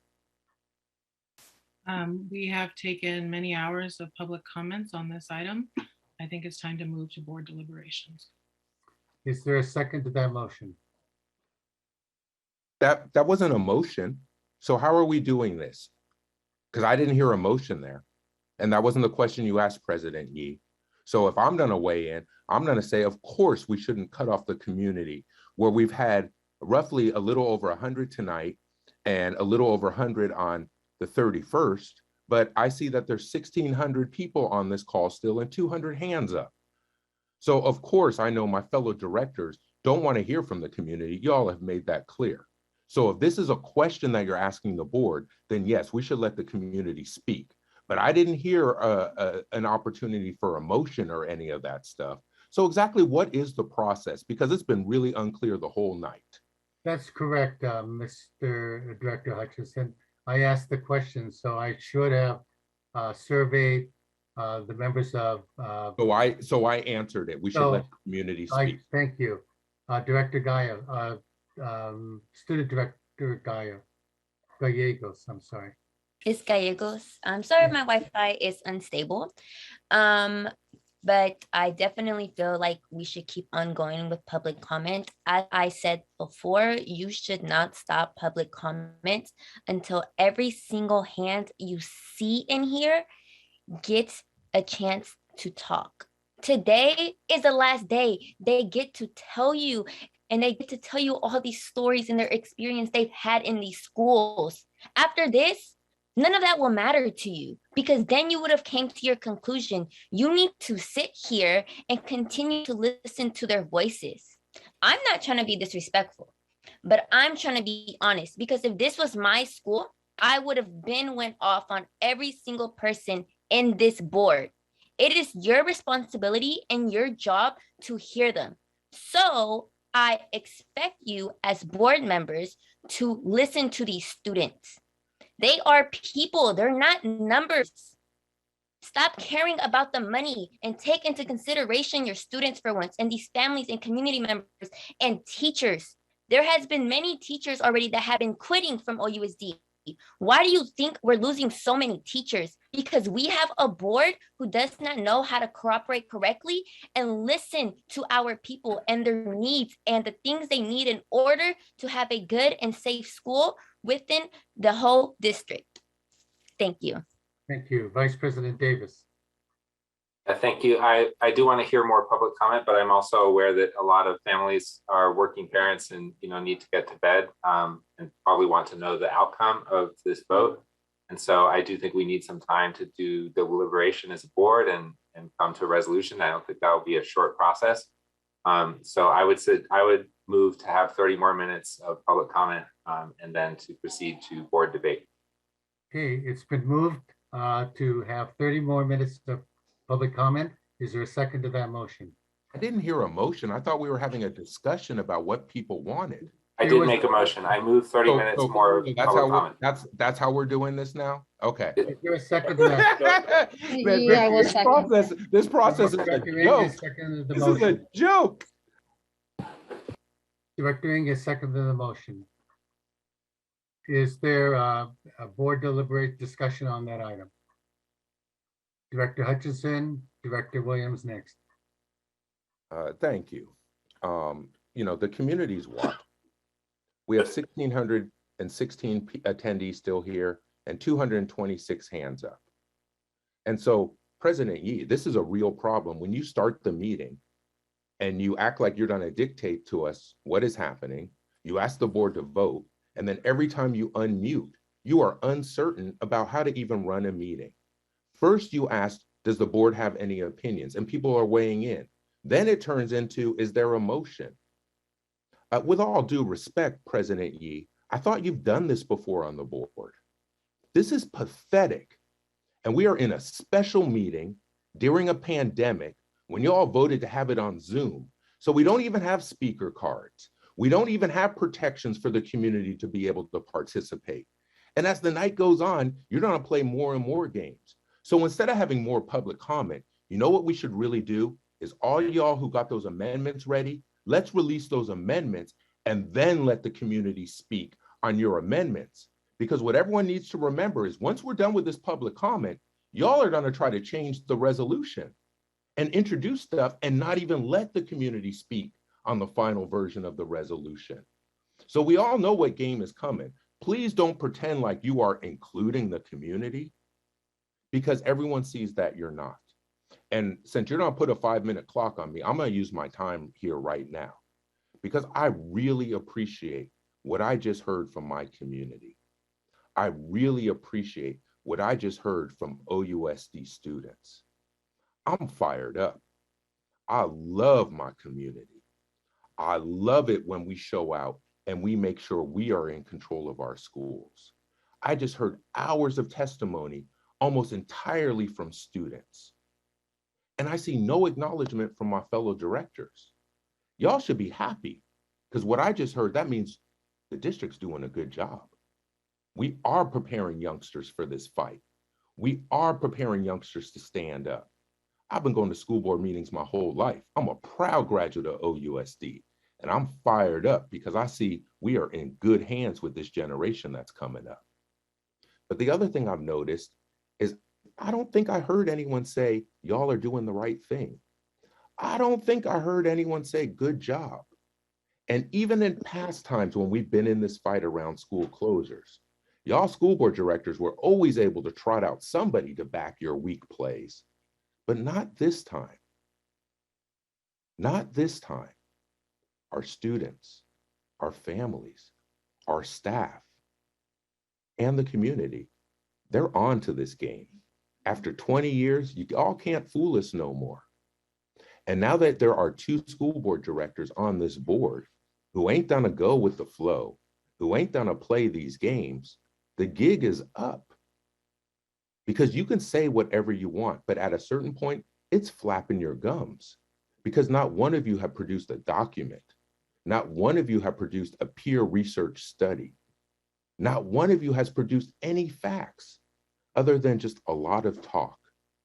So let's just skip to the chase. Y'all need to introduce your amendments, because I'm going to fight really hard. When you introduce your amendments, the community needs to have an opportunity to speak on the final version.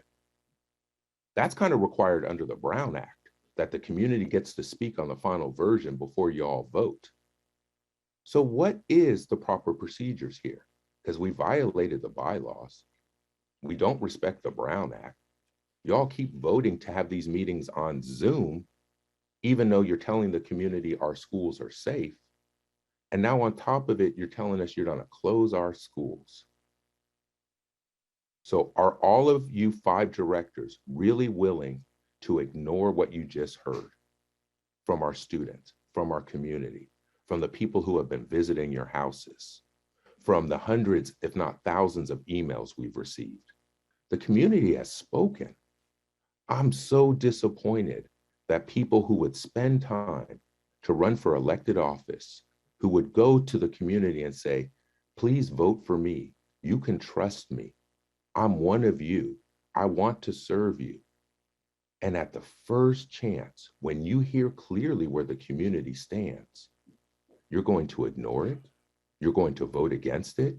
You're going to traumatize these folks. My 2 schools, Santa Fe Elementary and Maxwell Park Elementary, were closed in 2012. That's what set me on this path. I still bear those scars and that trauma. How dare you do this to the rest of our community? So it's a clear choice. Which side are you on? Thank you. Student Director Powell.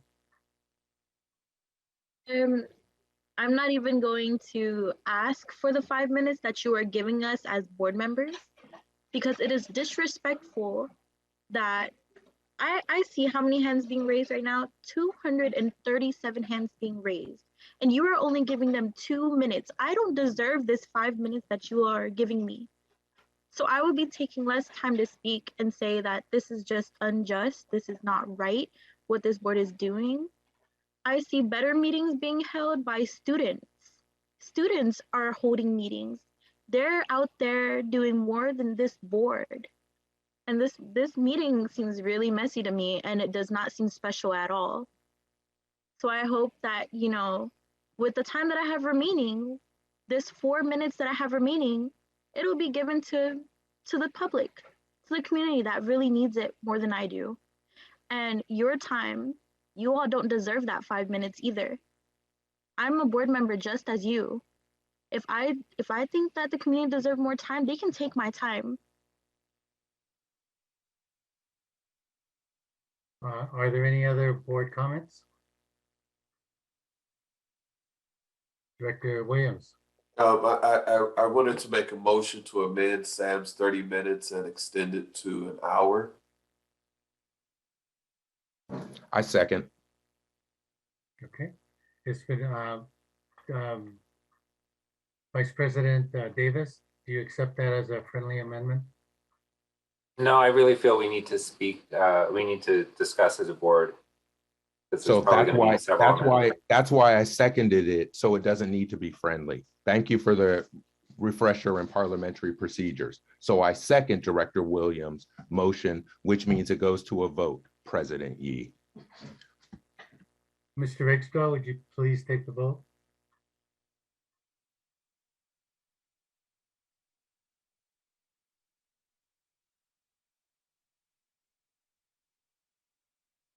Yes, I'm now unmuted. On the motion to vote for the amendment to the pending motion to make the public comment an hour. Student Director Powell? Yes. Student Director Gallegos? Yes. Director Ng? No. Director Williams? Yes. Director Hutchinson? Yes. Director Gonzalez? No. Director Thompson? No. Vice President Davis? No. President Yee? No. The amendment is not agreed to. The main motion is now on the floor for 30 minutes. Okay. Have we taken the vote on on the original amendment. It's now, that's the main motion, Mr. President. It is now 30 minutes, having not agreed to the amended motion. Thank you. Shall I call the roll? Board comment, there's debate on this. I'm waiting to be recognized, and it looks like Student Director Gallegos is waiting to be recognized also. I'd like to move to end debate on this motion. I want to hear the public comment. So I'm not gonna play these, I'm not gonna play these games because nobody even seconded your original resolution. So I see Student Director Gallegos' hand up. Is that what you want to do, Director Davis? You're not cut off the student? I understand you're gonna try to cut me off. I'm Thankfully, sorry, I control my, Mr. I President, control my with mute everybody button. talking, it is hard for me to Yeah, advise exactly. on parliamentary procedure. Exactly. So was there a second to the motion to close debate? Yes. Who made the second, please? I will second. That motion is now in order and it is not debatable. On the roll call to close debate, Student Director Powell, Abstain. Student Director Gallegos, Student Director Gallegos. Okay, Director Ng. Abstain. Yes. Did you say, who said abstain, the Student Director or Director Ng? Student Director Gallegos. Okay, thank you. Director Ng on the motion to close debate. Yes. Director Williams? We have 1,700 people on the call. There's no way we should be limiting them to a half hour. I abstain. No, this is on the motion to close debate. He can abstain. He can abstain. Yes, he can abstain, but I'm trying to make sure he understands what the motion is on the floor. So Director Williams, you are abstaining? No, the motion? I do not want to close debate. Okay, so that's a no. Thank you. Director Hutchinson? The Close debate. whole country is watching, y'all. This is sad. No. Director Gonzalez? Yes. Director Thompson? Yes. Vice President Davis?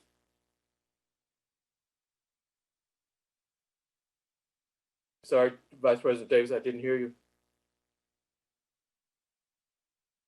Not there? President Yee? Yes. The motion to close debate on the pending question, which is to allow for 30 minutes comment, is adopted. We will now proceed to the main motion of whether or not to offer 30 more minutes of public debate. On the roll call, Student Director Powell. So who was the second on this motion? Because I heard Director Davis propose it. I didn't hear a second Director before. Gonzalez. Good. I want that on the record. Thank you. Student Director Powell on the extending 30 more minutes for public comment. I abstain. Student Director Gallegos.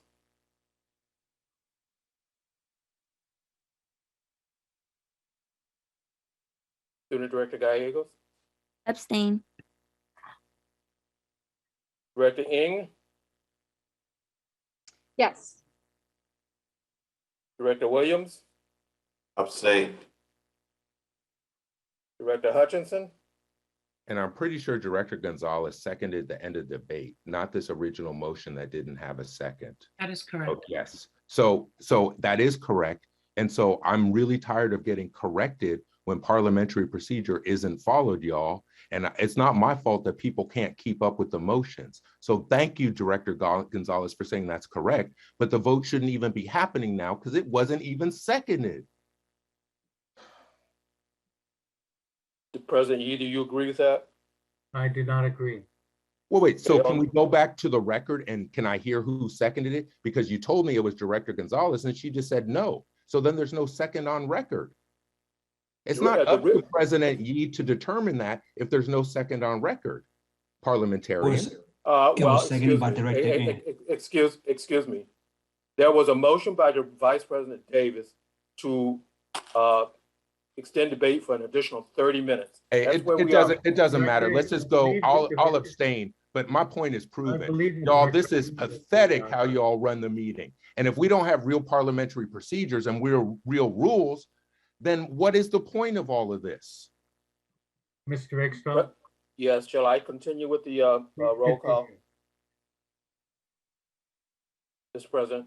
Yes, please continue. Okay. All right, I think I was at Director Hutchinson on whether or not to extend 30 more minutes of public comment. That's correct. Yeah. You voting yes for 30 more minutes of public comment, all right? Yes, I voted yes. Why? Okay, all right, I heard you, sir. Period. Director Gonzalez? Abstain.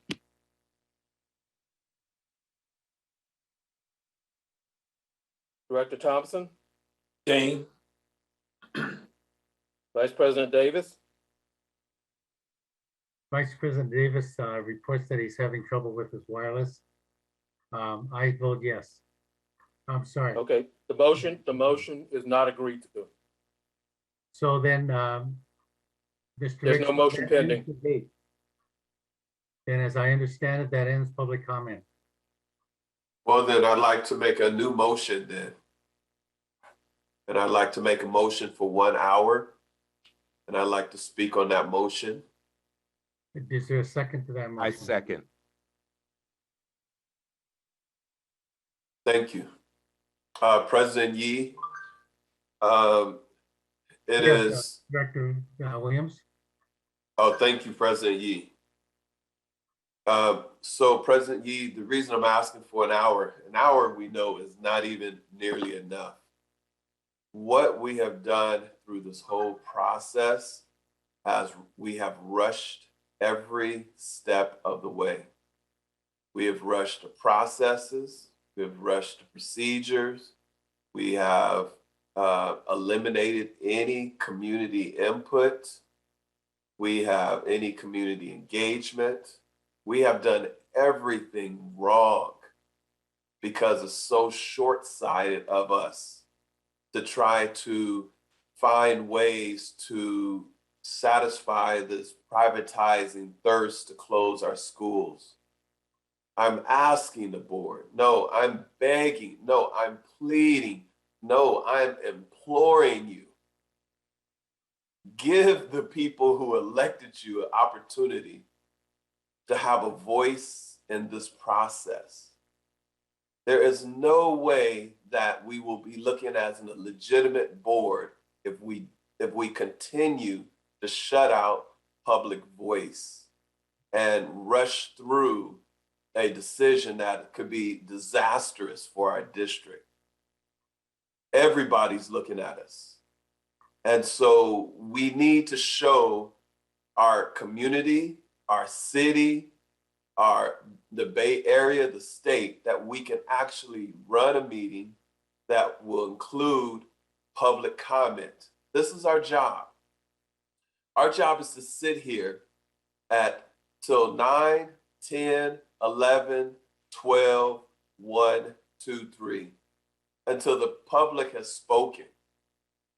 It's just a shame that we will move in an undemocratic process by eliminating the right to vote through voice.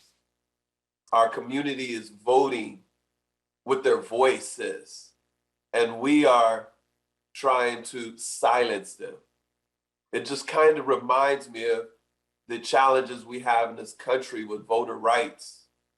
There are just so many states and local governments that are trying to end public participation with the right of vote. Our community wants to vote on this measure. And the way that they get their vote is by their voice. So let's not silence their voice. Let's not go back to the 1950s or the 60s. Let's actually speed it up and give our due respect to the community that have elected us. This is our jobs, and we cannot shriek from our responsibility to actually listen and have a debate. If the debate is at 11, the debate is at 11. That's fine. The debate is at 12, it's at 12. But you know, last time, in our last meeting, we had over 300 callers on the line at 3 a.m. We had over 300 at 3 a.m. We have 1,700 right now. We're cutting the voices off of another 250 people. Shame. We cannot continue to practice this type of politics and say that we represent the community, that we are here as a board and we're setting policy and we will not even listen to the community. We can do better. I pray and hope in the bottom of our hearts that we do better. We have staff, Maurice and Moses, that have put their life on the line for you, for me, for the students, for the community, to have an opportunity to share their voice in this process. Let's not limit that. Let's do our duty and listen all the way through. Thank you very much. Thank you. Mr. Rakestraw, was this motion seconded? Yes, it was seconded by Director Hutchinson. Okay, can we have a board comment on it? We'll go down the line. Student Director Powell.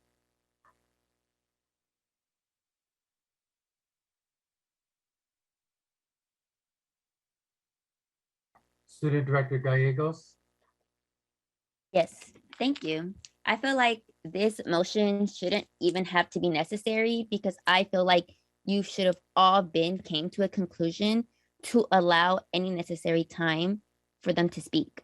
Clearly, anything me and Director Powell say, it's not going to change your minds. Clearly, having a seat on the board does not mean nothing because you are not taking us into consideration. And I thank Director Hutchison and Director Williams for always being there and wanting to listen to youth and the community.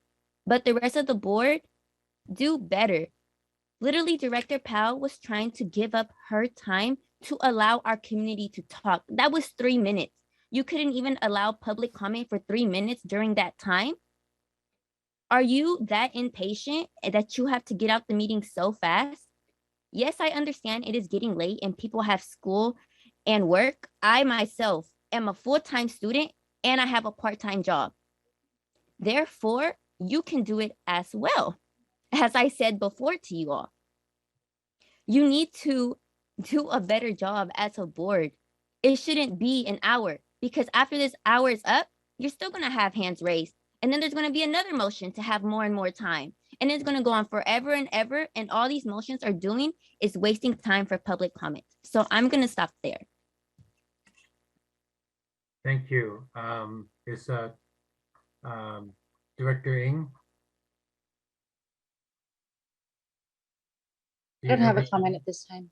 Thank you. Okay, Director Williams has already spoken to his item. Director Hutchinson.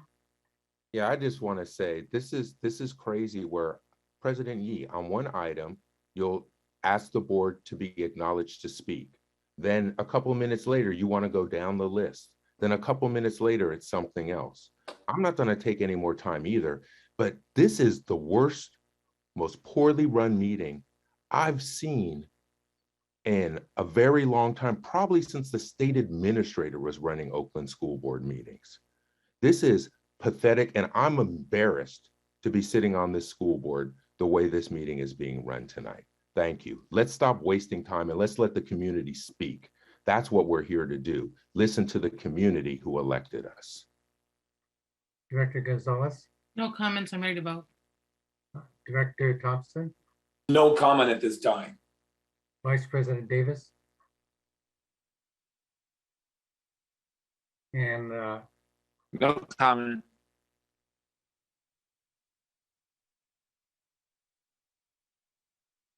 And I vote no. Well, we haven't called the roll yet, Mr. President. We're not voting, President Yee. Are you ready for the question, Mr. President? I'm ready to call. Oh, Mr. Davis is here. Vice President Davis, are you here? I see your picture. Yes, I'm here. Do you have any comment? No, not at this time. Okay, are we ready? Please take the vote, Mr. Rakestraw. On the motion of the pending motion of extending public comment for 1 additional hour, Student Director Powell, Yes, let's give it to our community. Student Director Gallegos, Yes. Director Ng, No. Director Williams, Yes. Director Hutchinson, Yes. Director Gonzalez, No. Director Thompson, Director Thompson. Sorry, sir, I can't hear you. No. Okay, Vice President Davis, No. President Yi, No, the motion is not agreed to. thank you. Given that there's been 3.5 hours of public comment, is there a motion to consider the current motion on the floor?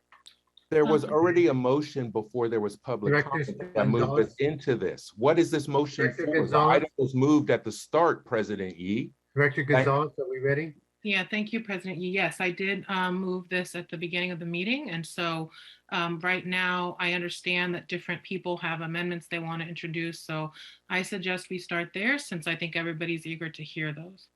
Okay. Well, wait, who's running this meeting? Is that a motion? Because it's not President Gonzalez anymore. The motion is now, the motion has been. The motion was at the start of the meeting. So we should be discussing, the item that's been brought forward. That's where we are right now. And so there should be board debate on the item. Parliamentarian, can we please get this straight? Proposed motion, which is the adoption of 003, the school consolidations for 2022-23 and 23-24.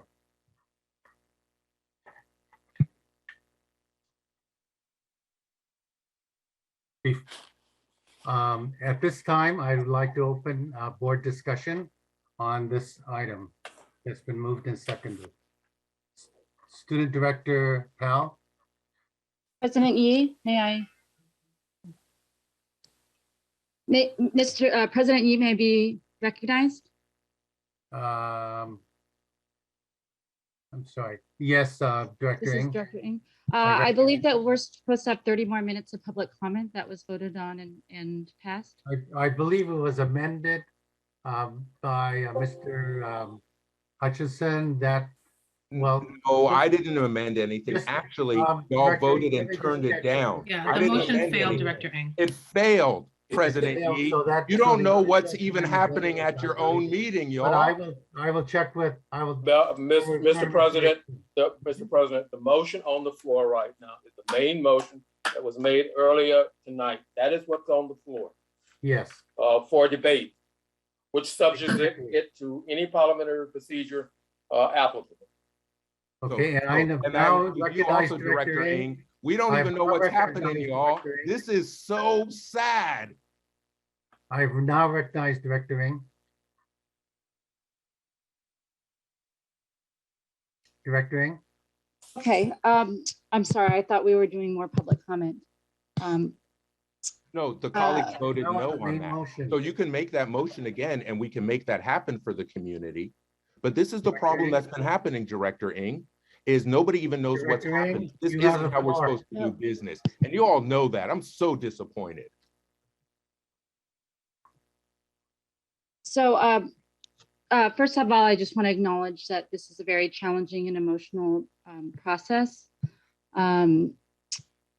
Over the past week, we've met with dedicated staff and committed students and just hearing the public comments and the commitment that folks have to their school communities has been it's just a really difficult process. And at the same time, we do have to acknowledge that our students deserve better, that they do deserve more resources at their schools. We need to be able to provide them more academic and social emotional supports. We hear this from schools all the time when we go out to meet them. And every time we've had to do more and more budget cuts over the years. And we know that we need to increase our compensation to our educators, and we need to remain fiscally solvent and retain local control. And I understand the frustration in terms of the timeline for decision-making. It's incredibly challenging. This is not a process that I would have envisioned for this. Vice President Davis and I, as he stated before, we put forward a resolution in the fall. It would have made for a more deliberate engagement process with our schools. That resolution did not pass. Since then, we have received a number of letters from both the county and state urging us to make the critical decisions to remain fiscally solvent. And so I do believe it is important for us to act judiciously at this time and look at the number of schools that we are operating. We have, I've heard comments around this being the last resort. We've delayed and postponed closing schools since a proposal was made in 2017. During the pandemic, we've delayed this twice. We've done rounds of cuts, some very, very painful mid-year cuts. We've advocated at the state level for more funding. We have cut central office. We've reviewed and interrogated contracts. We've advocated, I testified for AB 1505 to make sure that we're managing the growth of charter schools within our district. So we have tried many other avenues, and here we are. At this time, I do want to offer an amendment. I've worked with Director or Vice President Davis and district staff to propose a following amendment that I believe will best balance both the fiscal solvency and decisions that we need to make, as well as allow for some more time for families and school communities to adjust. The amendment I propose is to remove Prescott from the closure list, move Carl Monk, Grass Valley, Brookfield to year 2 to allow families more time to prepare and staff more time to prepare, as well as to allow more planning for the movement of the special day classes. To remove Westlake and WAMS from the merger list, as well as Dewey and Bunch. While I do think there is a need to address sustainability at these schools, I believe the district needs more time to work with community members and come up with plans around sustainability and to be able to better resource the schools in the West Oakland, Fruitvale, and alternative education areas. And so I believe the general counsel has a red line version of that amendment if we have a second to bring it to the floor. Yes, Director English, I believe you did not mention Manzanita Community and Fruitvale. Oh, excuse me, yes. And in addition, the merger of Manzanita Community and Fruitvale would also come off the list. I will second the motion. Or the amendment. Seconded by who? I'm sorry, I couldn't hear. Was Director Vice Ng President and Davis. seconded by Vice President Davis. Okay. Mr. President, I'm just going to walk through. So I'm going to go school by school, just so you can see how the amendment changes it. So Brookfield, which is originally proposed in the end of the 21-22 year, is struck, but it is added here for the following year. So as Director Ng mentioned, year 2. Same thing for Carl Monk and Grass Valley. They're struck from year 1 and they're placed in year 2. Next is Prescott, which is originally placed in year 1, and it is simply struck from the resolution and not otherwise referenced. Then you see the deletions of the 3 mergers that Director Ng mentioned.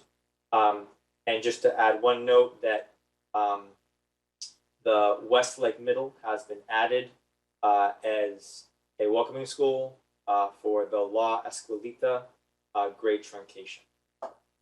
I'm happy to show it back up if anyone would like, but I'm going to take it down so that people can see the board map correctly.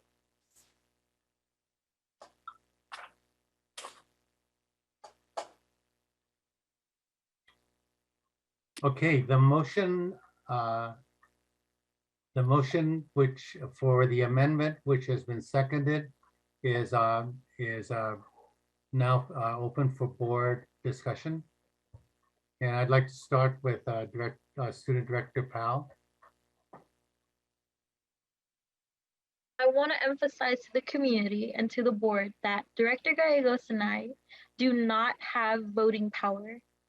Again, no voting power. And I believe that this board is scared that our votes will overturn any decision this board decides to make. Isn't that crazy?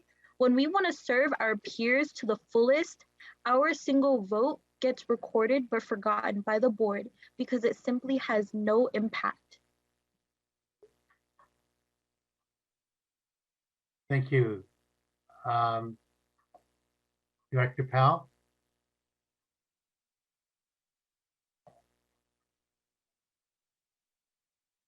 Okay. Director Ng has spoken. Director Williams?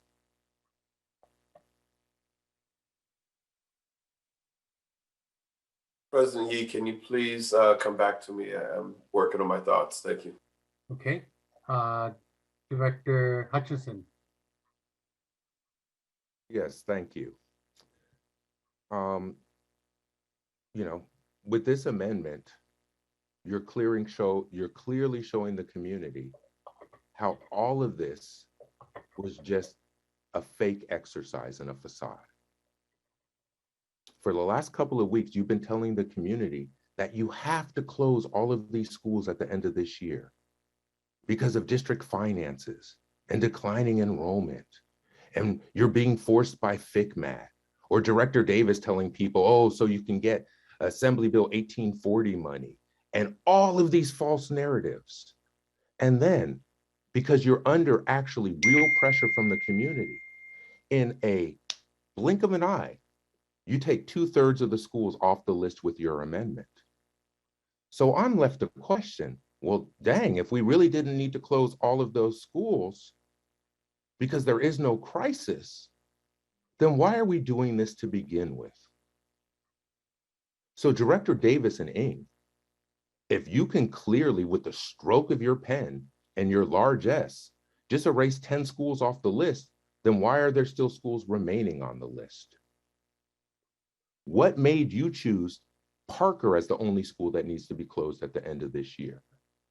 Where is there any data or information about that? How does this impact the fiscal analysis, the fake fiscal analysis that the district paid outside consultants $75,000 for? Like, do you all really just think that after spending a couple of weeks trying to tell the community that this was essential, and then you just substitute it for a totally different plan? Don't you think that means everyone realizes that you've been lying to us all along? How does that work? What are the financial implications then, Director Davis and Director Ng, since you were telling us that this had to be done to fix a structural deficit? Then how can we just do this with these other schools? Where's the financial analysis? Where's the dollar amount? How do we find out anything from this? Let alone, where's the plan for where the students are going to go? Edgar. Where's the plan? You're unmuted, Director Yi. I don't know what it is. Director Yi, you're unmuted. And I would appreciate it if you don't speak on the phone during my time while you're unmuted. This is the kind of stuff that's been happening tonight. Y'all, we ain't no small town in the backwoods. This is Oakland, California. And you all are up here like there's no rules to this game. There's no bylaws. There's no ed code. There's no state law. So this is what you've done now. Y'all passed a resolution on January 12th, instructing the superintendent to create a list with no instructions about how to create that list. And in less than 2 weeks, the superintendent and her staff threw together your list for you. And now you're sitting here saying, nah, we know better. We're going to take all those schools off, and we're just going to stick with these schools. So that means you think every other school should be saved, but y'all sure don't like Parker very much. Y'all sure don't like Brookfield or Monk very much that they stay on the list.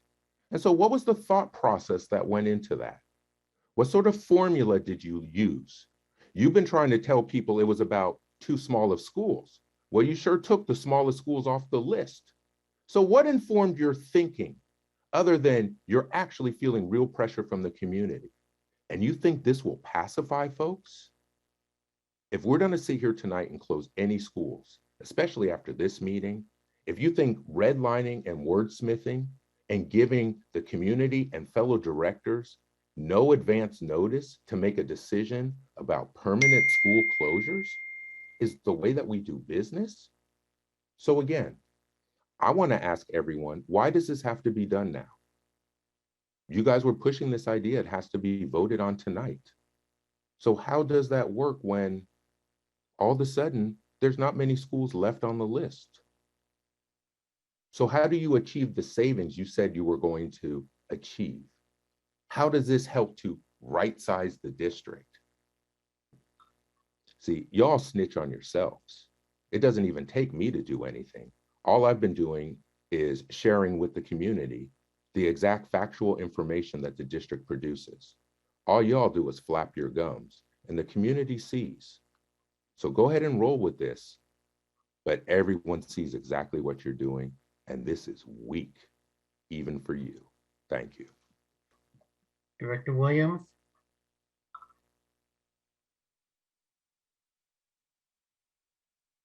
Still working on my thoughts. I'll wait after Director Davis. President Yi, Student Director Gallegos has her hand up. Sorry, Student Director Gallegos. Thank you, Director Gonzalez. I just want to acknowledge how I never got called on to speak. You called on Director Powell twice. Our last names are both very different, so I would appreciate if you would have called on me as a student director. So if you don't mind, I would like to have my time now. I have a question for Director Davis and Director Ink. Why is it now that you want to take these schools out from the list? If you do that, why don't you take the other schools out from the list? I thought this was due to not having enough money and needing to prioritize some other funds. But why wasn't that the case when these schools were all first on the list? If you can cut down these schools, then money is not the problem here. The problem is you do not want to have these schools open. Because if it was about your money and needing more funds, none of these schools would have been on here, because technically having some schools off the list doesn't make a big difference. And in an email Director Davis sent out saying the schools that you would like to take off with your resolution, you said, because each school has committing teachers and staff and families who love their school, yet the district cannot keep running all of its 80 schools. But yet you're taking schools off to not get closed or merged. But yet you're still trying to close and merge schools who also have loving teachers and staff and people who are committed to getting all the resources they can possibly get and going outside out of their own pocket, even though they don't get enough money to get those resources for their students. They're continuing to go out their way. You hear them in these meetings. It's not just the schools that you are taking off this list with the resolution. So therefore, if you want to take off these schools, wipe them all off. We shouldn't even be having this conversation in the beginning. You should have been brought this up before you brought this up to the school board meetings, before you brought this up to the public. You should have been taking these schools off. Thank you. Thank you. And Student Director Gallegos, I apologize for missing you. Director Gonzalez. General Counsel, Chief Governance Officer, can you put the amendments back up, because I need to see them. I am also a little puzzled about how Vice President Davis and Director Eng made the decisions about which schools they wanted to either delay or remove from the list. Not to pick on Prescott, because Prescott is a wonderful school community, just like all of our school communities, but that is the smallest of these schools aside from Community Day. And if there's any if there were some sort of rationale around the schools that we are subsidizing the most. I believe we spend about $60,000 on every student at Prescott.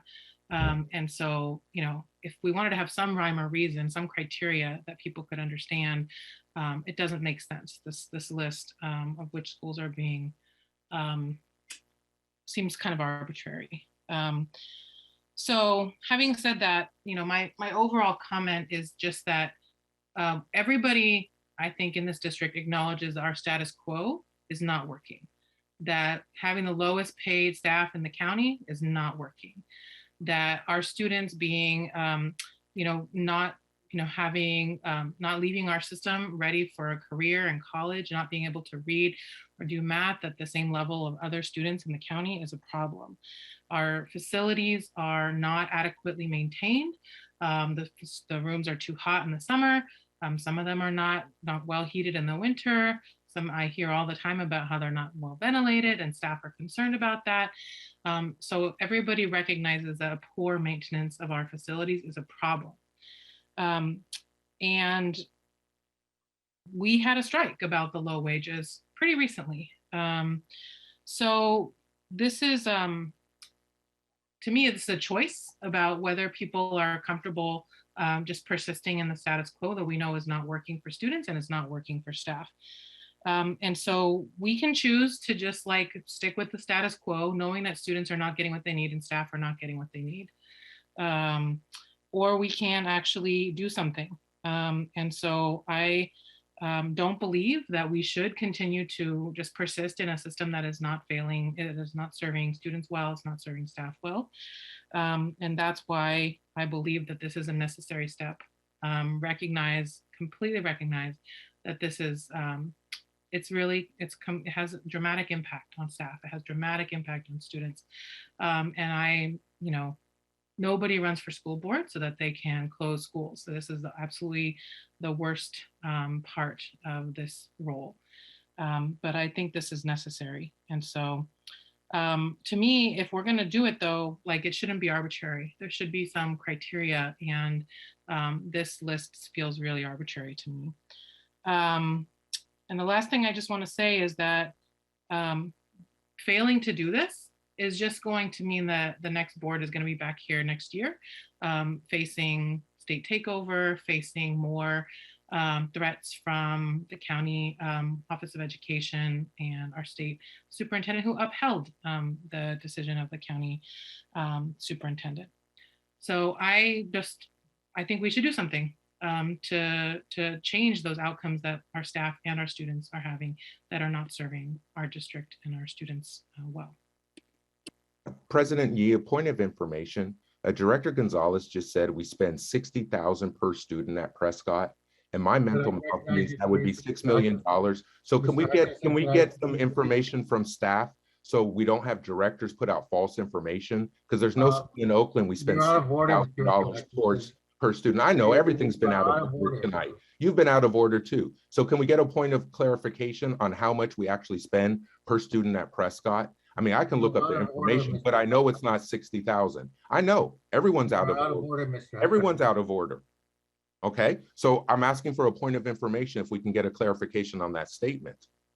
Mr. Ekstrom, this is procedural. Is this procedural or substantive? The request is not in order. You're debating an amendment to the motion right now, and you called on board members to give their input. Debate on it's okay. I can talk just as loud. I withdraw the point of information because I made my point, because everyone knows we don't spend $60,000 per student on Prescott.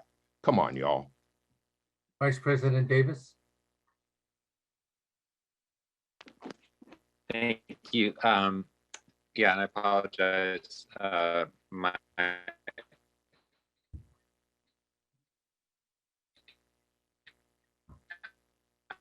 Maybe we should be meeting on Zoom. I cannot hear you.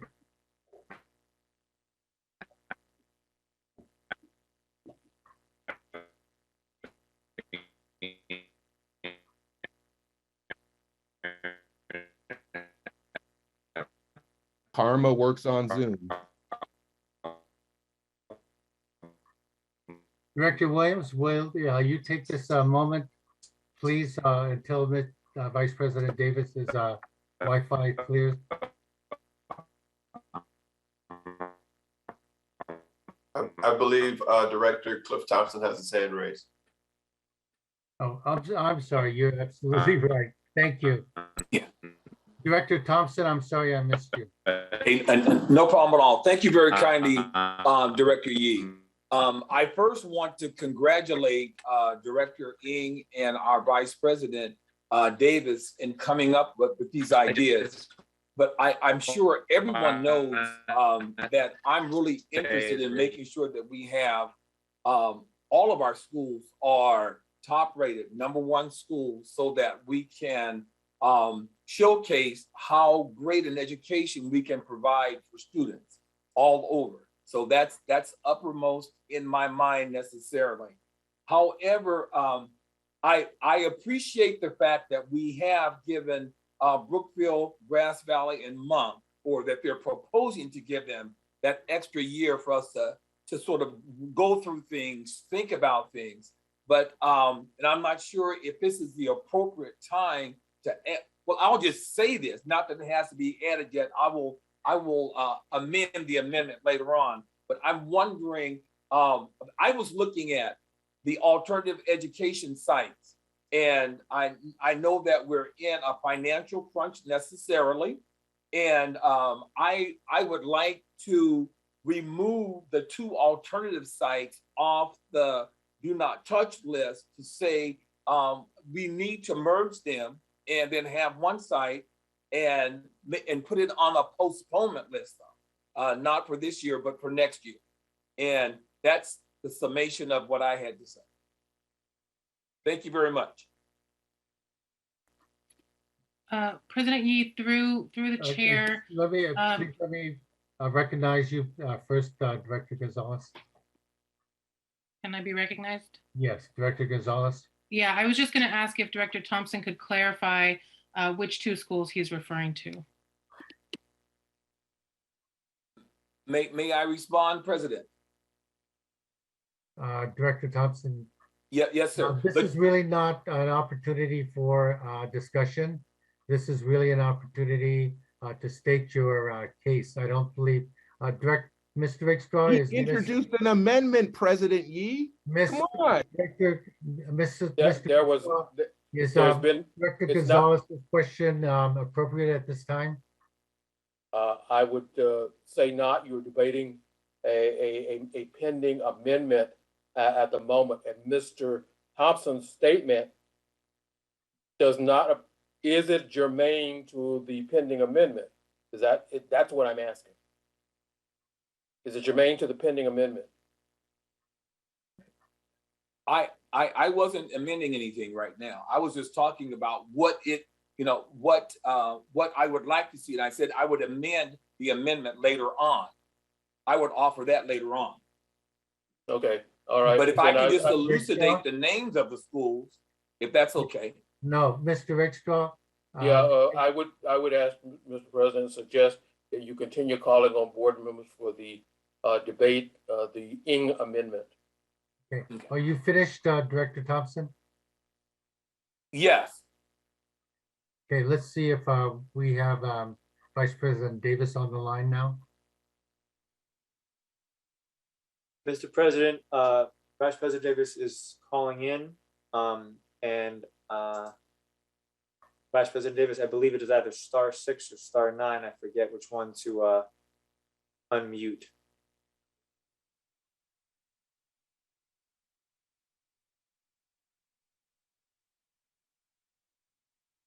Why don't we give him a moment, President Yee? Point of clarification, General Counsel, since we're meeting on Zoom, my understanding is that directors have to be present on video. And so what's the ruling on that? Because this calling in with no video while we're on Zoom seems to be a bit of a stretch from the Brown Act. Yeah, it'd be appropriate for him to engage by phone at this point, Director Hutchinson. But not vote by phone though, correct? No, vote would be fine too. Wow, okay. Thank you. Vice President Davis, are you on yet?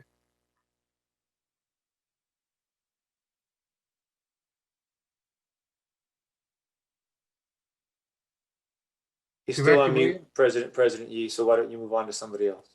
Director Williams, are you available? Thank you, President Yi. Yes, and thank you for, go ahead. So my real thoughts, thank you, Director Ng, for the amendment.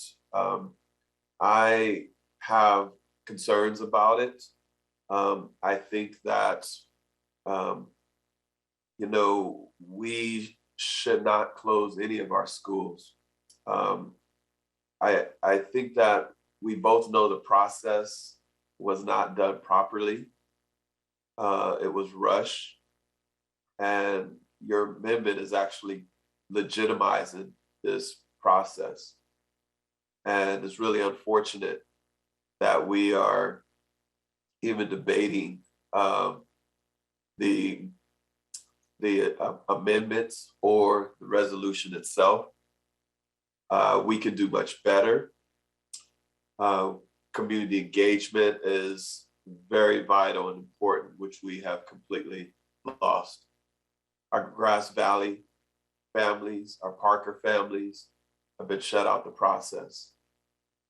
So even though you are, you know, moving it for an additional year, I still believe strongly that, you know, out of this sense of urgency, you know, it just is, it denies our community the authentic conversation.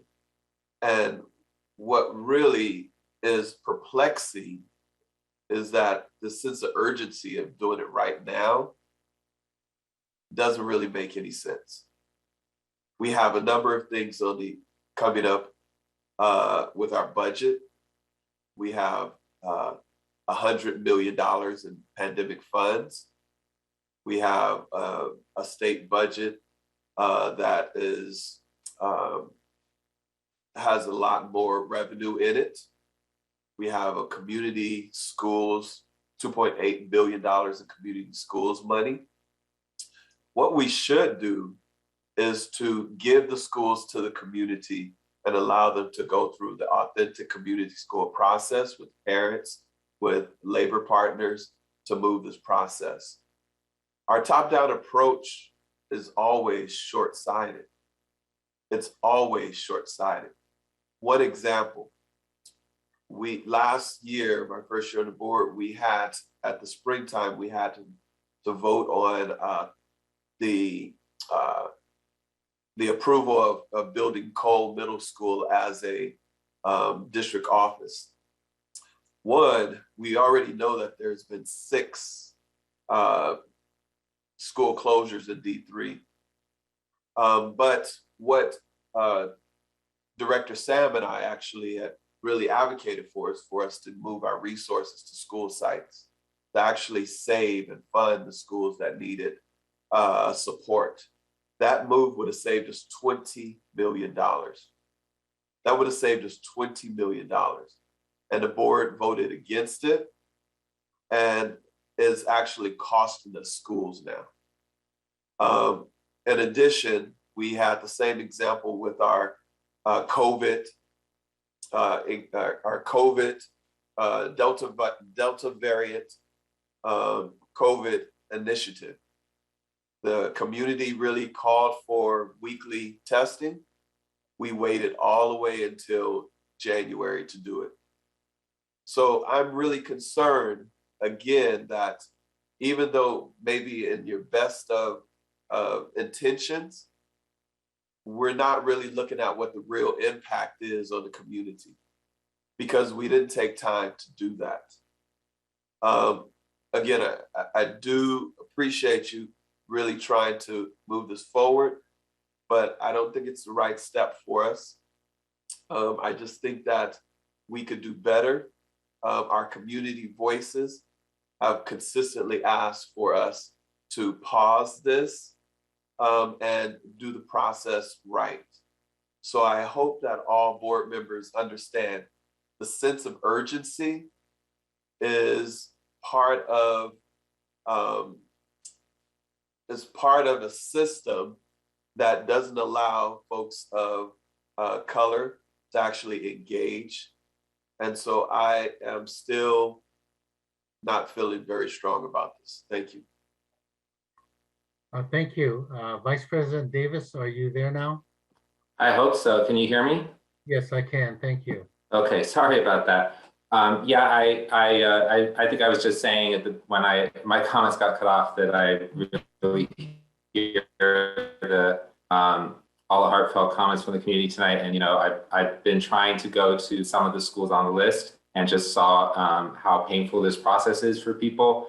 I do believe we need to move it forward because I do think we have great teachers and staff at all of our schools, and that we can't support having 80 schools, and that I do hope that through this process the district will be better able to support students academically and social emotionally if they're at a school that's 300 and 400 students instead of a very small school of just 200 or 220 students. I'll just speak to I agree the process has not been good here, but I do feel like there's urgency to move forward.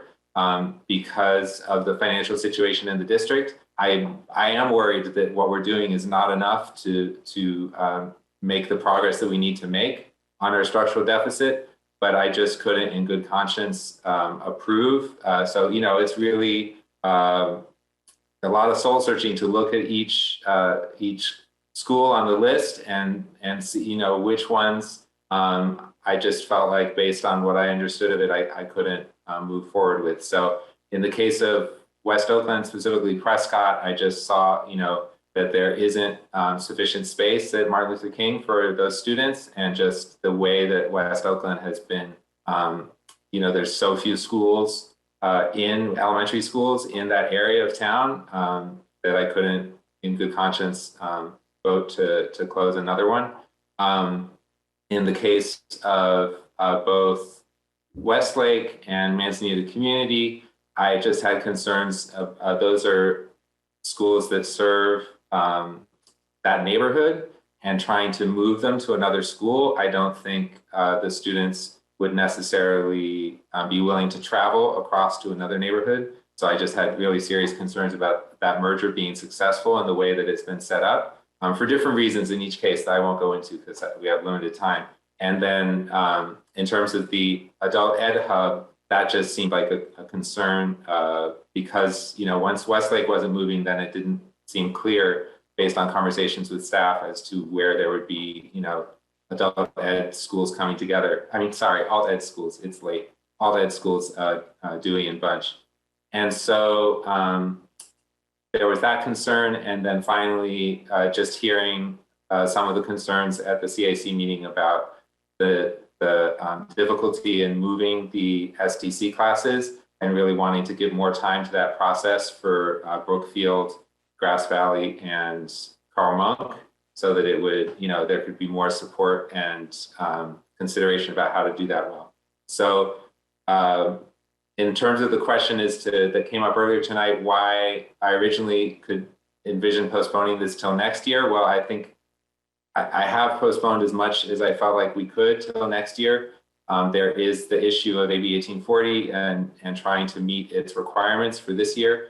And then also just seeing the way the pandemic has hammered the district financially, some of the issues I've seen with, we had a resolution last fall to reduce 182 positions that we have not been able to follow through on as a district. And I see that we're going to have to use ongoing funds for one-time funds for ongoing expenses for next year. And that's a recurring issue in Oakland that really makes me worried about our financial future, and that the county has raised in numerous letters that led up to the going concern letter. So these are all serious issues. I feel like given our one-time funds, we can afford to move a little slower, but there is real urgency on moving forward. And so that's why I am supporting this. I do want to ask, for staff to bring to a future meeting for more detail on how families will be supported through enrollment decisions. What does the opportunity ticket mean for families who are impacted by a school closure?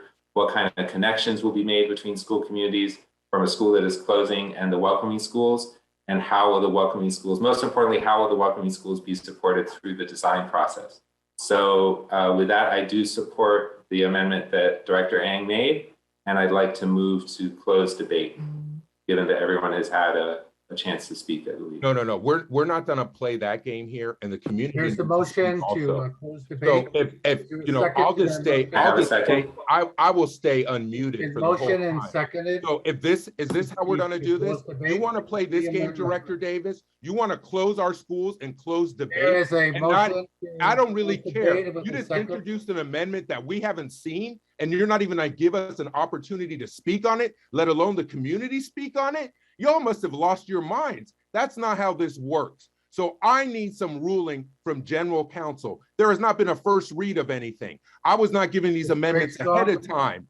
And this is not the proper process according to our bylaws for how Mr. decisions President. of school closures are supposed to be Mr. made. Rickstraw. So can I get a Mr. ruling from general Mr. President, counsel? Mr. Can I get a Mr. ruling President. from general counsel? I'm gonna keep Mr. talking until I President. do. It Yes, doesn't Mr. matter. Rickstraw. I can speak just as Mr. loud as President, anyone Mr. else, and I can keep Mr. going. President. So we need a ruling from general counsel about how this is going to work. Because if people are gonna cut off debate when you're talking about closing our schools, I'll go drive to somebody's house right now. I don't really care. Y'all done lost your minds. So this is not how things work. I played cool and played by the rules up until this point, but you're not gonna vote to have us on Zoom, not let the community speak, amend it at the last minute, and then Director Davis talking about, I had concerns. I felt, so I did. And then you wanna cut off the debate? All right. Yes, I'm listening, Mr. Rickstraw. Mr. President, you must allow other board members to debate the motion at this particular moment. For the maker to, or the seconder to engage in debate and then says close debate without allowing other people to speak is not in order. Mr. Rickstraw, I'm the only one who hasn't spoken yet. Well, No, you that's should- not you what should- Mr. Rickshaw said. Mr. Rickstraw, would you continue to explain your point here? Yes, President Yi, you're supposed to know how to do this, President Yi. This is Mr. Rickstraw, would you offensive. please clarify? Would your you, com- yes, I'm suggesting that the motion is not yet in order, close debate, until every board member has had an opportunity to speak to the motion or to decline to speak to the motion, Yes, including yourself. yes, and I am the last speaker. I initially drafted the resolution with Director Gonzalez in November of last year with the expectation that, hoping that we would get a clarity as to the potential for school consolidations as a part of our fiscal sustainability and vitality plan. When I received the list in January, I appreciated the detail and in the memorandum and the design and scope of application of variables to be considered. I supported the list in totality because the list split the schools into two sections, and I believe that that made it more possible for us to work with the first group in 1 year and the second group in the second year.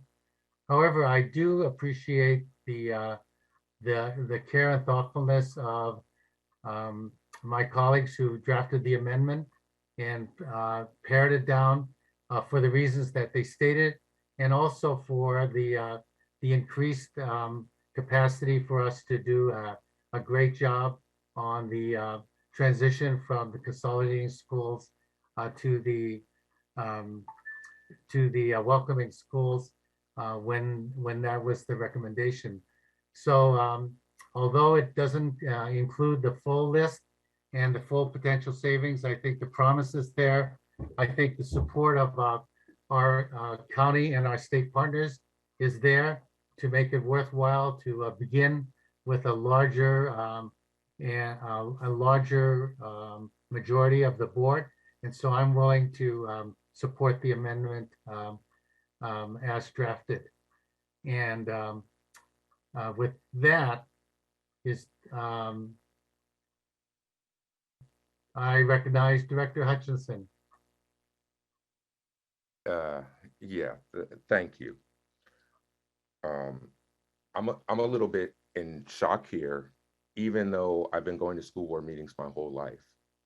Even though I remember President Yee when you closed Maxwell Park in Santa Fe, my two schools in 2012. Even then, there was a year-long process. But like to hear Director Davis say, I had concerns, I felt, I think. You know, we heard it from the students earlier. The students clearly told us, you don't have the right to come and do that just because you think what's best.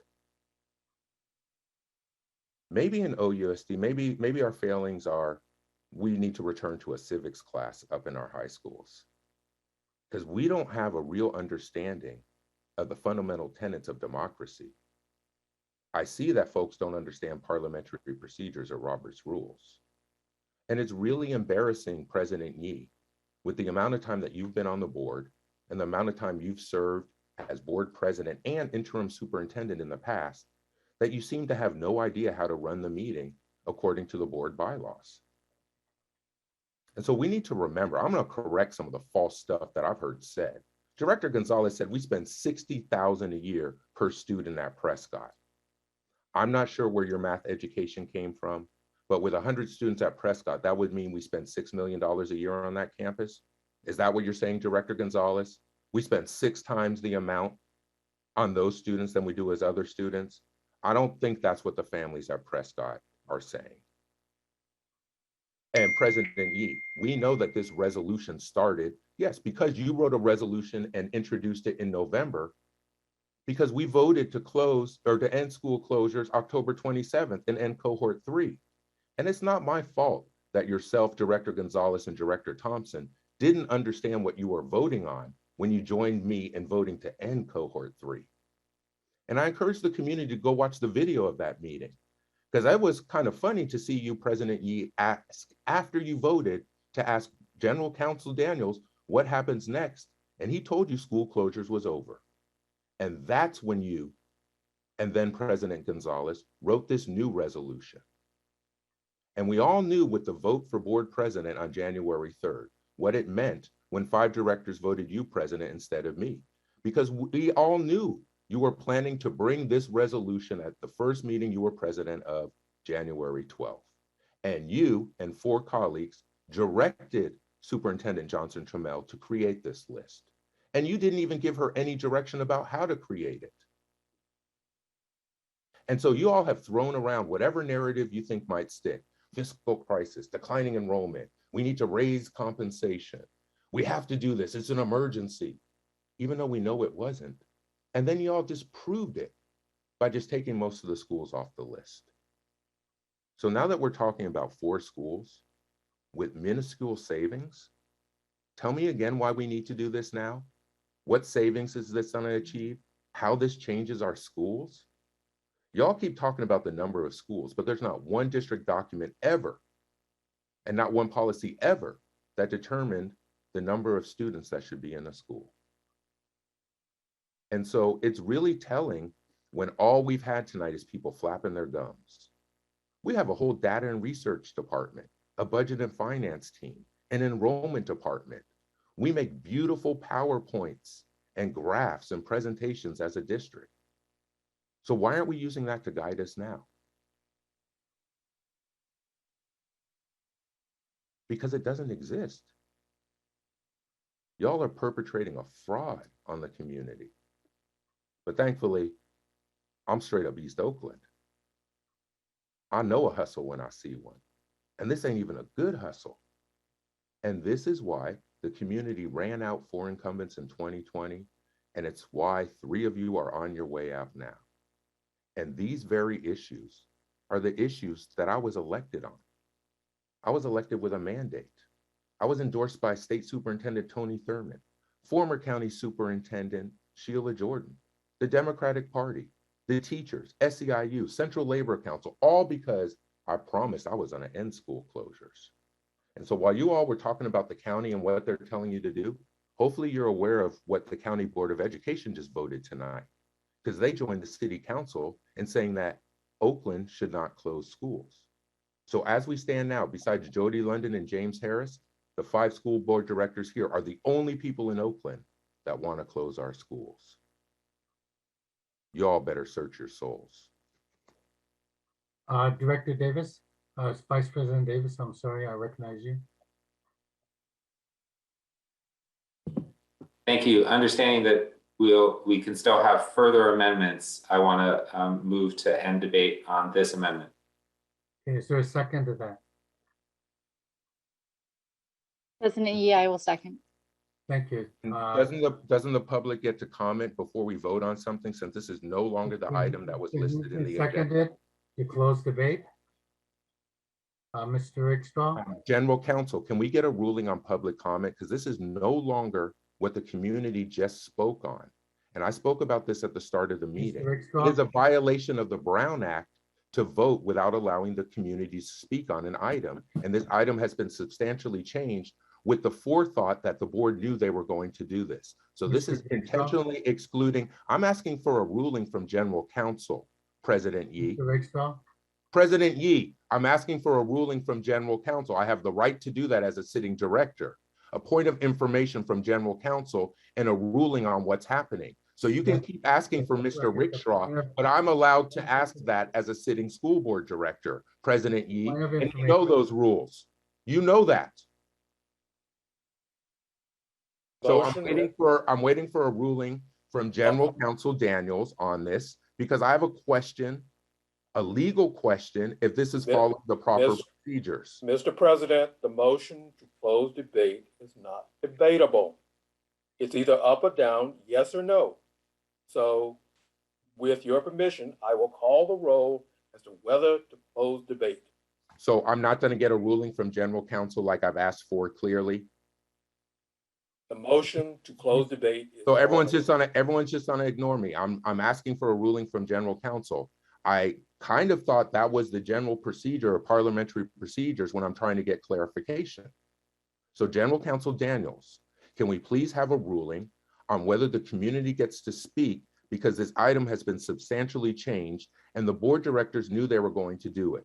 My understanding of the Brown Act is the community has a chance to comment on an item before the vote. So can I at least get a ruling on it, or are people just going to ignore me and just keep talking over me? Because again, I control my own mute button. Mr. Rickstraw, would you like to refer this to Mr. Daniels? If that is the request of the president of the board, yes, I will. Yes, would you defer. please refer to Mr. All right. Daniels? Thank you, Director Hutchinson. Given that there's been public comment already on the item, and the item has been amended, no additional public comment is required under the Brown Act, but of course it is permitted. So I just want this cited on the record, because there was foreknowledge of this board that they were going to substantially change this. And just like General Counsel Daniels said, just like for all of this, the board could and should let the community speak. And so this is so offensive that you won't even let, as a director, I didn't even know this was happening till 2 hours ago. And you're not going to let the community speak on a plan to close their schools? Y'all are crazy. Mr. President, are you ready for me to call the roll on whether or not debate shall be closed? Yes. On the amendment? All right, on the motion to close debate on the pending amendment, which I'm referring to as the Ng amendment, Student Director Powell, Student Director Gallegos, Director Ng, Yes. Director Williams,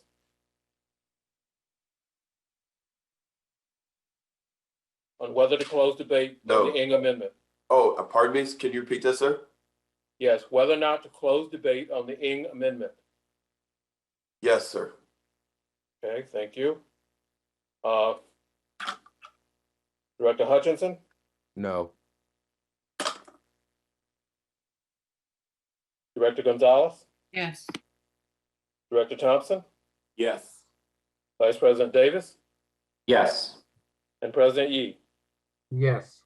Debate is closed. The motion is now on the amendment is now in order. Okay, now we have the amendment. The amendment has been seconded. And do we? I'm ready to call the roll, Mr. President.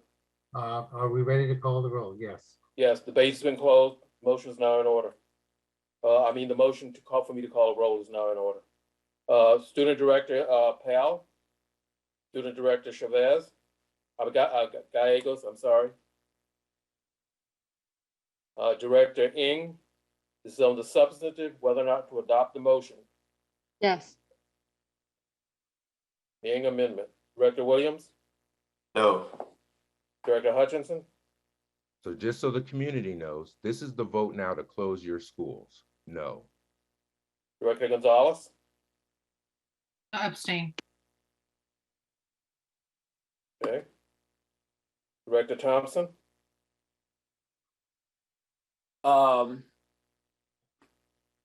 Point of order. I thought, but I asked, can I offer my amendment? That we're in the call middle of a friendly roll. amendment. We're in the middle of a roll call on an amendment. You may offer anything that may be on the when the floor is available to offer amendments. We're in the middle of a roll call. Okay. Yes. All right. Vice President Davis, Yes. President Yi. Yes. The amendment is adopted. We are now with the main motion as amended. Okay, the motion on the floor is now the amended motion. We are ready for board discussion on the main motion as amended. Student Director Powell. Wait, can somebody explain to me what just happened just now? Mr. Rickstraw, would you clarify where we are in the discussion? Can't you do Yeah, it, President? Director Ng's amendment as proposed in writing as displayed by the General Counsel now becomes the amended main motion. And that is what is now before the board for additional debate and then vote. President Yi, may I be recognized? Yes, Director Gonzalez. Was the student director done? She asked a question. Couldn't you check to make sure she had her question I answered? would actually like to check with the student director if you'd like to defer for a moment for Director Gonzalez, or would you rather proceed? I would like to proceed. Thank you. Okay. So while OUSD meets tonight to vote on school closures, the Alameda County Office of Education passed a resolution unanimously which pertains to the district's right and responsibilities for ensuring equitable decision-making. And from reading the resolution, the voting members does not support a process where any district performs any permanent act, such as immediate school closure decision or other permanent act which impacts students and families without reasonable engagement at all. Also, be it further resolved that in order to encourage parent and guardian engagement and participation in students' education, every effort should be made to involve parents at an early stage in decision-making, and further that it becomes best practice to ensure that permanent decisions, such as closure of a neighborhood school, should be made after due engagement with parents through an entire school year, or as close as is practicable, and in no case should such decisions be made with no parental and community engagement at all. It sounds to me like OUSD has some thinking and explaining to do. The Alameda County Office of Education does not have jurisdiction to close OUSD schools, and OUSD should not be the group of people to make decisions for Oakland students and families.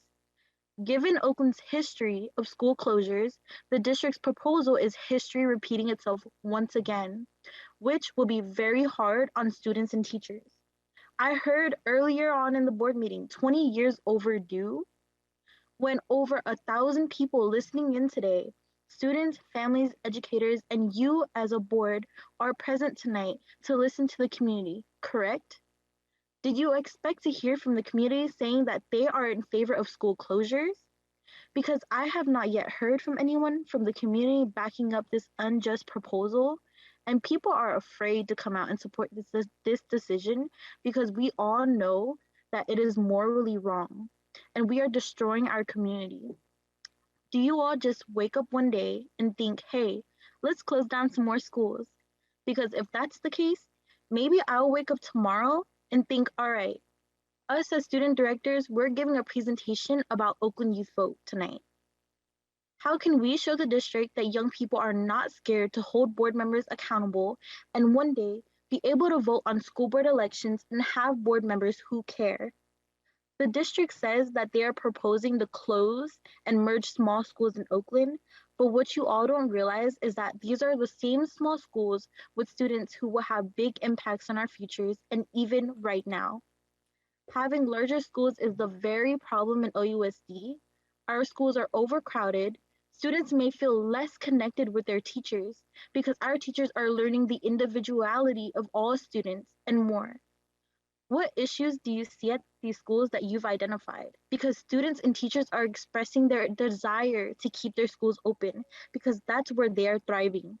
Yeah, And after listening that's the to these, main motion, basically. No school closure.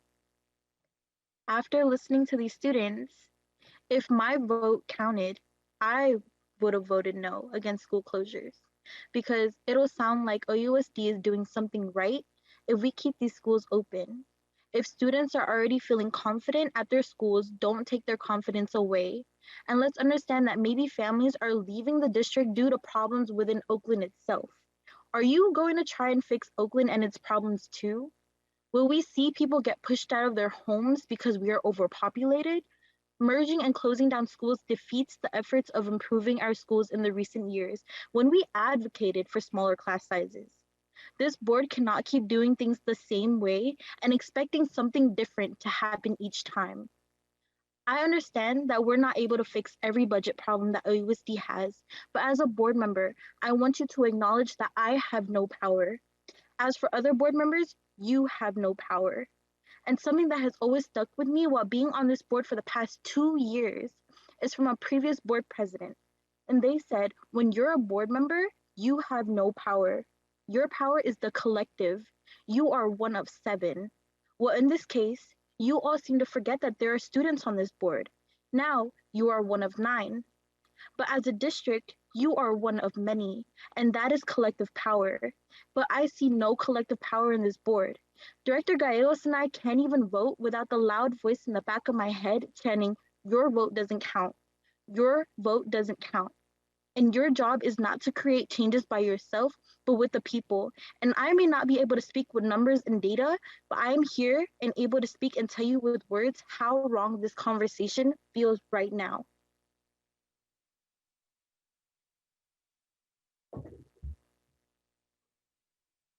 Thank you. Student director, are you ready for comment? Do you have comment? Are you calling me? I'm sorry, yes, Thank Director you. Just Gallegos. making sure because I didn't really hear.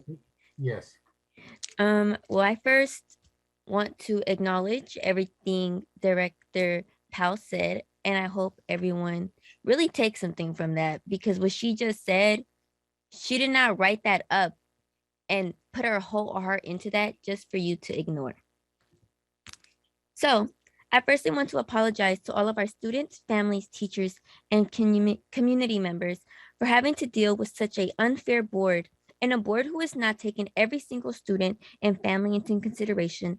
And I am grateful and thank you, the community, for having the courage and strength to share your stories with us about your experiences within these schools. To the board, I have to say, I am more and more disappointed in the decisions that you are making. You have continuously neglected our low-income Black and Brown families and single families. If you vote yes to any of these school closures, it just shows what you came on this board for and what your intentions really are when coming into your position. Please tell me you did not come to this meeting today and listen to our community and students speak on their stories and beg you to not close their schools down with actual facts just for you not to take anything away from that. I do not want to hear that you are devastated and feel horrible for what you are doing, because if you did, you would have never allowed for all of this to even be a topic or be spoken or even be voted on at all. You all need to stop neglecting our students. Listen to them and what they want from you. It's your job to do everything within the student's best interest in mind. And if that's not it, then nothing should be happening. In 2017, ACC presented recommendations for school improvement issues, and some of those recommendations included having community town hall meetings where students are allowed to discuss and debate on issues within schools and to get their feedback on opinions incorporated on issues that are affecting them. In addition, continuing to focus on our student wellness. This doesn't mean to just take time and make sure that they're well physically, but mentally as well. What are you doing to check up on our students and their well-beings? Because I do not see you checking up on our students. Do you think closing down schools will make their well-beings and mental health any better? I can tell you right now, today, that this will not do any good. If not, it would do more damage than good. What happened to ensuring that our students will receive what they need? How will our students continue to receive the support that they are receiving at their current school sites if you are taking that away from them by closing down their schools? These students have told you how these schools have amazing teachers, staff, and other youth around them who really care about them and motivate them to be in these school sites. I want to know what you have been doing with all this money you've been getting from past budget cuts because I have not seen anything new being done. What is your plan to use this money for? Are you trying to close schools down because it will benefit you? That doesn't seem to be a very ethical plan. You're focusing on finding more money, correct? Yes, Director Gallegos, is what I hear you saying in your heads. So let's take into consideration 1000 Broadway. As you all have seen, this building is a large space and is empty. And it's not rare for it to be empty. I have seen firsthand that it is always empty in that building. For anyone unaware, OUSD is continuously spending hundreds of thousands of dollars to rent this place out. Yet you do not want to do this for our schools who are supposedly quote unquote low enrolled with students. There's a place you can start to reduce funds from. Do not come for our students. Why don't you go look at every structure and building you own that you rent and take money so you can take money out of? I know that in the back of my head, anything I say won't be taken into consideration, but I will continue to do the best that I can and make sure that our youth and communities are being heard and that I continue to fight for what is right for our students and what they want and need. I came into this position to do exactly that. So that's what I will continue to do. And I urge you to step up and I urge you to step up and start doing that exact thing. Thank you. Thank you. This is a time for board comment, debate, and staff is here to answer any questions you might have. Director Ng.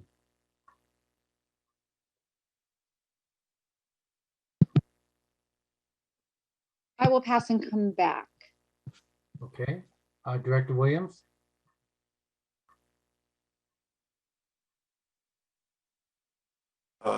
Thank you. So I just want to call out some names. This is the month of this is Black History Month. We just had Black Lives Matter Week of Action last week. But I just want to call some names of fighters of injustice, the injustice that's going on with these arbitrary decision-making school closures. Please bear with me. Ella Baker, Rosa Parks, Barbara Jordan, Shirley Chisholm, Ruby Bridges, Asada Shakur, Harriet Tubman, Marsha P. Johnson, Angela Davis, Fannie Barrier Williams, Coretta Scott King, Elizabeth Carter Brooks, Fannie Lou Hammer, Ida B. Wells, Annie Lee Cooper, Barbara Lee, Carter G. Woodson, Frederick Douglass, Nelson Mandela, Stokely Carmichael, John Lewis, A. Philip Randolph, Thurgood Marshall, Ralph Bunche, Huey Newton, Bayard Rustin, Megar Evers, James Baldwin, Alvin Ailey, Nat Turner, Muhammad Ali, W.E.B. Du Bois. And I just want to say that Black folks have been fighting from the moment they have stepped on this planet, on this continent, I'm sorry. We've been fighting for righteousness, justice, and a fair treatment. What we've done here at OUSD has continuing to harm the educational outcomes of Black folks, of Black students, generation after generation after generation. And one of the ways we do that by is school closures. We've closed over 6 schools in the Bay and in West Oakland. We've closed over 16, 18 schools in the last 20 years. And majority of those schools have been on the backs of Black students, and they've been a majority of Black students. We have passed, with that said, we have organized, talked to the community, and passed reparations for Black students to provide a sense of hope that our district would pivot in the right direction, that our pivot will actually start to value our students, would actually create a thriving index, and hold up to the motto of Oakland students thrive. But yet, we're back at the same place, fighting again to keep our heads above water, fighting for our communities. In West Oakland, there is no grocery store there. There's no bank there. And the school district wanted to really put that school up for closure. Shame. We have the issues of the Howard Terminal that's displacing, a potential displacing residents there. And it just seems that OUSD continues a gentrifying blueprint, a privatizing blueprint that actually that disinvests in the community and gives away the property to others, most likely charters, or sell it for a low price. Again, I just think that we have been moving short-sightedly time after time. We haven't even really had any discussion about our students with disabilities. A majority of the schools here are schools that are consistently and coincidentally disabled students are affected, like Grass Valley, Brookfield, Westlake, Manzanita's community. We have not addressed that. There is no clear plan that it is going to change. And so what we're doing again is misleading the public. And we're doing it very quickly. And I'm just really surprised by that. Lastly, we need to reorganize our district offices. We need to go ahead and cut from the top and reorganize ourselves. It is something that we really need to work on. We can do better. I look forward to us doing better, but any school closures, I am not for. Our students don't deserve it. Our communities don't deserve it. Thank you. Director Williams. Director Hutchinson. Yeah, thank you. First I want to thank the 1,436 attendees who are still on this meeting 6 hours after the start. And I want to really appreciate, I lost count days ago, the thousands of emails that we've all received as board directors and the hundreds of e-comments and a good, 99.2% of them saying, don't close our schools. I think it's been made clear to the community tonight what's really happening. My colleagues on the board, you've shown everyone that you don't really care about making deliberative decisions, that no thought went into this, that here we are just haphazardly throwing together a plan that you guys are going to vote on. And this amended version, there's not a copy of it available for the community. It wasn't posted on the website with the agenda. There's no hard copy of it available. It was shown on the screen for all of 15 seconds, And so the community hasn't even had notice. I don't have a copy of it. I'm not looking at it now. And this is how you want to make a decision around school closures. And already what you were claiming just a week ago when the list was a lot longer isn't true now. Not one of you said with this amended version what kind of savings it would achieve. There's no equity analysis. Like all tonight, there was no presentation of any facts at all. It's just y'all talking. And so I remember the start of this year, we had people talking about a restorative restart. Look where we are now. I had colleagues on the board push a resolution around mental health for our students, extra supports. What do you think the trauma of threatening to close schools does to those students? It really shows, folks, you don't really care about the mental health of the students or the community. All I can figure is that none of you have ever experienced the trauma of having your site threatened with closure. None of you have had to comfort crying families who are ripped away from their home.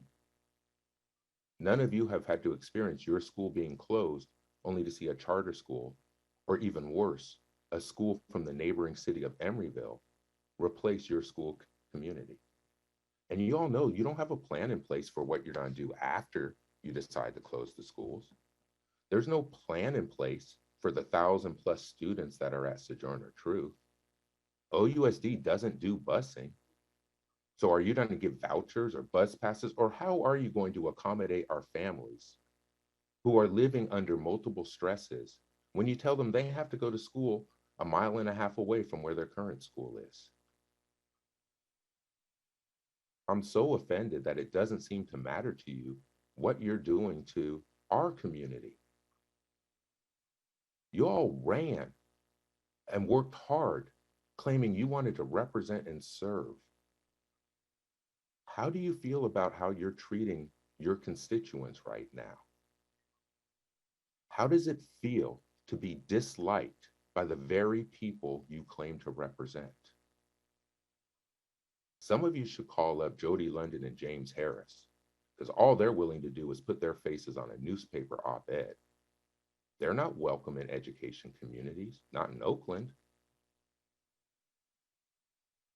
This is a taint that's going to stay with you. I can tell you the 5 directors that closed my school: Director Yee, Director London, Director Hinton Hodge, Director Kakashiba, and Director Dobbins. Thank you, Councilmember Guile, and rest in peace, Director Alice Spearman, for voting no. I'll never forget that, and I'll never forgive. Just like Director Gonzalez, nobody will ever forgive you for that meeting you came to Roots to tell everyone you were closing the school, and you sat in the front row of the auditorium with your back to everyone. Didn't even have the decency to face the community you claim to represent. And that's very similar to what we're doing here. The cowardice of doing it this way, the cowardice of scheduling a special meeting, the cowardice of meeting on Zoom to do this to our community. I hope you all are ready for this fight, because these last 2 weeks were nothing. Once you all vote for this tonight, it's on. No holds barred, by any means necessary. We're going to resist, and we will never let you close our schools. And I know all I got to do is wait you out until May. Bring it on, because I'm born for this fight. And I'm so disappointed, especially Director Yee. As long as I've known you, this is highly offensive. And the rest of you too. I've known all of you for a very long time. All I can say is you must have some very cold hearts if this is the way you're going to treat my community. So let's go. Thank you, Director Gonzalez. I said my piece. I don't have more to say. Okay, Director Thompson. Yeah, yes, quickly. I think if everyone casts their minds back the last board meeting, you probably recall my asking about how Ralph Bunch and Dewey would get along. And I think if you recall, I was told that it's not a bad relationship because kids have to drive now to different places in order to be at their schools. And so what I'm suggesting is, because Ralph Bunch and Dewey are both alternative ed programs, and there's a possibility that we might make some savings, whether we could realize some savings if those schools were merged so that we can get toward what we're trying to do. And then if we could put those, or that merger, a year off and make it the same as like the other schools, Brookfield, Grass Valley, and Monk, we could postpone the merger of those schools for an entire year so that we can have further discussion on how best to facilitate that. I think that might be a great idea. And I'm not sure when I should actually ask Director Ng and also Vice President Davis if that would be a friendly amendment to their amendment. Thank you very much, President Yee. Director Thompson, I need a point of clarification on that because it is not clear whether you're asking to amend the motion on the floor as amended. Yes, if I might, because to my understanding, you must do it formally, Director Thompson. Pardon me? You must do it formally. Okay, so so would that come after we have this discussion right now, or should I make the amendment now? You may address, or should I ask? You should.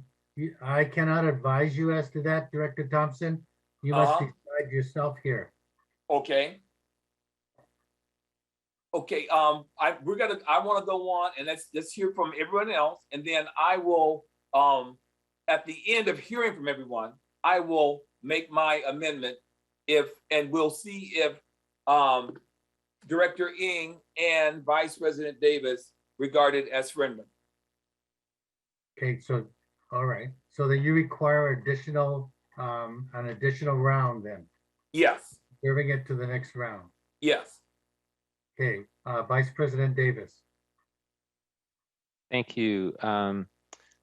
Yeah, I just wanted to speak to some of the concerns I heard about sufficient support. And, obviously it's, as we've all heard, I mean, it's a painful transition. So we definitely need to, as a district, support and commit to investing significantly in academic and social emotional interventions at the welcoming schools to make sure that the families do choose them.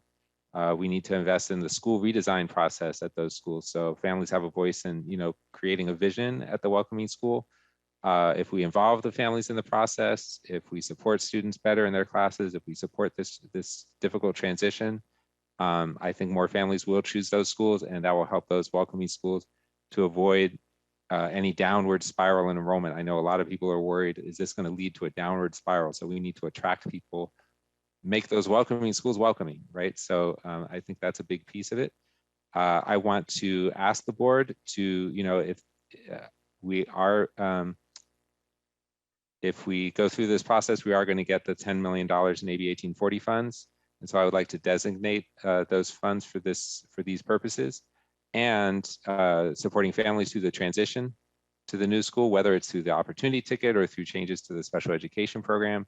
And I also would propose that we use, it's a large sum of money. And so let's use another significant portion of those funds as dedicated funding. I heard Director Williams refer to the Black Students Thriving Indicators, and I'd like to see some of that money used for those purposes as well, to support students across the district. So I would like to make an amendment kind of recognizing that and committing those funds. And I worked with Chief Governance Officer Daniels to write something up, if he could share his screen.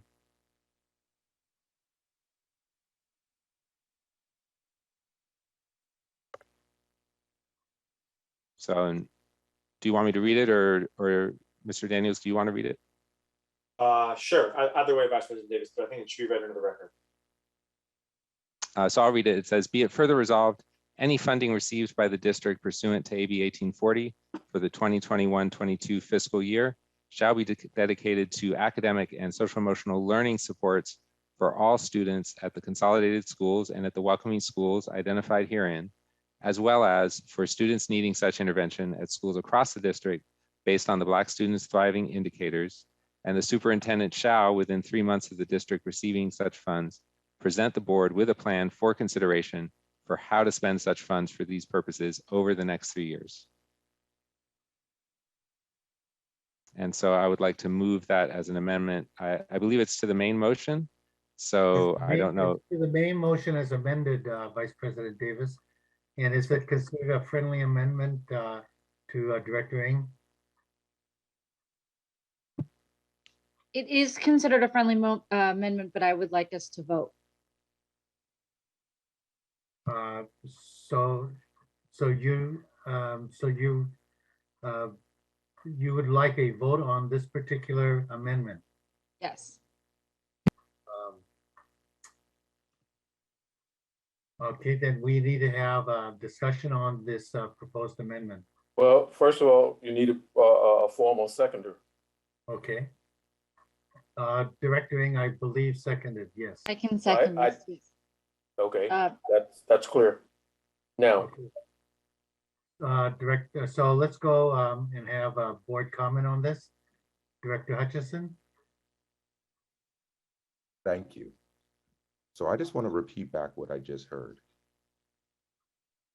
We're going to close some traditional Black schools in order to receive some money, maybe. And then we're going to use that money to invest it significantly in other schools. So what you just said, Director Davis, is you're going to close Black schools in order to get more money to give to other schools. And then you have the audacity to say, but we'll use it for the Black Thriving Students Fund. That's one of the most insulting ideas I've ever heard. I can't believe what's coming out of people's mouths tonight. And the fact that, again, this is the first time that I'm seeing this, and there's going to be a vote tonight. This is how we do business now as a board. I mean, I'm shocked. And so there's some explaining to do. Because I know you've been going around telling people that you plan to get $10 million from Assembly Bill 1840. But see, you've been real loose with the truth. So you were telling that to people before when it was the whole list of closures. So wait, we can get the same money by just closing 4 schools? If that's the case, then let's close no schools. But you just said, we want to do this to get more money. We'll close these schools to invest in other schools. That is actually the textbook definition of structural racism. You want to close Black schools to fund other schools. You want to close traditional Black schools and send them someplace else because you know it'll be better for them. You all have touted that we're a choice district. You know what? All of these families at these schools you want to close chose these families. What kind of patronizing, paternalistic attitude do people have that you think you know better than everyone else? That you can make a better decision for them than they can make for themselves. And again, I don't know where anyone thinks that it's proper to wordsmith this now, showing this to the community and myself for the first time and expecting a vote on it. This wasn't posted ahead of time. I mean, Director Davis, you were promising people in meetings that your amendment would be posted on the agenda. That didn't quite happen. Y'all obviously had this in time, so why didn't you share this with the community ahead of time? Like, there are laws that require that the community gets to see what's happening. There's laws that the community gets to comment on what's happening. And everyone can see how y'all are trying to railroad this through. I'm actually shocked with the amount of activity that's been in the community over this last week. I ain't never seen Oakland on fire like this. And even though you tried to withhold the information and do it secretly, once folks found out, they're not going to accept it. Do you think that people who are upset right now in Oakland are going to accept, okay, they'll only close 4 schools and still eliminate the 6-8 programs at 2 other schools that people aren't happy about? Do you think people will accept that? In 2012, when y'all closed my schools, that was 5 schools. It was a year, 6 months activity after that, ending with a 17-day occupation and sit-in. It's gonna be a lot more than that this time. But this is so offensive, and to listen to you all, I'm gonna be chopping up this video. But yeah, keep talking about how you're gonna close Black schools to increase investments at other schools. Very offensive and very ignorant of the optics of what we all look like and what's coming out of our mouths. So I'm proud to be the one that's always on a fight for the community. I'm proud to be the one who will always stand up against school closures. Because you know what? School closures took everything away from me. 10 years ago, I was fired, escorted off campus. The school community that I'd helped build up was dispersed across the city. I made a promise to myself and my community at that point that I was going to do everything that I could to make sure that doesn't happen to anyone else. That's why I ran so hard to be on the school board. But I know I'm serving on a school board where none of the other directors endorsed me, and I didn't endorse y'all. And now we're seeing why. And this is a question of morals, a question of empathy, a question of, do you see yourself as part of this community? Or do you see yourself as part of an occupying force that's going to continue the colonial model where you think you know better than those lowly colored inhabitants running all across the city? Like I tried to warn you before, nobody listened. But the worst part is, once you do this, there's no other work that we can do now in the district going forward until this is resolved. You think anyone's gonna work on it? You think there's gonna be any work on a Black Thriving Students Committee after what you've done in Black History Month on the 1-year anniversary of passing Black reparations?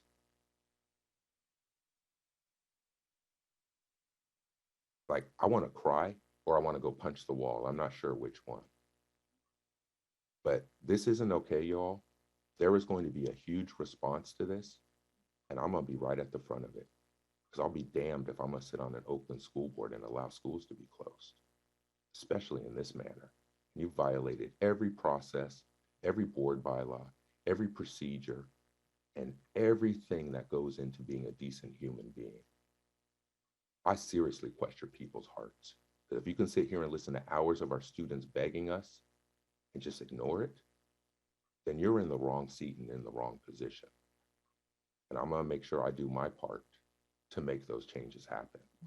Because you just declared war on all of us tonight. Straight up war.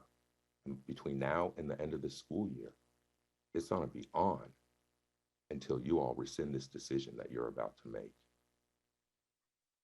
Thank you. Mr. Rickstraw, do you have a clock? And then I will go back to the order that we typically do. Student Director Powell. Mr. Rickstraw, Are you allowing additional 5 minutes? And is this on the Davis amendment? On the amendment. Okay. I thought you had taken some speakers on the amendment, but I'll leave it to your discretion. Thank you. The clock for board members speaking their 5 minutes is up on the screen. Thank you. Student Director Powell. Yes, so just a quick comment. I'm not supporting any further amendments that is being proposed tonight. I'm saying no to school closures in general. That is my final comment for tonight. Thank you. Student Director Gallegos. I no longer have any comments to make. I believe I've made my point, and like Student Director Powell said, I vote no for school closures. Director Williams. I'm joining Director Powell and Director Gallegos. I mean, they have some clarity that the rest of the board members are not seeing. I am strongly against closing schools and then trying to fund a payoff to, you know, to the Reparations for Black Task Force. Really opposed to closing any schools. The problem is, and maybe we again are being very short-sighted in this process. It looks like the board members who may vote for it are very determined to push this on through. It is a failure on your part, on our district's part, on all of us. Closing schools is, privatization disguised as accountability.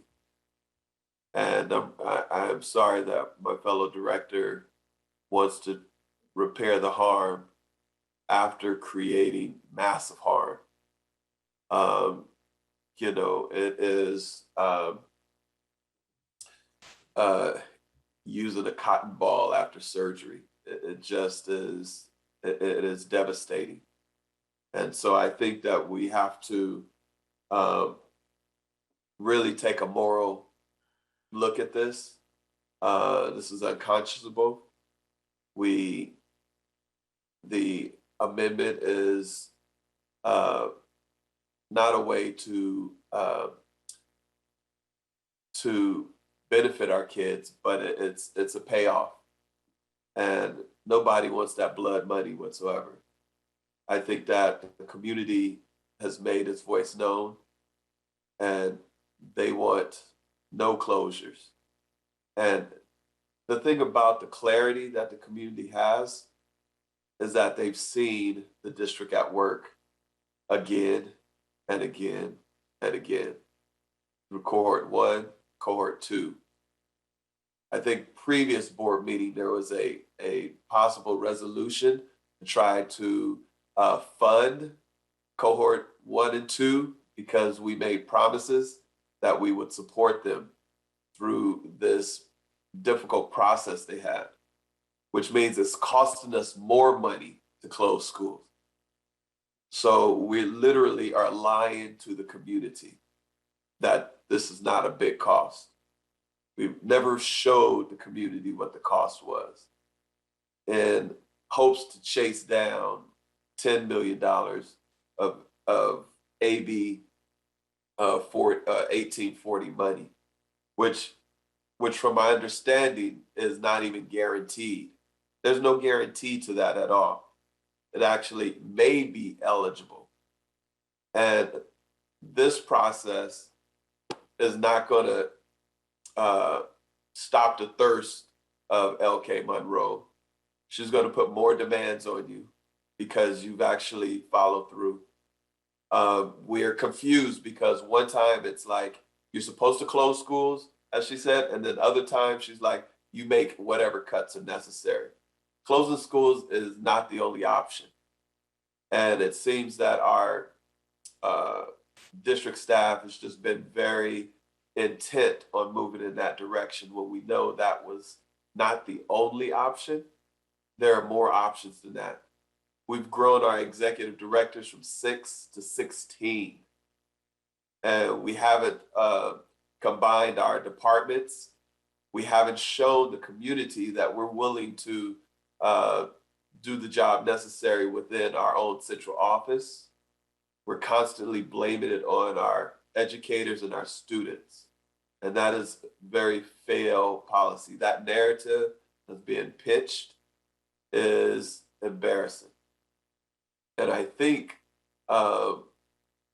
each and every one of us that are sitting on the board tonight is going to have some real deep soul searching to do, because our moral compass, or everybody's moral compass on this board, I'll take Director Hutchinson off and the young ladies off, the young directors, but it has something really to see how twisted it is that we want to move forth to close the schools to fund other things.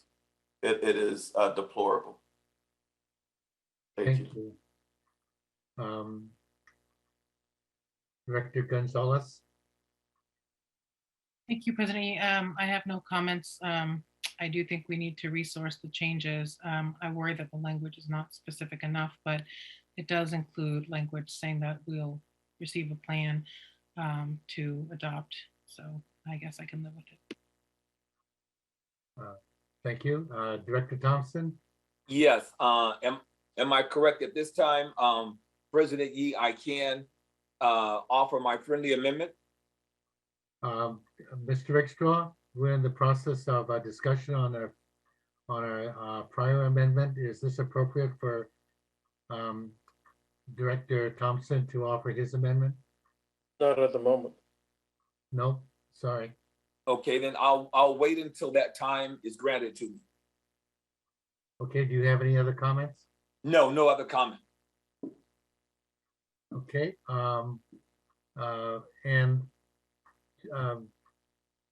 Director Ng? Okay, I think I was skipped on this round. I will keep it brief. I also think it's really important that any funds that are received from AB 1840 are dedicated to support schools directly and to our students and families. And so I appreciate the language around investments in the welcoming schools, resourcing the work that Mr. Moore talked about at the last meeting. I believe that that's what the reference would be for. And then in terms of the families, supporting families in the consolidating schools, I really, that's also an important factor, making sure that although some will go to the welcoming schools, that also they are understanding their choices and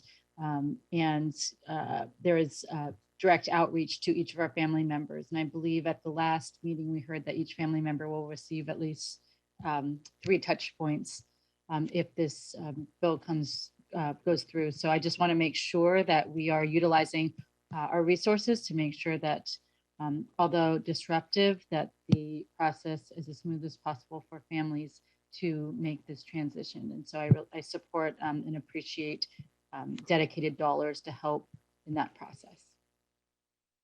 Okay, thank you. And I will vote for this as well. I believe that this is a very good use of any available 1840 dollars, one-time dollars to help with consolidating schools and welcoming schools, and furthering the collection of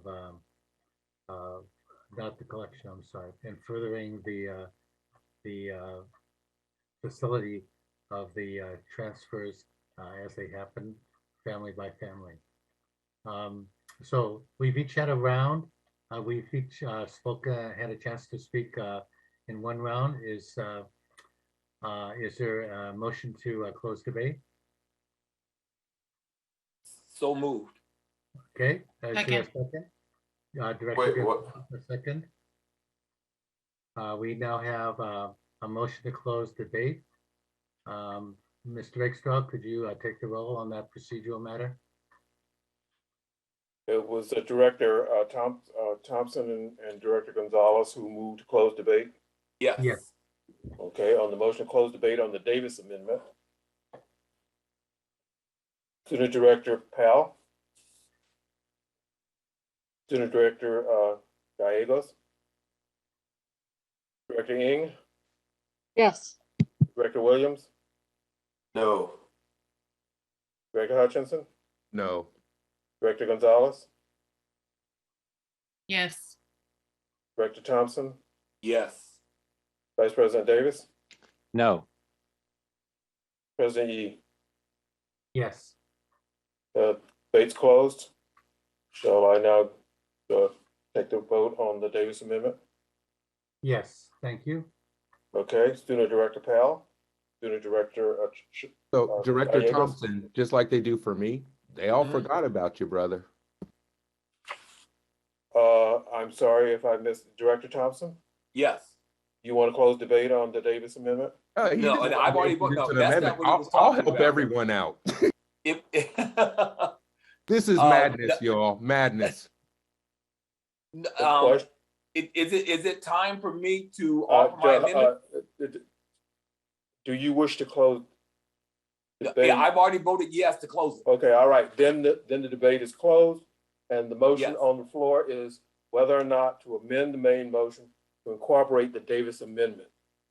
Student Director Powell, Student Director Gallegos, Director Ng, Yes. Director Williams, No.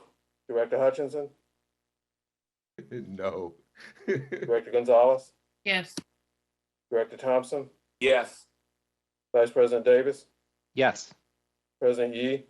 Yes. The Davis Amendment is now part of the main motion. Okay, now we have on the floor a motion that has been amended twice. And is there any further discussion on the twice amended motion? Is it time for me to recognize Director Thompson? Yes. Mr. Daniels, if you could show that, please. In 1 second, Director Thompson. Okay. While he's pulling it up, if you'll allow me, President, may I? Yes. Yeah, okay. While he's pulling it up, I'm really thinking about what we discussed last week. Our last meeting when I talked about the alternative schools, and I want to make sure that it would be okay for those to merge, or if not, I wanted substantive information. And I was told and guaranteed that it's okay, that there would not, I know when I was principal a bunch years ago, there was a problem and we had to keep Bunch and Dewey separated. But now I understand that it's not that way anymore. So my amendment, my friendly amendment is what's in red, and I'll read it and then I'll ask Director Ng and also Vice President Davis if you guys accept it as a friendly amendment. Merge Ralph J. Bunch Continuation High, and it gives the CD code, into Dewey Academy High with the code for the start of the 23rd, 24th school year. Well, 2023, 2024 school year. Pursuant to board policy 5116.1, all students enrolled in the non-terminal grades at Bunch for 2022-2023 shall be provided with opportunity ticket enrollment preference for enrollment in 2023-2024. So would you guys accept it as a friendly amendment? Mr. Rakestraw, I'm asking. The main motion no longer belongs to a particular set of board members. It belongs to the board as a whole. So in order to have some absolute clarity on this, I would recommend that you formally subject the Director Thompson's amendment to a formal vote. Okay, great. It needs a second. Right, Director Thompson has offered as an amendment to merge Ralph Bunch Continuation High School into Dewey for the start of the 23-24 year, and pursuant. Sorry, I lost it. Needs a second, Mr. President. Yes, I'm just reading it, but unfortunately, I just lost it off the screen. Mr. Daniels. But do you want to bring it back up? My apologies. Hold on. There you go, Mr. President. Thank you. Pursuant to board policies, all students enrolled in non-terminal grades at Bunch for 2022-23 shall be provided with opportunity ticket enrollment preference for enrollment in 23-24. Okay, is there a second to that motion to amend?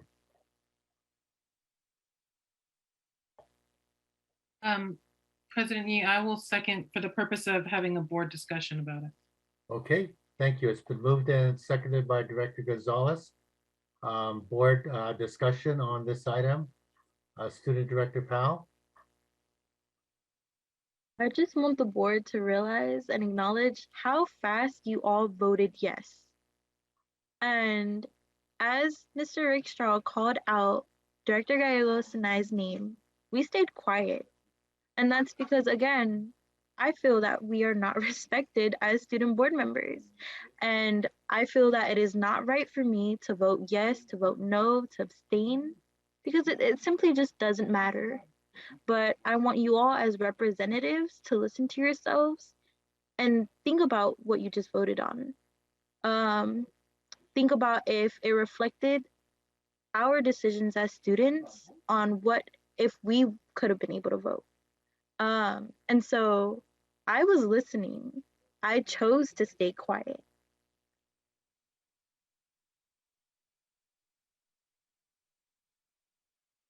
Okay, Director Gallegos. I just want to say, echoing what Director Powell said, you all are voting very quickly on this, but when it came to other things, you don't do so.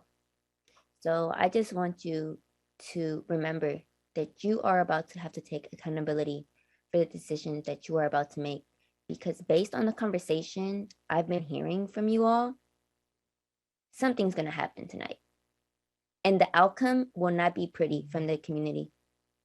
And I will be there standing right next to them because I do not support any of this at all. Okay, thank you. Director Ng. Thank you. Thank you, thank you, Director Thompson, for the amendment that's on the table. I appreciate wanting to offer it. However, while I do think that it might make sense for Bunch Academy to merge into Dewey, I do think it's part of a larger discussion. So I will not be supporting the amendment at this time. But what I will look forward to is I understand as we discussed earlier in this year when we had an update, there will be an alternative education strategic planning process that staff will be conducting this year. And I do look forward to seeing what the proposals will be as they come back to the board. And so because of that, I'd like to see the process play out. And while this may be one of a scenario that makes sense, I want to see the process and the process of engagement to get started before I go ahead and vote on it. But I appreciate the offer of the amendment and look forward to further discussion, particularly around the number of alternative education schools that we're operating and whether or not it makes sense to continue to have a site both in the central and the west. I do think it warrants further discussion and maybe a viable solution for further discussion. Thank you. Thank you, Director Thompson. I'm sorry, Director Williams. I thank you, President Yee. I concur with Director Ng. I think at this present time, there hasn't been the proper engagement on the impact. I think that it would be, we should wait until we have a larger engagement. I've reached out to the Director Gary Milton for a meeting to understand what the vision and the plan is. So I'm still waiting for that meeting to happen. I'd like to know more. I think that Bunch is doing phenomenal work at their school site. They really are bringing in a lot of young folks who really want to be a part of this program. But I also hear that Dewey is doing the same thing. They're different programs, and conversation of trying to merge them at this precise time should not be warranted. We should wait until next year or whenever the executive director has a plan, which would include staff input, student input, community input prior to making any decision. Hopefully we can get it right this time. Thank you very much. So I will not be supporting it. Director Gonzalez. Thank you, President Yee. I'm listening to others. Okay. Director Hutchinson, I apologize for skipping you. It's okay. I'm used to it. Just like all the brothers up here keep getting called other brothers' names. It's telling at this point. I found Director Ng's comments really interesting about wanting to wait until this work for alternative education is done. So my question is, why were these schools on this list to begin with? You all set up this meeting to vote to close these schools, and they're on the list. So how are you saying now, oh, you want to wait until there's a further discussion? Wouldn't that apply to everything, Director Ng? Or it's just the things that you care about or that you think are important? Now, Director Counsel Daniels, with all due respect, showing us a red line version for 45 seconds and then not keeping it on the screen, not providing it for the community, and expecting us to be able to discuss or debate it, I'm not quite sure how we're supposed to do that. I have a pretty good memory and retention, but I don't know how we're supposed to discuss it when it's not even on the screen in front of us anymore. Director Hutchinson, do you want me to re-show it? That would usually be a cue. Yeah, I don't know why it hasn't been shown the whole time. And this goes with the other amendments. And not just for me, but also for the community. We still have 1,231 attendees and there's 162 hands up. And that's after 6 hours and 48 minutes into this meeting. And there hasn't been one opportunity for the community to speak on any of these amendments. You know, I still can't discuss it because I still don't see it in front of me. And also, I know that if there are red line versions of these amendments ready to load up, that means they were submitted ahead of time. So why weren't they made available to the public and the community? Why weren't they made available to me as a school board director? It really seems like a clear Brown Act violation because these were prepared. Otherwise, they wouldn't be loaded up like this. Otherwise, people wouldn't be able to say, General Counsel Daniels, can you share it now? So that means this work was done, but it wasn't shared with fellow directors or the community. That's a clear violation. This is now the third amendment we've had tonight, and all three of them were ready to go and preloaded. This one doesn't even make sense. If you're merging Bunch into Dewey, then why do all the Bunch students get an opportunity ticket to go someplace else? That's not a merger then. That's closing Bunch and sending them someplace else. So let's be honest with the language we're using, because how do we merge and give them an opportunity ticket? I know I'm not the one who's crazy. So how does that work? How does that work? I mean, that would actually be something that there should be an answer for. But even beyond that, why are we picking and choosing no longer to provide an opportunity in West Oakland at Bunch? And we're just on call that a closure. And again, here we are at almost midnight, almost 7 hours in, and you all are wordsmithing a resolution that will call for the permanent closure of our schools. I know you don't like me personally. I know you guys think you can treat me any which way, but it's actually not appropriate for me not to get advance notice of these things. And there's actually legal protections for the community to be able to get notice. You know, at the January 31st meeting, the agenda was only released a little less than 48 hours before the meeting. The agenda for this meeting was released 5 days ahead of time. You all know you had these amendments ready in time to have them loaded up and made available for the community. I'm sure General Counsel Daniels has a timestamp on the emails he received with this information. This starts to be illegal, y'all. And all the violations are piling up on each other. And you still haven't let the community speak on these things. And you all think it's okay to just do business this way. And it's one thing if we're talking about, you know, mental health supports or other things, but we're talking about the permanent closure of schools and the displacement of maybe 1,000 students, impacting thousands of other students. And this is the lack of seriousness that you take to make those decisions. So again, General Counsel Daniels, how am I as a school board director supposed to make an informed decision when I don't receive the amendments ahead of time when obviously they're available? This is not acceptable. And where is the protection for the community to be able to get the information and to be able to give a public comment on the information before the vote, which is what the Brown Act requires? And this is clear if this goes in front of a judge, that all of these attempts are just made to avoid the requirements of the Brown Act.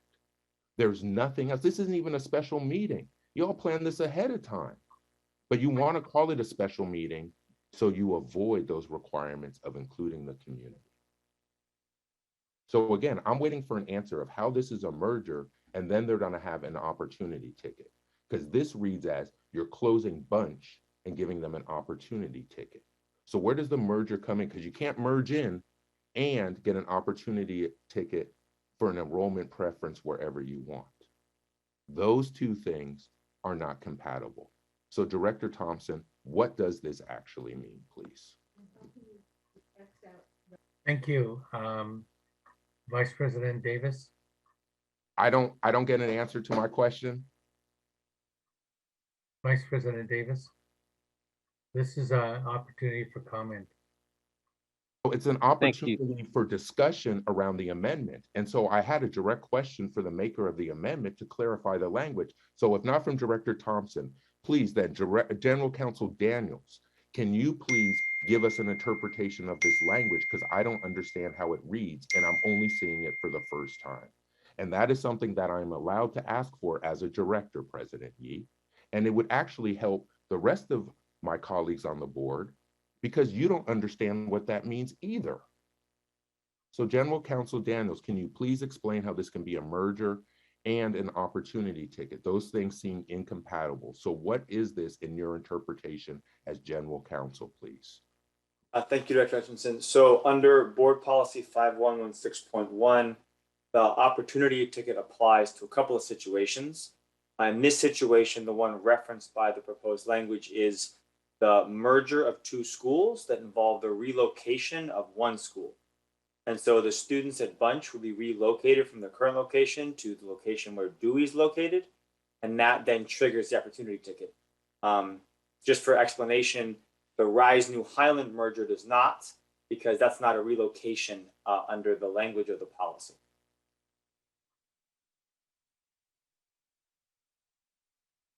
Okay, Vice President Davis. Thanks. Mr. Rickstraw, can we have the clock again, please?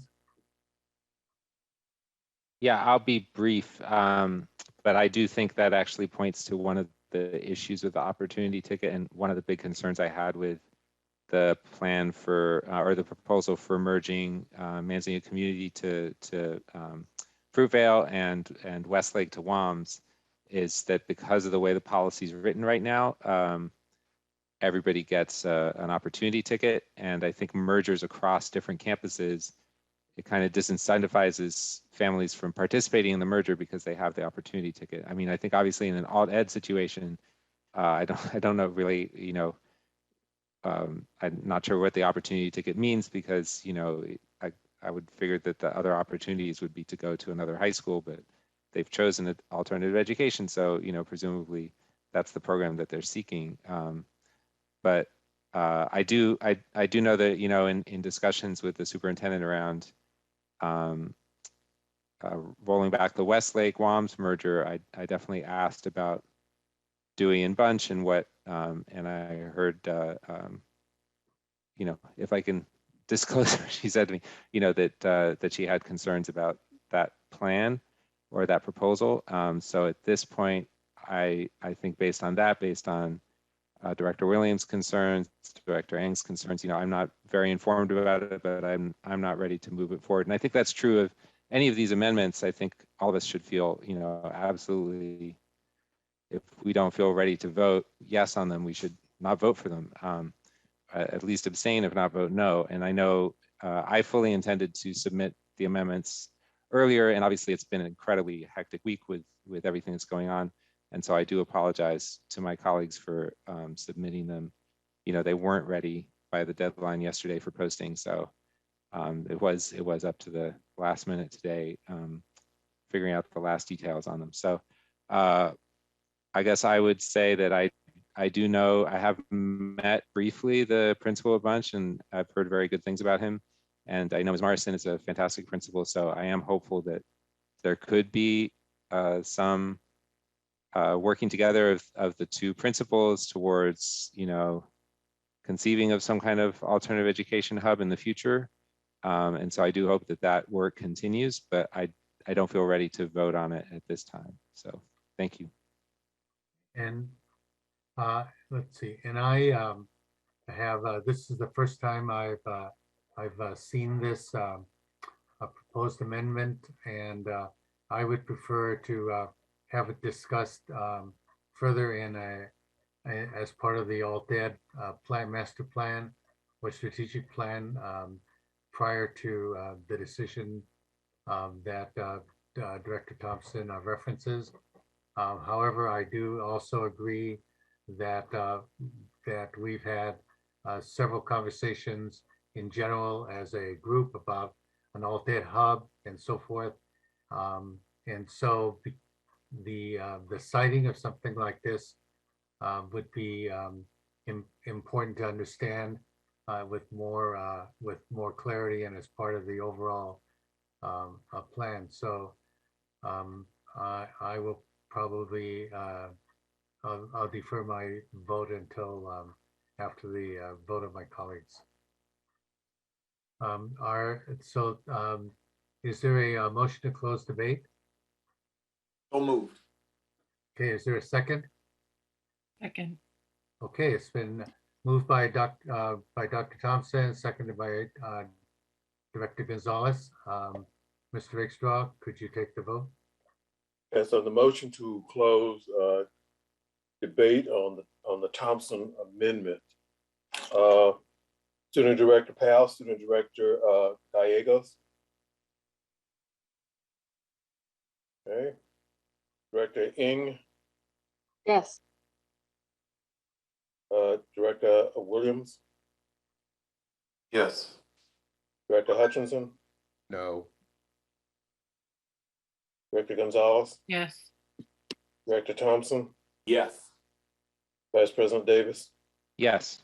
And President Yi. Yes. Debate is closed on the main motion to adopt the Thompson amendment and add it to the main motion.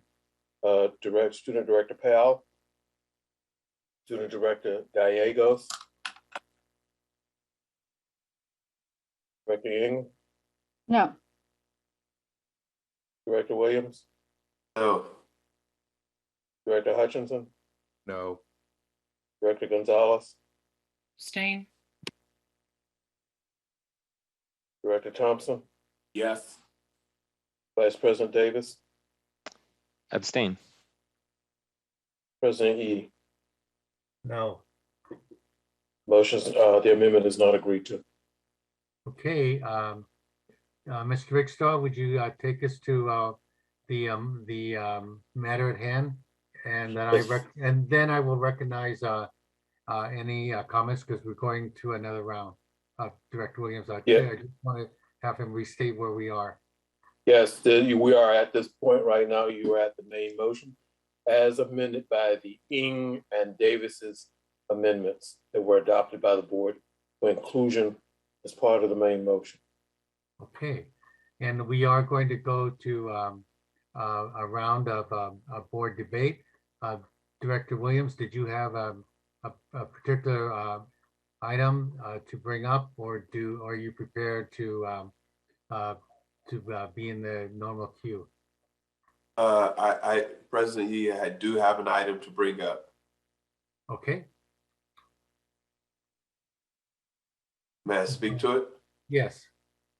Yes, I would like to bring an amendment to this school closure resolution. It actually came out of a vote today by Alameda County board. They actually approved a resolution that unanimously passed a resolution number 2317, which rebuked OUSD for not following its own procedures and not engaging the community and not conducting equity impact analysis as required by previous board resolutions. Okay, so is this an amendment that you'd like to propose? Yes, sir. Should I show up, Director Williams, or should I wait? Yes, sir. Okay. Do you prefer to describe it, or would you prefer that I do it? You can do it, sir.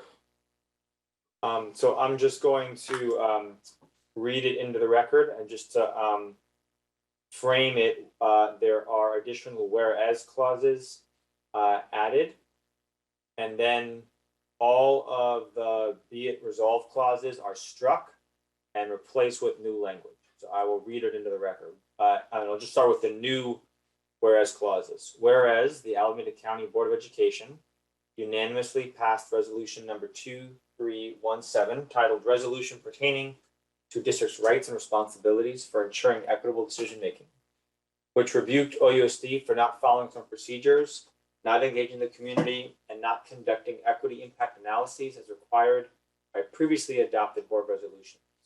Whereas the ACWE board declared in said resolution that in order to provide equal access to quality education in this county and work towards positive transformations that address racism and inequalities, districts should consider it best practice to conduct an equity impact analysis prior to taking any action, including permanent school closure, which has a disproportionate impact on a particular demographic group. Whereas the ACWE board stated in said resolution that in order to encourage family engagement and participation in students' education, every effort should be made to involve families at an early stage in decision making, and further that it becomes best practice to ensure that permanent decisions such as closure of a neighborhood school should be made after due engagement with families through an entire school year or as close as is practicable, and in no case should such decisions be made with no familial and community engagement at all. Whereas the ACWE board stated in said resolution that the ACWE board does not support a process where any district performs any permanent act, such as an immediate school closure decision or other permanent act which impacts students and families without reasonable engagement prior to the decision making, and whereas the ACWE board requests that no district perform any act in violation of their own duly enacted and legal board policies and administrative regulations thereto, nor shall this board require or recommend any action which would reinforce or increase system injustices or disproportionately cause harm to specific communities. And then, as noted below, the be it resolved clauses are struck and replaced with, and I'll read it in total. Now, therefore, be it resolved, the Board of Education hereby directs the superintendent or her designee to create a new process for imagining school changes and budget adjustments that explicitly follows its own procedures and policies and procedures as set forth in resolution number 2021-0037, reparations for Black students, resolution number 1819-0178, improving community engagement for proposed school changes, or any prior board direction or action, and be it further resolved, not later than June 1, 2022, the superintendent shall report back to the board with a plan which meets these requirements. And I'm going to stop screen share at this point, but anyone who would like me to reshare, I'm happy to do so. Okay, is there a second to the amendment?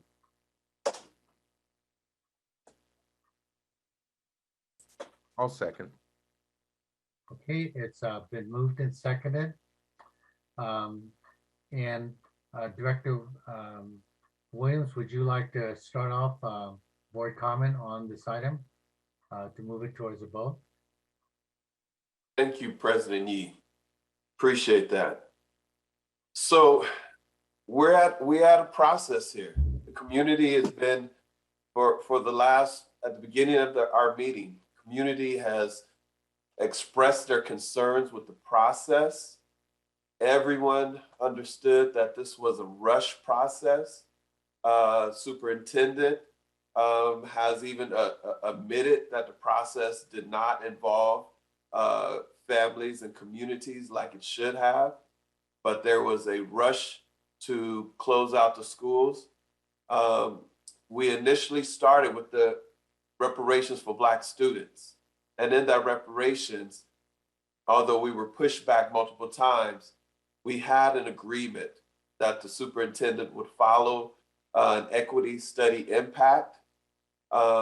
When we received, there was agreement for that. In December, when President Yee, yourself, and Director Shanti Gonzalez decided to move this resolution to close schools, I clearly asked the superintendent, are we going to do a equity impact? Her response was, if this resolution comes up for a vote, we will have that. But lo and behold, there slipped in a little a moment to say that there was no social equity impact needed. Slipped in a statement that says no equity impact was needed, which was really unfortunate, because that again really shows how good faith goes very sour very fast. I just want to put that on record, that we've gotten to this place within a month, and we still really had no serious engagement. Our financial analysis is very shaky at best and very unreliable. And what we have received today from Alameda County shows that Alameda County has a conscience and understands that the process that OUD has put forth without community engagement needs to be actually revisited. So I'm asking the board members to revisit that and have conversations and engagements the right way. We feel strongly by June, we have a good understanding of where our state budget is, where our community schools money is, where our early education money is. There are so many different opportunities that present us an opportunity to save our schools as a community. If we actually want to have the community engage in a community schools process, we will bring the families, staff, labor partners together to do that. This is an opportunity to actually save face. And I asked the superintendent as well as the board to go ahead and support this measure. This is a measure that is definitely needed to bring back an ounce of credibility for our district. The county has recognized that the process is inadequate and is not fair to families and community. So there is no way possible, I just don't see it possible, that the district will disregard the county's resolution for us to do this process again over another period of time and do it right. Because if that's the case, we could have disregarded the county's demand for closures or demand for more budget reductions. We can't pick and choose what we're going to not listen to the county with.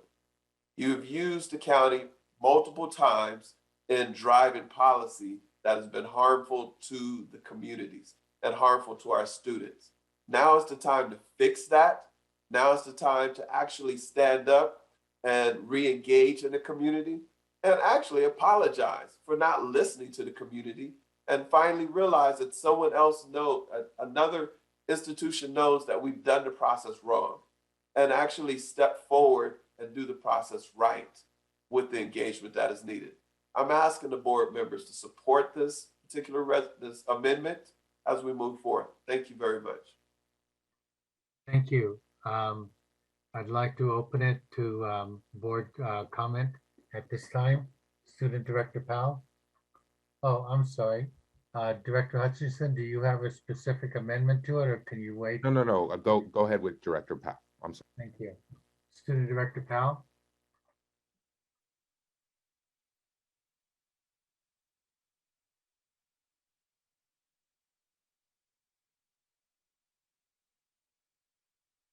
Student Director Gallegos. No comments at the moment. Thank you. Director Ng.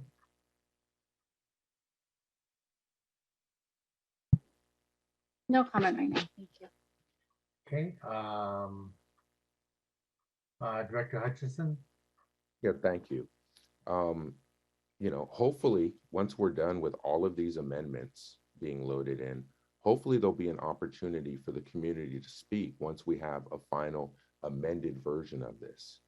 I don't know what your guys' emails look like, but I'm getting lots of emails from community members asking for a copy of what these amendments are. because nobody in the community has a copy and nobody even knows what's being voted on or discussed.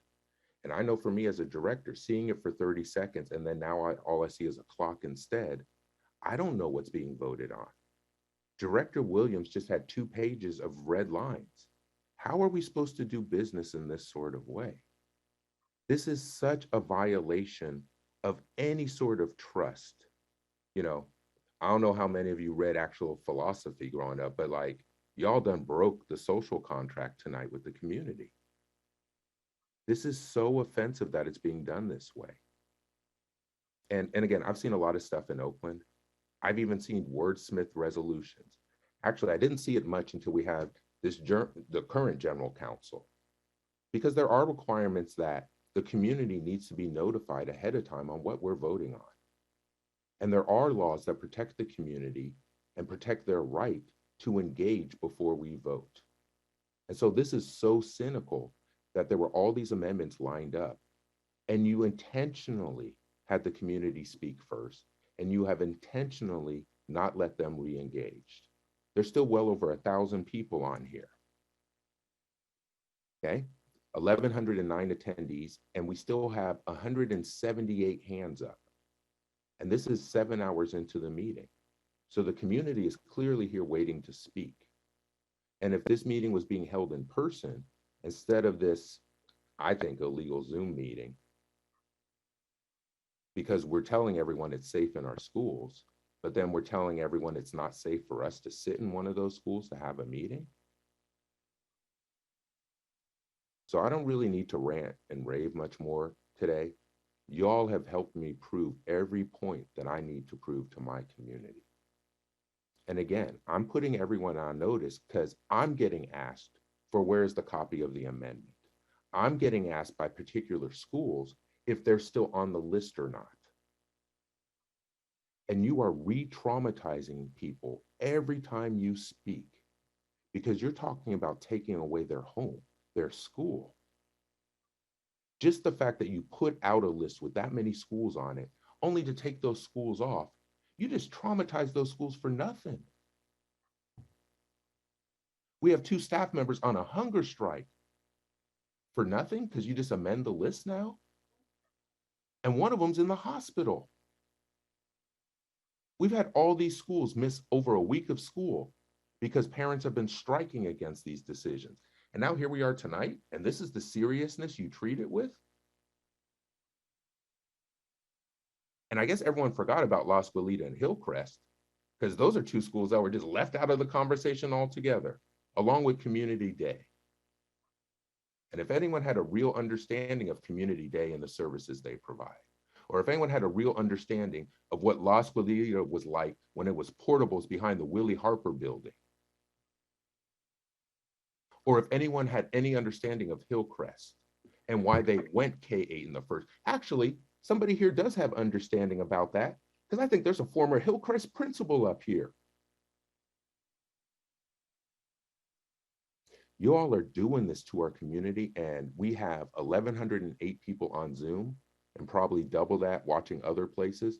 They're all seeing it. There were national blogs being posted about what was going on in this meeting while this meeting was going on.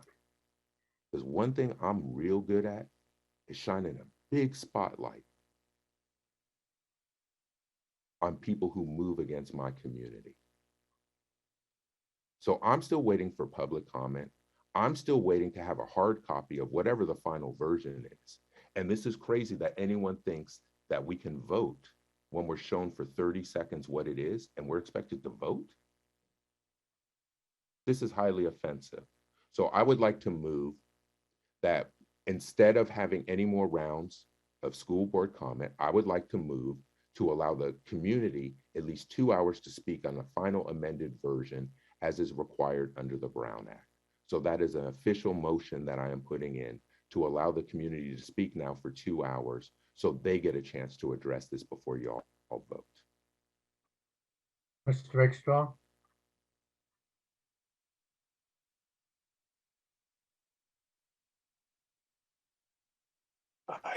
It's up to the board to make the decision on this particular matter based on the advice given by general counsel.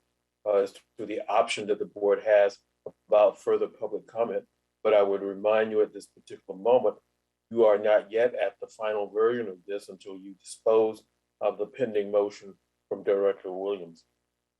And I agree, Mr. Rickshaw, but we could still have a promise from my colleagues that when we're at that final version, we'll let the community participate like we should, President Yee. So, Mr. Rickshaw, Mr. Director Hutchinson made a motion. Is that motion valid at this point in the? I don't think it supersedes the pending motion, the amended motion from Director Williams at this particular point. So I would like to proceed with Director Williams' amendment of one level of board comment and then a vote on Director Williams' amendment. Director Ng, did I call on you yet?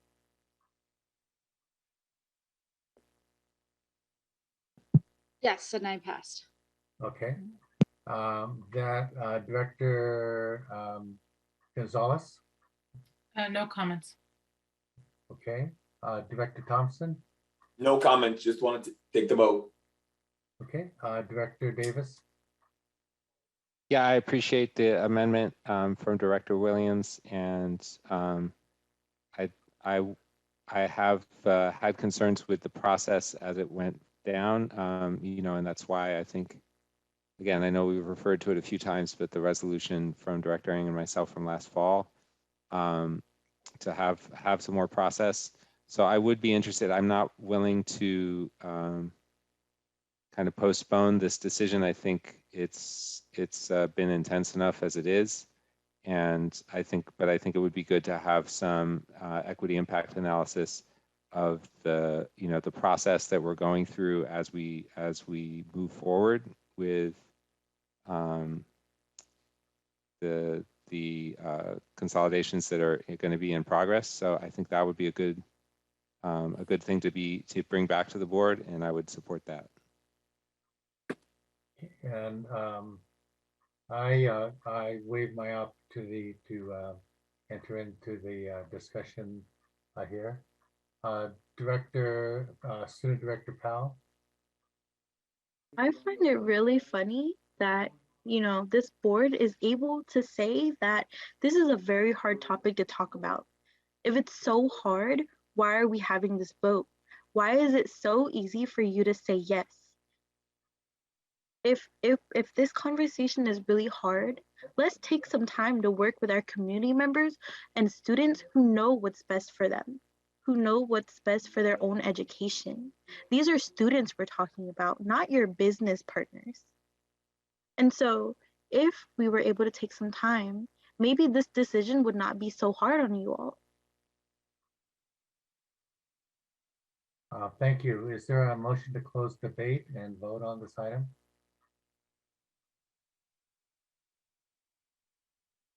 Move. I second. Okay. It was moved by Director Gonzalez, second by Director Thompson. President Yee, it was moved by Director Ng. Oh, I'm sorry. I couldn't hear it clearly. Moved by Director Ng, second by Director Thompson. On the Mr. Rachel. Yes, on the motion to close debate on the Williams proposed amendment, Student Director Powell. Okay. Student Director Gallegos. Okay.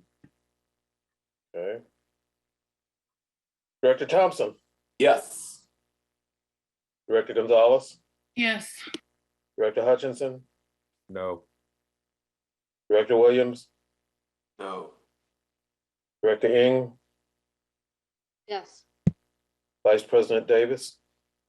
Yes. And President Yee. Yes. Debate's closed. Motion's in order. On the Williams amendment, Student Director Powell. I abstain. Okay. Student Director Gallegos. Abstain. Okay. Director Hutchinson. Abstain. Okay. Director Williams. Yes. Director Ng. No. Director Gonzalez. No. Director Thompson, No. Vice President Davis, No. and President Yi. No. The Williams Amendment is not agreed to. Hypocrisy, hypocrisy. Shame Director- on you.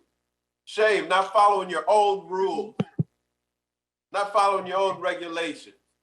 This is really thuggish, Director Ing? very thuggish. Shame, embarrassing. We're local Chair recognizes government, Director a Ing. local community. I'm just so mad right now. I'm out. Director Ing? President Yi, I move to end debate on the main motion. Well, so I would like to make a motion then to have public comment now that we have the final amendments in place and to allow the community to speak on the final version. I would also like to have the final version shown to me because I've lost track with all these red lines. So this would now be the appropriate time to satisfy the Brown Act and maybe show that you have some care for what the community has to say by sharing the final amended version and then allowing the community, the 1,086 attendees and the 184 hands to actually speak on it after waiting 7 hours and 23 minutes. So I would like to move that we allow the community to speak on the amended version and we put it on the screen for at least 2 hours. Mr. Rickstraw, Director Ing has moved to end debate. And I will second. Director Gonzalez seconds it. Okay, Could you take the roll on this, please? sure. It was Director Ing who moved to end debate on the main motion. So next time, I'm just gonna start talking over everyone because I brought this up before. I tried to get acknowledged now, and this is not how this is supposed to work. And so I agree with Director Williams. You know, there is a thing called democracy. And you know what? My seat has just as much authority as any one of your seats. So are we gonna let the community speak or not? So Well, the motion before the board I've right made now, it clear. Mr. President, members of the Mr. board. is- Mr. Rickshaw, I'm addressing President Yi, who has been ignoring me and not acknowledging me like he acknowledges other people. And so there needs to be some process to that because we're meeting on Zoom. And just because President Yi can't see who to acknowledge and is picking and choosing doesn't mean that it's okay. So I control my own mute button. So if this is how it's going to work, I can be very disruptive, President Yi, but there is a thing called fairness, there is a thing called equity, and there is a thing called democracy. And I agree with Director Williams. Now, I've been biting my tongue, but this is so offensive. So if you're just gonna try to steamroll us, I got a pretty loud voice myself. And I know what the rules of this body are supposed to be. I've been coming to these meetings as long as anyone, President Yi. So are we gonna do this the right way? Or are you all gonna keep steamrolling? Because I got the 1,000 people in attendance watching. So I just want them to know and see exactly what's happening. How you all had this set and plan to have these red line amendments, and you made sure you waited until after the community spoke. So you can try to railroad this and not even allow anyone to weigh in. So you know what? I'm of the community, just like our student directors. And the way y'all are treating the folks who are actually of the community is disgusting. And we all are gonna have very long memories, and I'm gonna enjoy the response and the accountability that we're gonna hold each and every one of you to. So I'm still waiting for the community to speak, and I'm still waiting for my version of the amended resolution, because I don't even know what we're voting on now. And I know none of you do either, because we haven't even seen the final version. How does that work, President Yi? Mr. Rickstraw, we have The motion before the board right now, moved by Director Ing and seconded by Director Gonzalez, and there's no other motion pending before the board, is now in order. Closed debate. The board has a choice of either voting it up or voting it down. On the roll call, Student Director Powell. Abstain. Student Director Gallegos. Abstain. Director Ing. Yes. Director Williams. No. Director Hutchinson. No. Director Gonzalez. Yes. Director Thompson.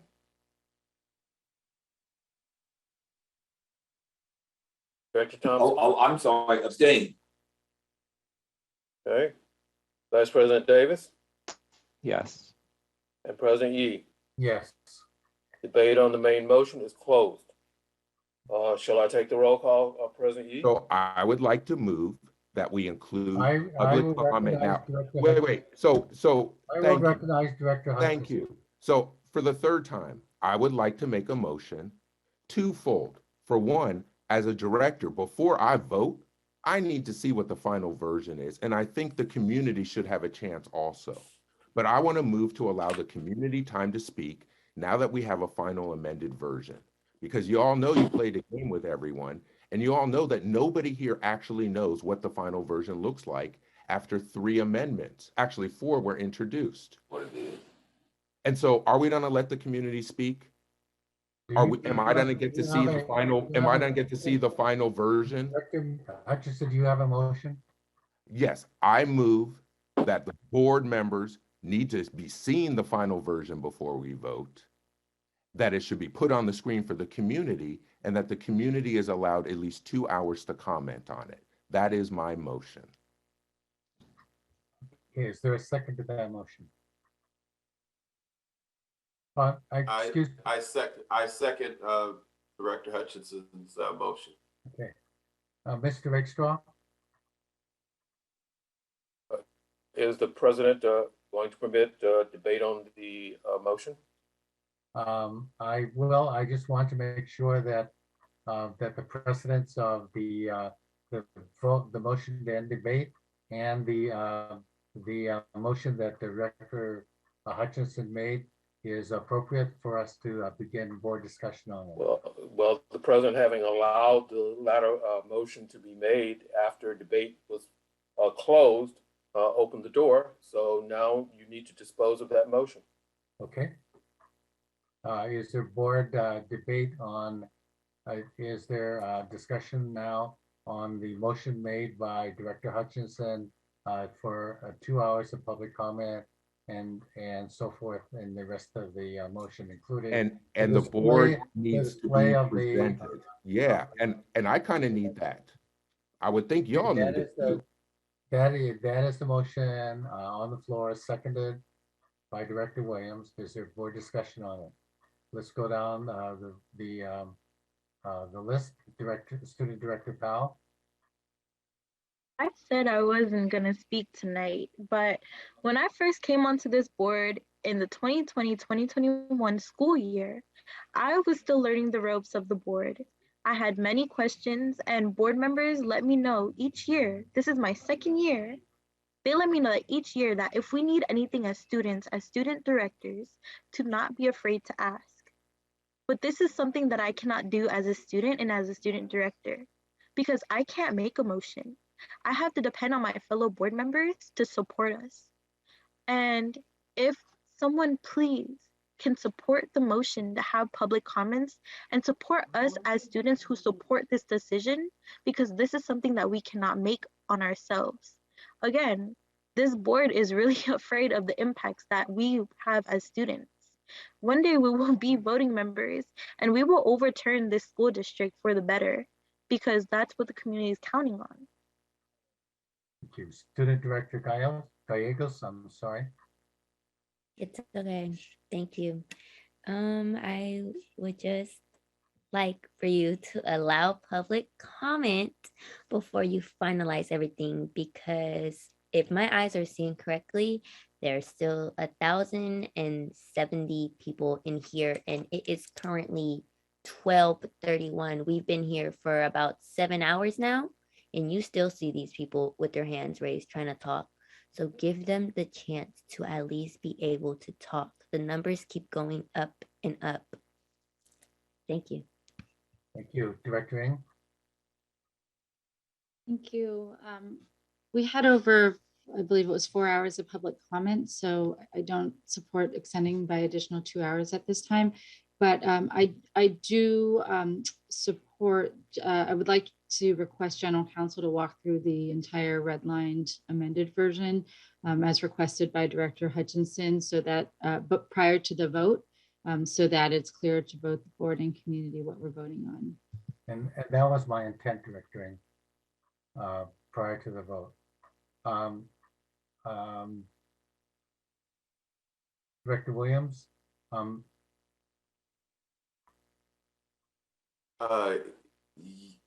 Thank you, President Yi. I'm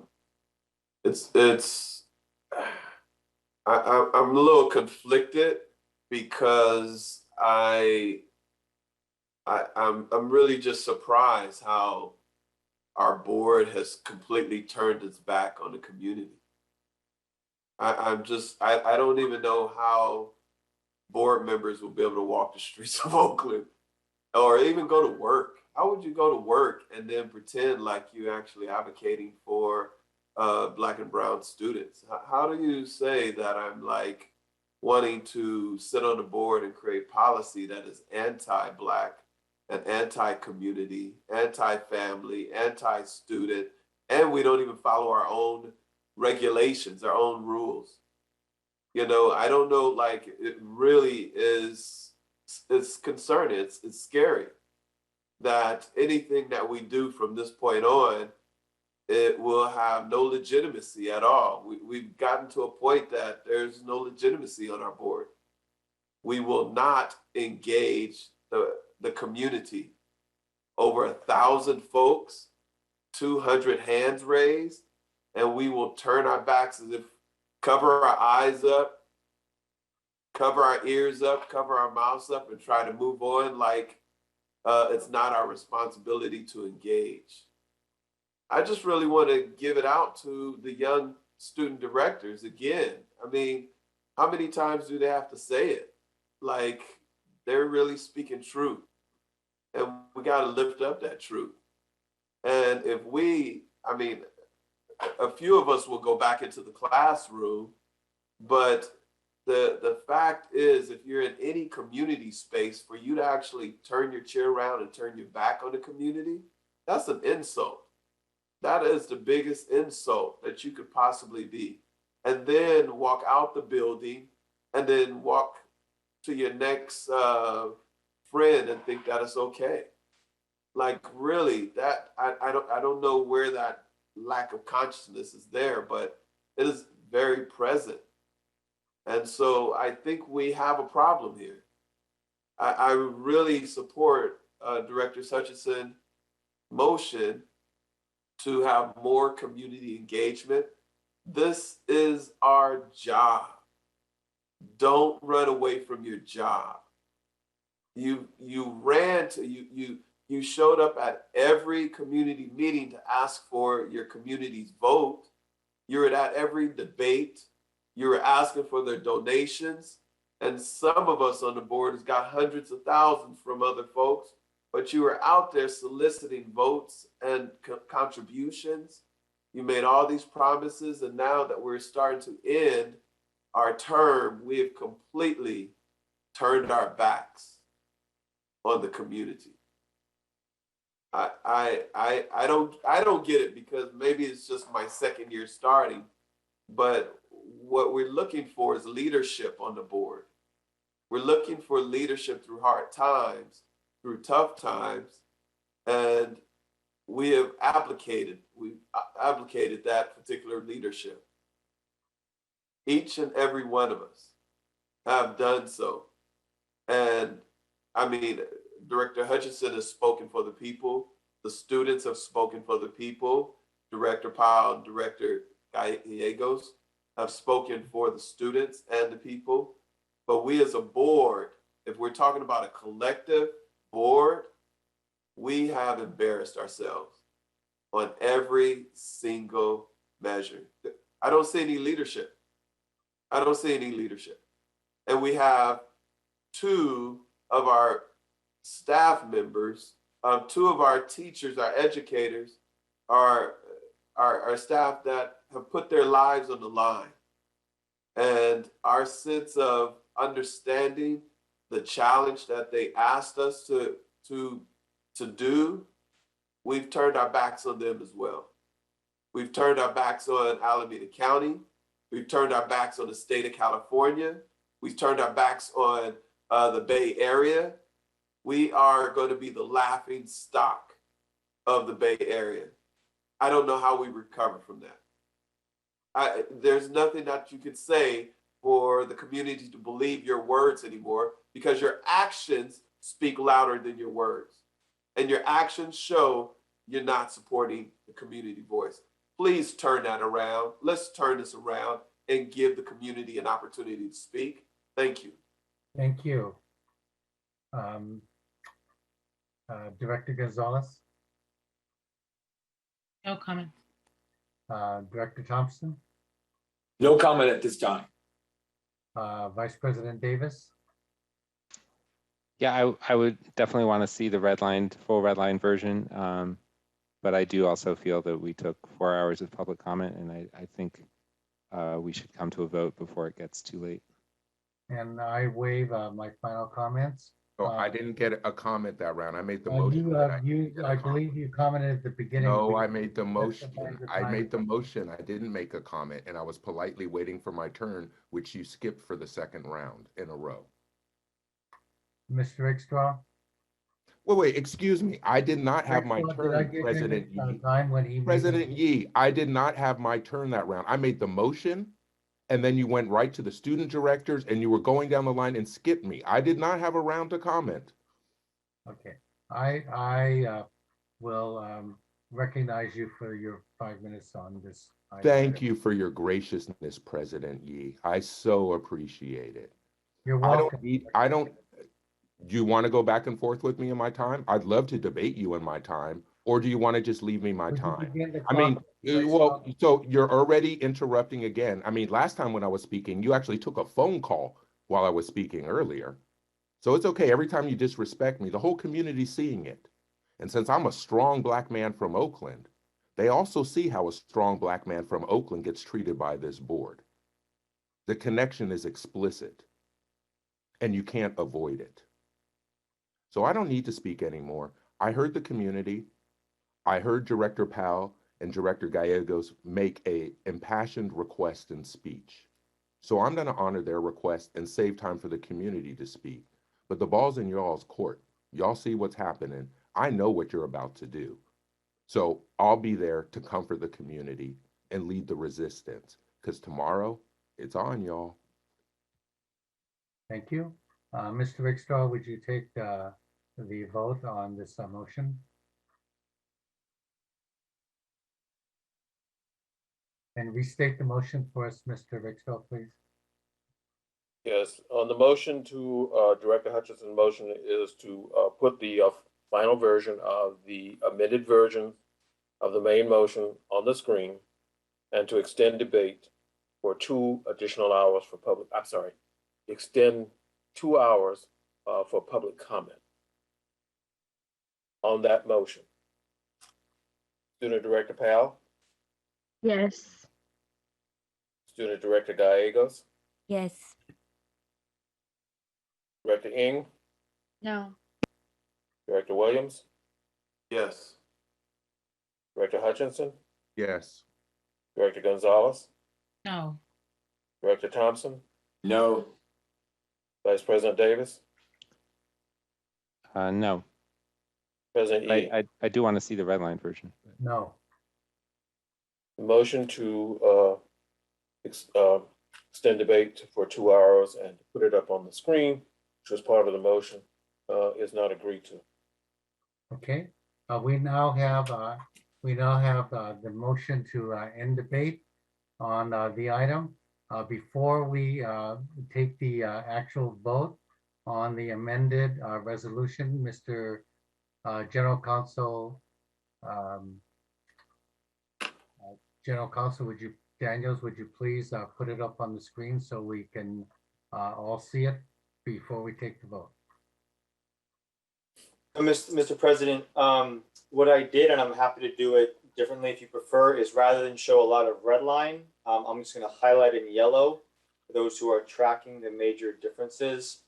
The deletions are quite a bit have come out of the 21-22 school year, but the remaining closures for at the end of this year would be Community Day and Parker.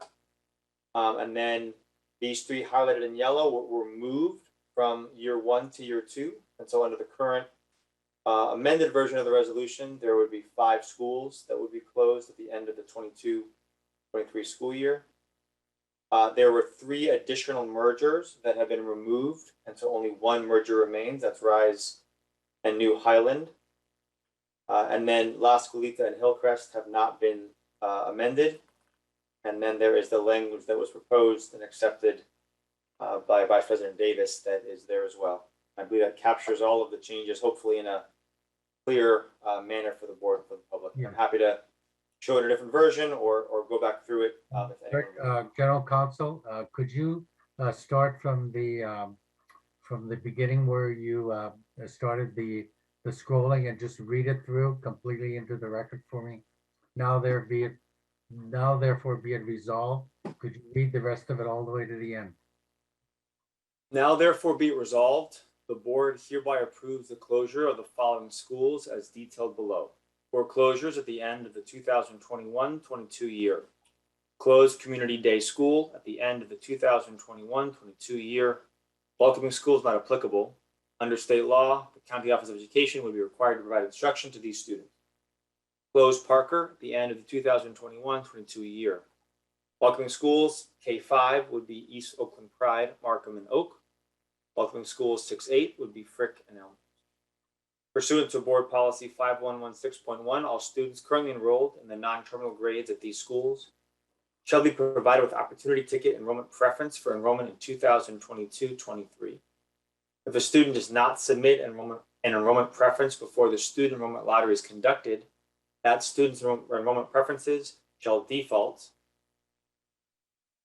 to the associated welcoming schools in order of proximity to the student's primary residence of record, and then to the closest grade appropriate schools in order of proximity to the student's primary residence of record. For closures at the end of the 2022-23 year, close Brookfield Elementary at the end of the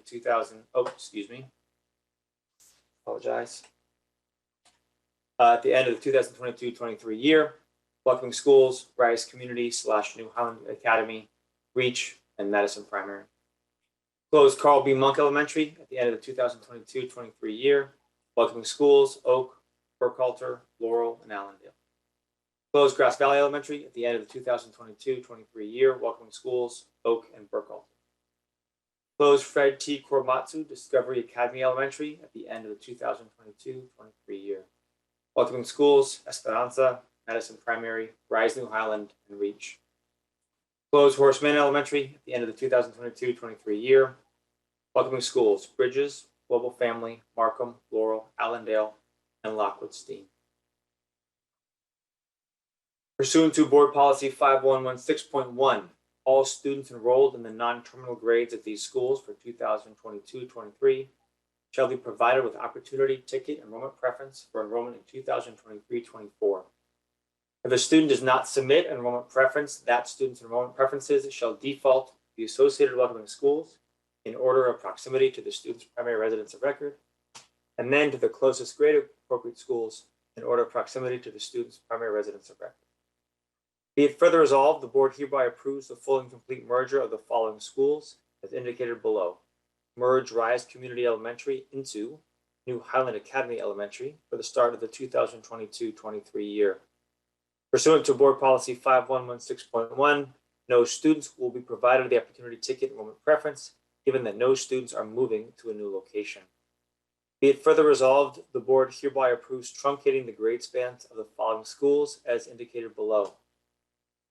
Reduce the grades offered at La Escuelita such that grades 6 through 8 will no longer be offered for the start of the 2022-23 year.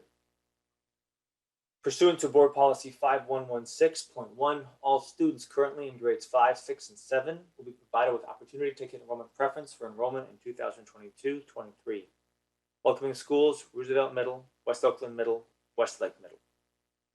Reduce the grades offered at Hillcrest such that grades 6 through 8 will no longer be offered for the start of the 2023-24 year. Pursuant to Board Policy 5116.1, all students in grades 5, 6, and 7 during the 2022-23 year will be provided with opportunity to take enrollment preferences for enrollment in 2023-24, welcoming schools Claremont and Montero. If a student does not submit enrollment preference before the student enrollment lottery is conducted, that students' enrollment preferences shall default to the associated welcoming schools in order of proximity to the student's primary residence of record, and then to the closest grade appropriate schools in order of proximity to that student's primary residence of record. Be it further resolved, the board hereby empowers the superintendent to take all necessary action to effectuate the school consolidations and relocations delineated in this resolution. Be it further resolved, the board hereby delegates to the superintendent decisions regarding the relocation of special day classes currently present at and/or students currently enrolled in all schools listed herein.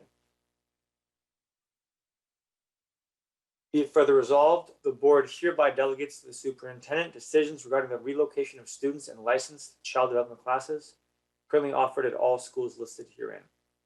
Be it further resolved, any funding received by the district pursuant to AB 1840 for the 2021-2022 fiscal year to be dedicated to academic and social emotional learning supports for all students at the consolidated schools and at the welcoming schools identified herein, as well as for students needing such intervention at schools across the district based on the Black Students Thriving Indicators, and the superintendent shall, within 3 months of the district receiving such funds, present the board with a plan for consideration for how to spend such funds for these purposes over the next 3 years. And be it further resolved, consistent with resolution number 2122-0026, the board directs the superintendent to bring forward a proposal to the board no later than May 2022 for how the newly available facilities to be utilized for district purposes. And I'm going to stop sharing, but again, I'm happy to reshare if that'd be helpful. Thank you, Mr. Daniels. Mr. Rickstraw, I believe it is time to take the vote. Yes, on the roll call to adopt the main motion. I'm sorry. Before you vote, President Yee, have a point of information. Mr. Rickstraw, is that appropriate at this time? Debate's closed. The board has closed any kind of comment on the issue when it voted to close the debate. So I think the motion is in order. Just point of information, just a question. Mr. President, your discretion. Point of information, Director Williams. What I read the Josh, General Counsel read the statement about the opportunity ticket. Do SDC students get opportunity tickets as well in this resolution?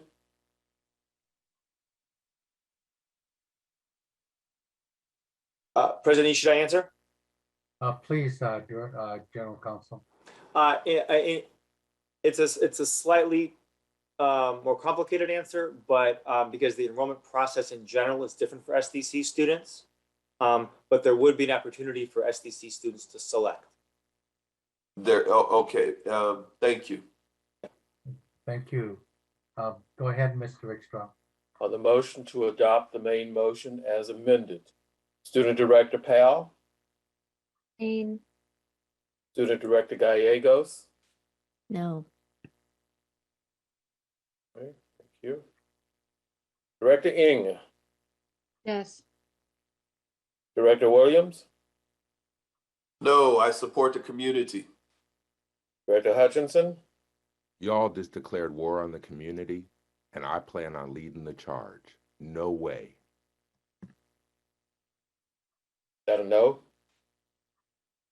You know exactly what it is. And no, I need to hear it on the record. I'll say it 5 times. No, no, no, no, no.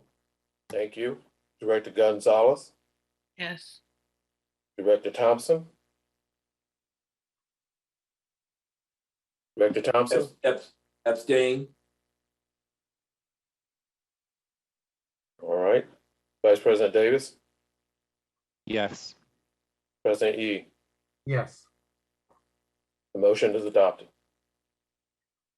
Hey, I believe that is the work of the special. That was your work, but we still got 1,021 people on here and 212 hands up. And I'm gonna keep talking. I don't really care. This is the most offensive thing I've ever seen. The lawsuits are gonna be filed tomorrow. I hope you all are ready for the action you just unleashed. Because the lid's about to come off this city. And not only did that you all just killed the Black reparations work. I don't even care if the recording stopped. You all have made one mistake way too many. And for y'all to throw Black reparations up in your mouth around this and close our schools and have the nerve to tell us you're doing this to help Black thriving students, you've lost your ever-loving mind, ever-loving mind. So you can take those Black Lives Matter signs off your lawns and shred them, because you just declared war on us. And you all know I've been preparing 10 years for this. I am so disgusted that you make me sit on a board and go through this. You disrespect our community and you violate every board bylaw, President Yee. You know better than this, and I hope you all know what you just started. Director Davis, OEA already pulled your endorsement, and they're demanding that you resign. Y'all just declared war on us, and you did it in the most cynical, rude,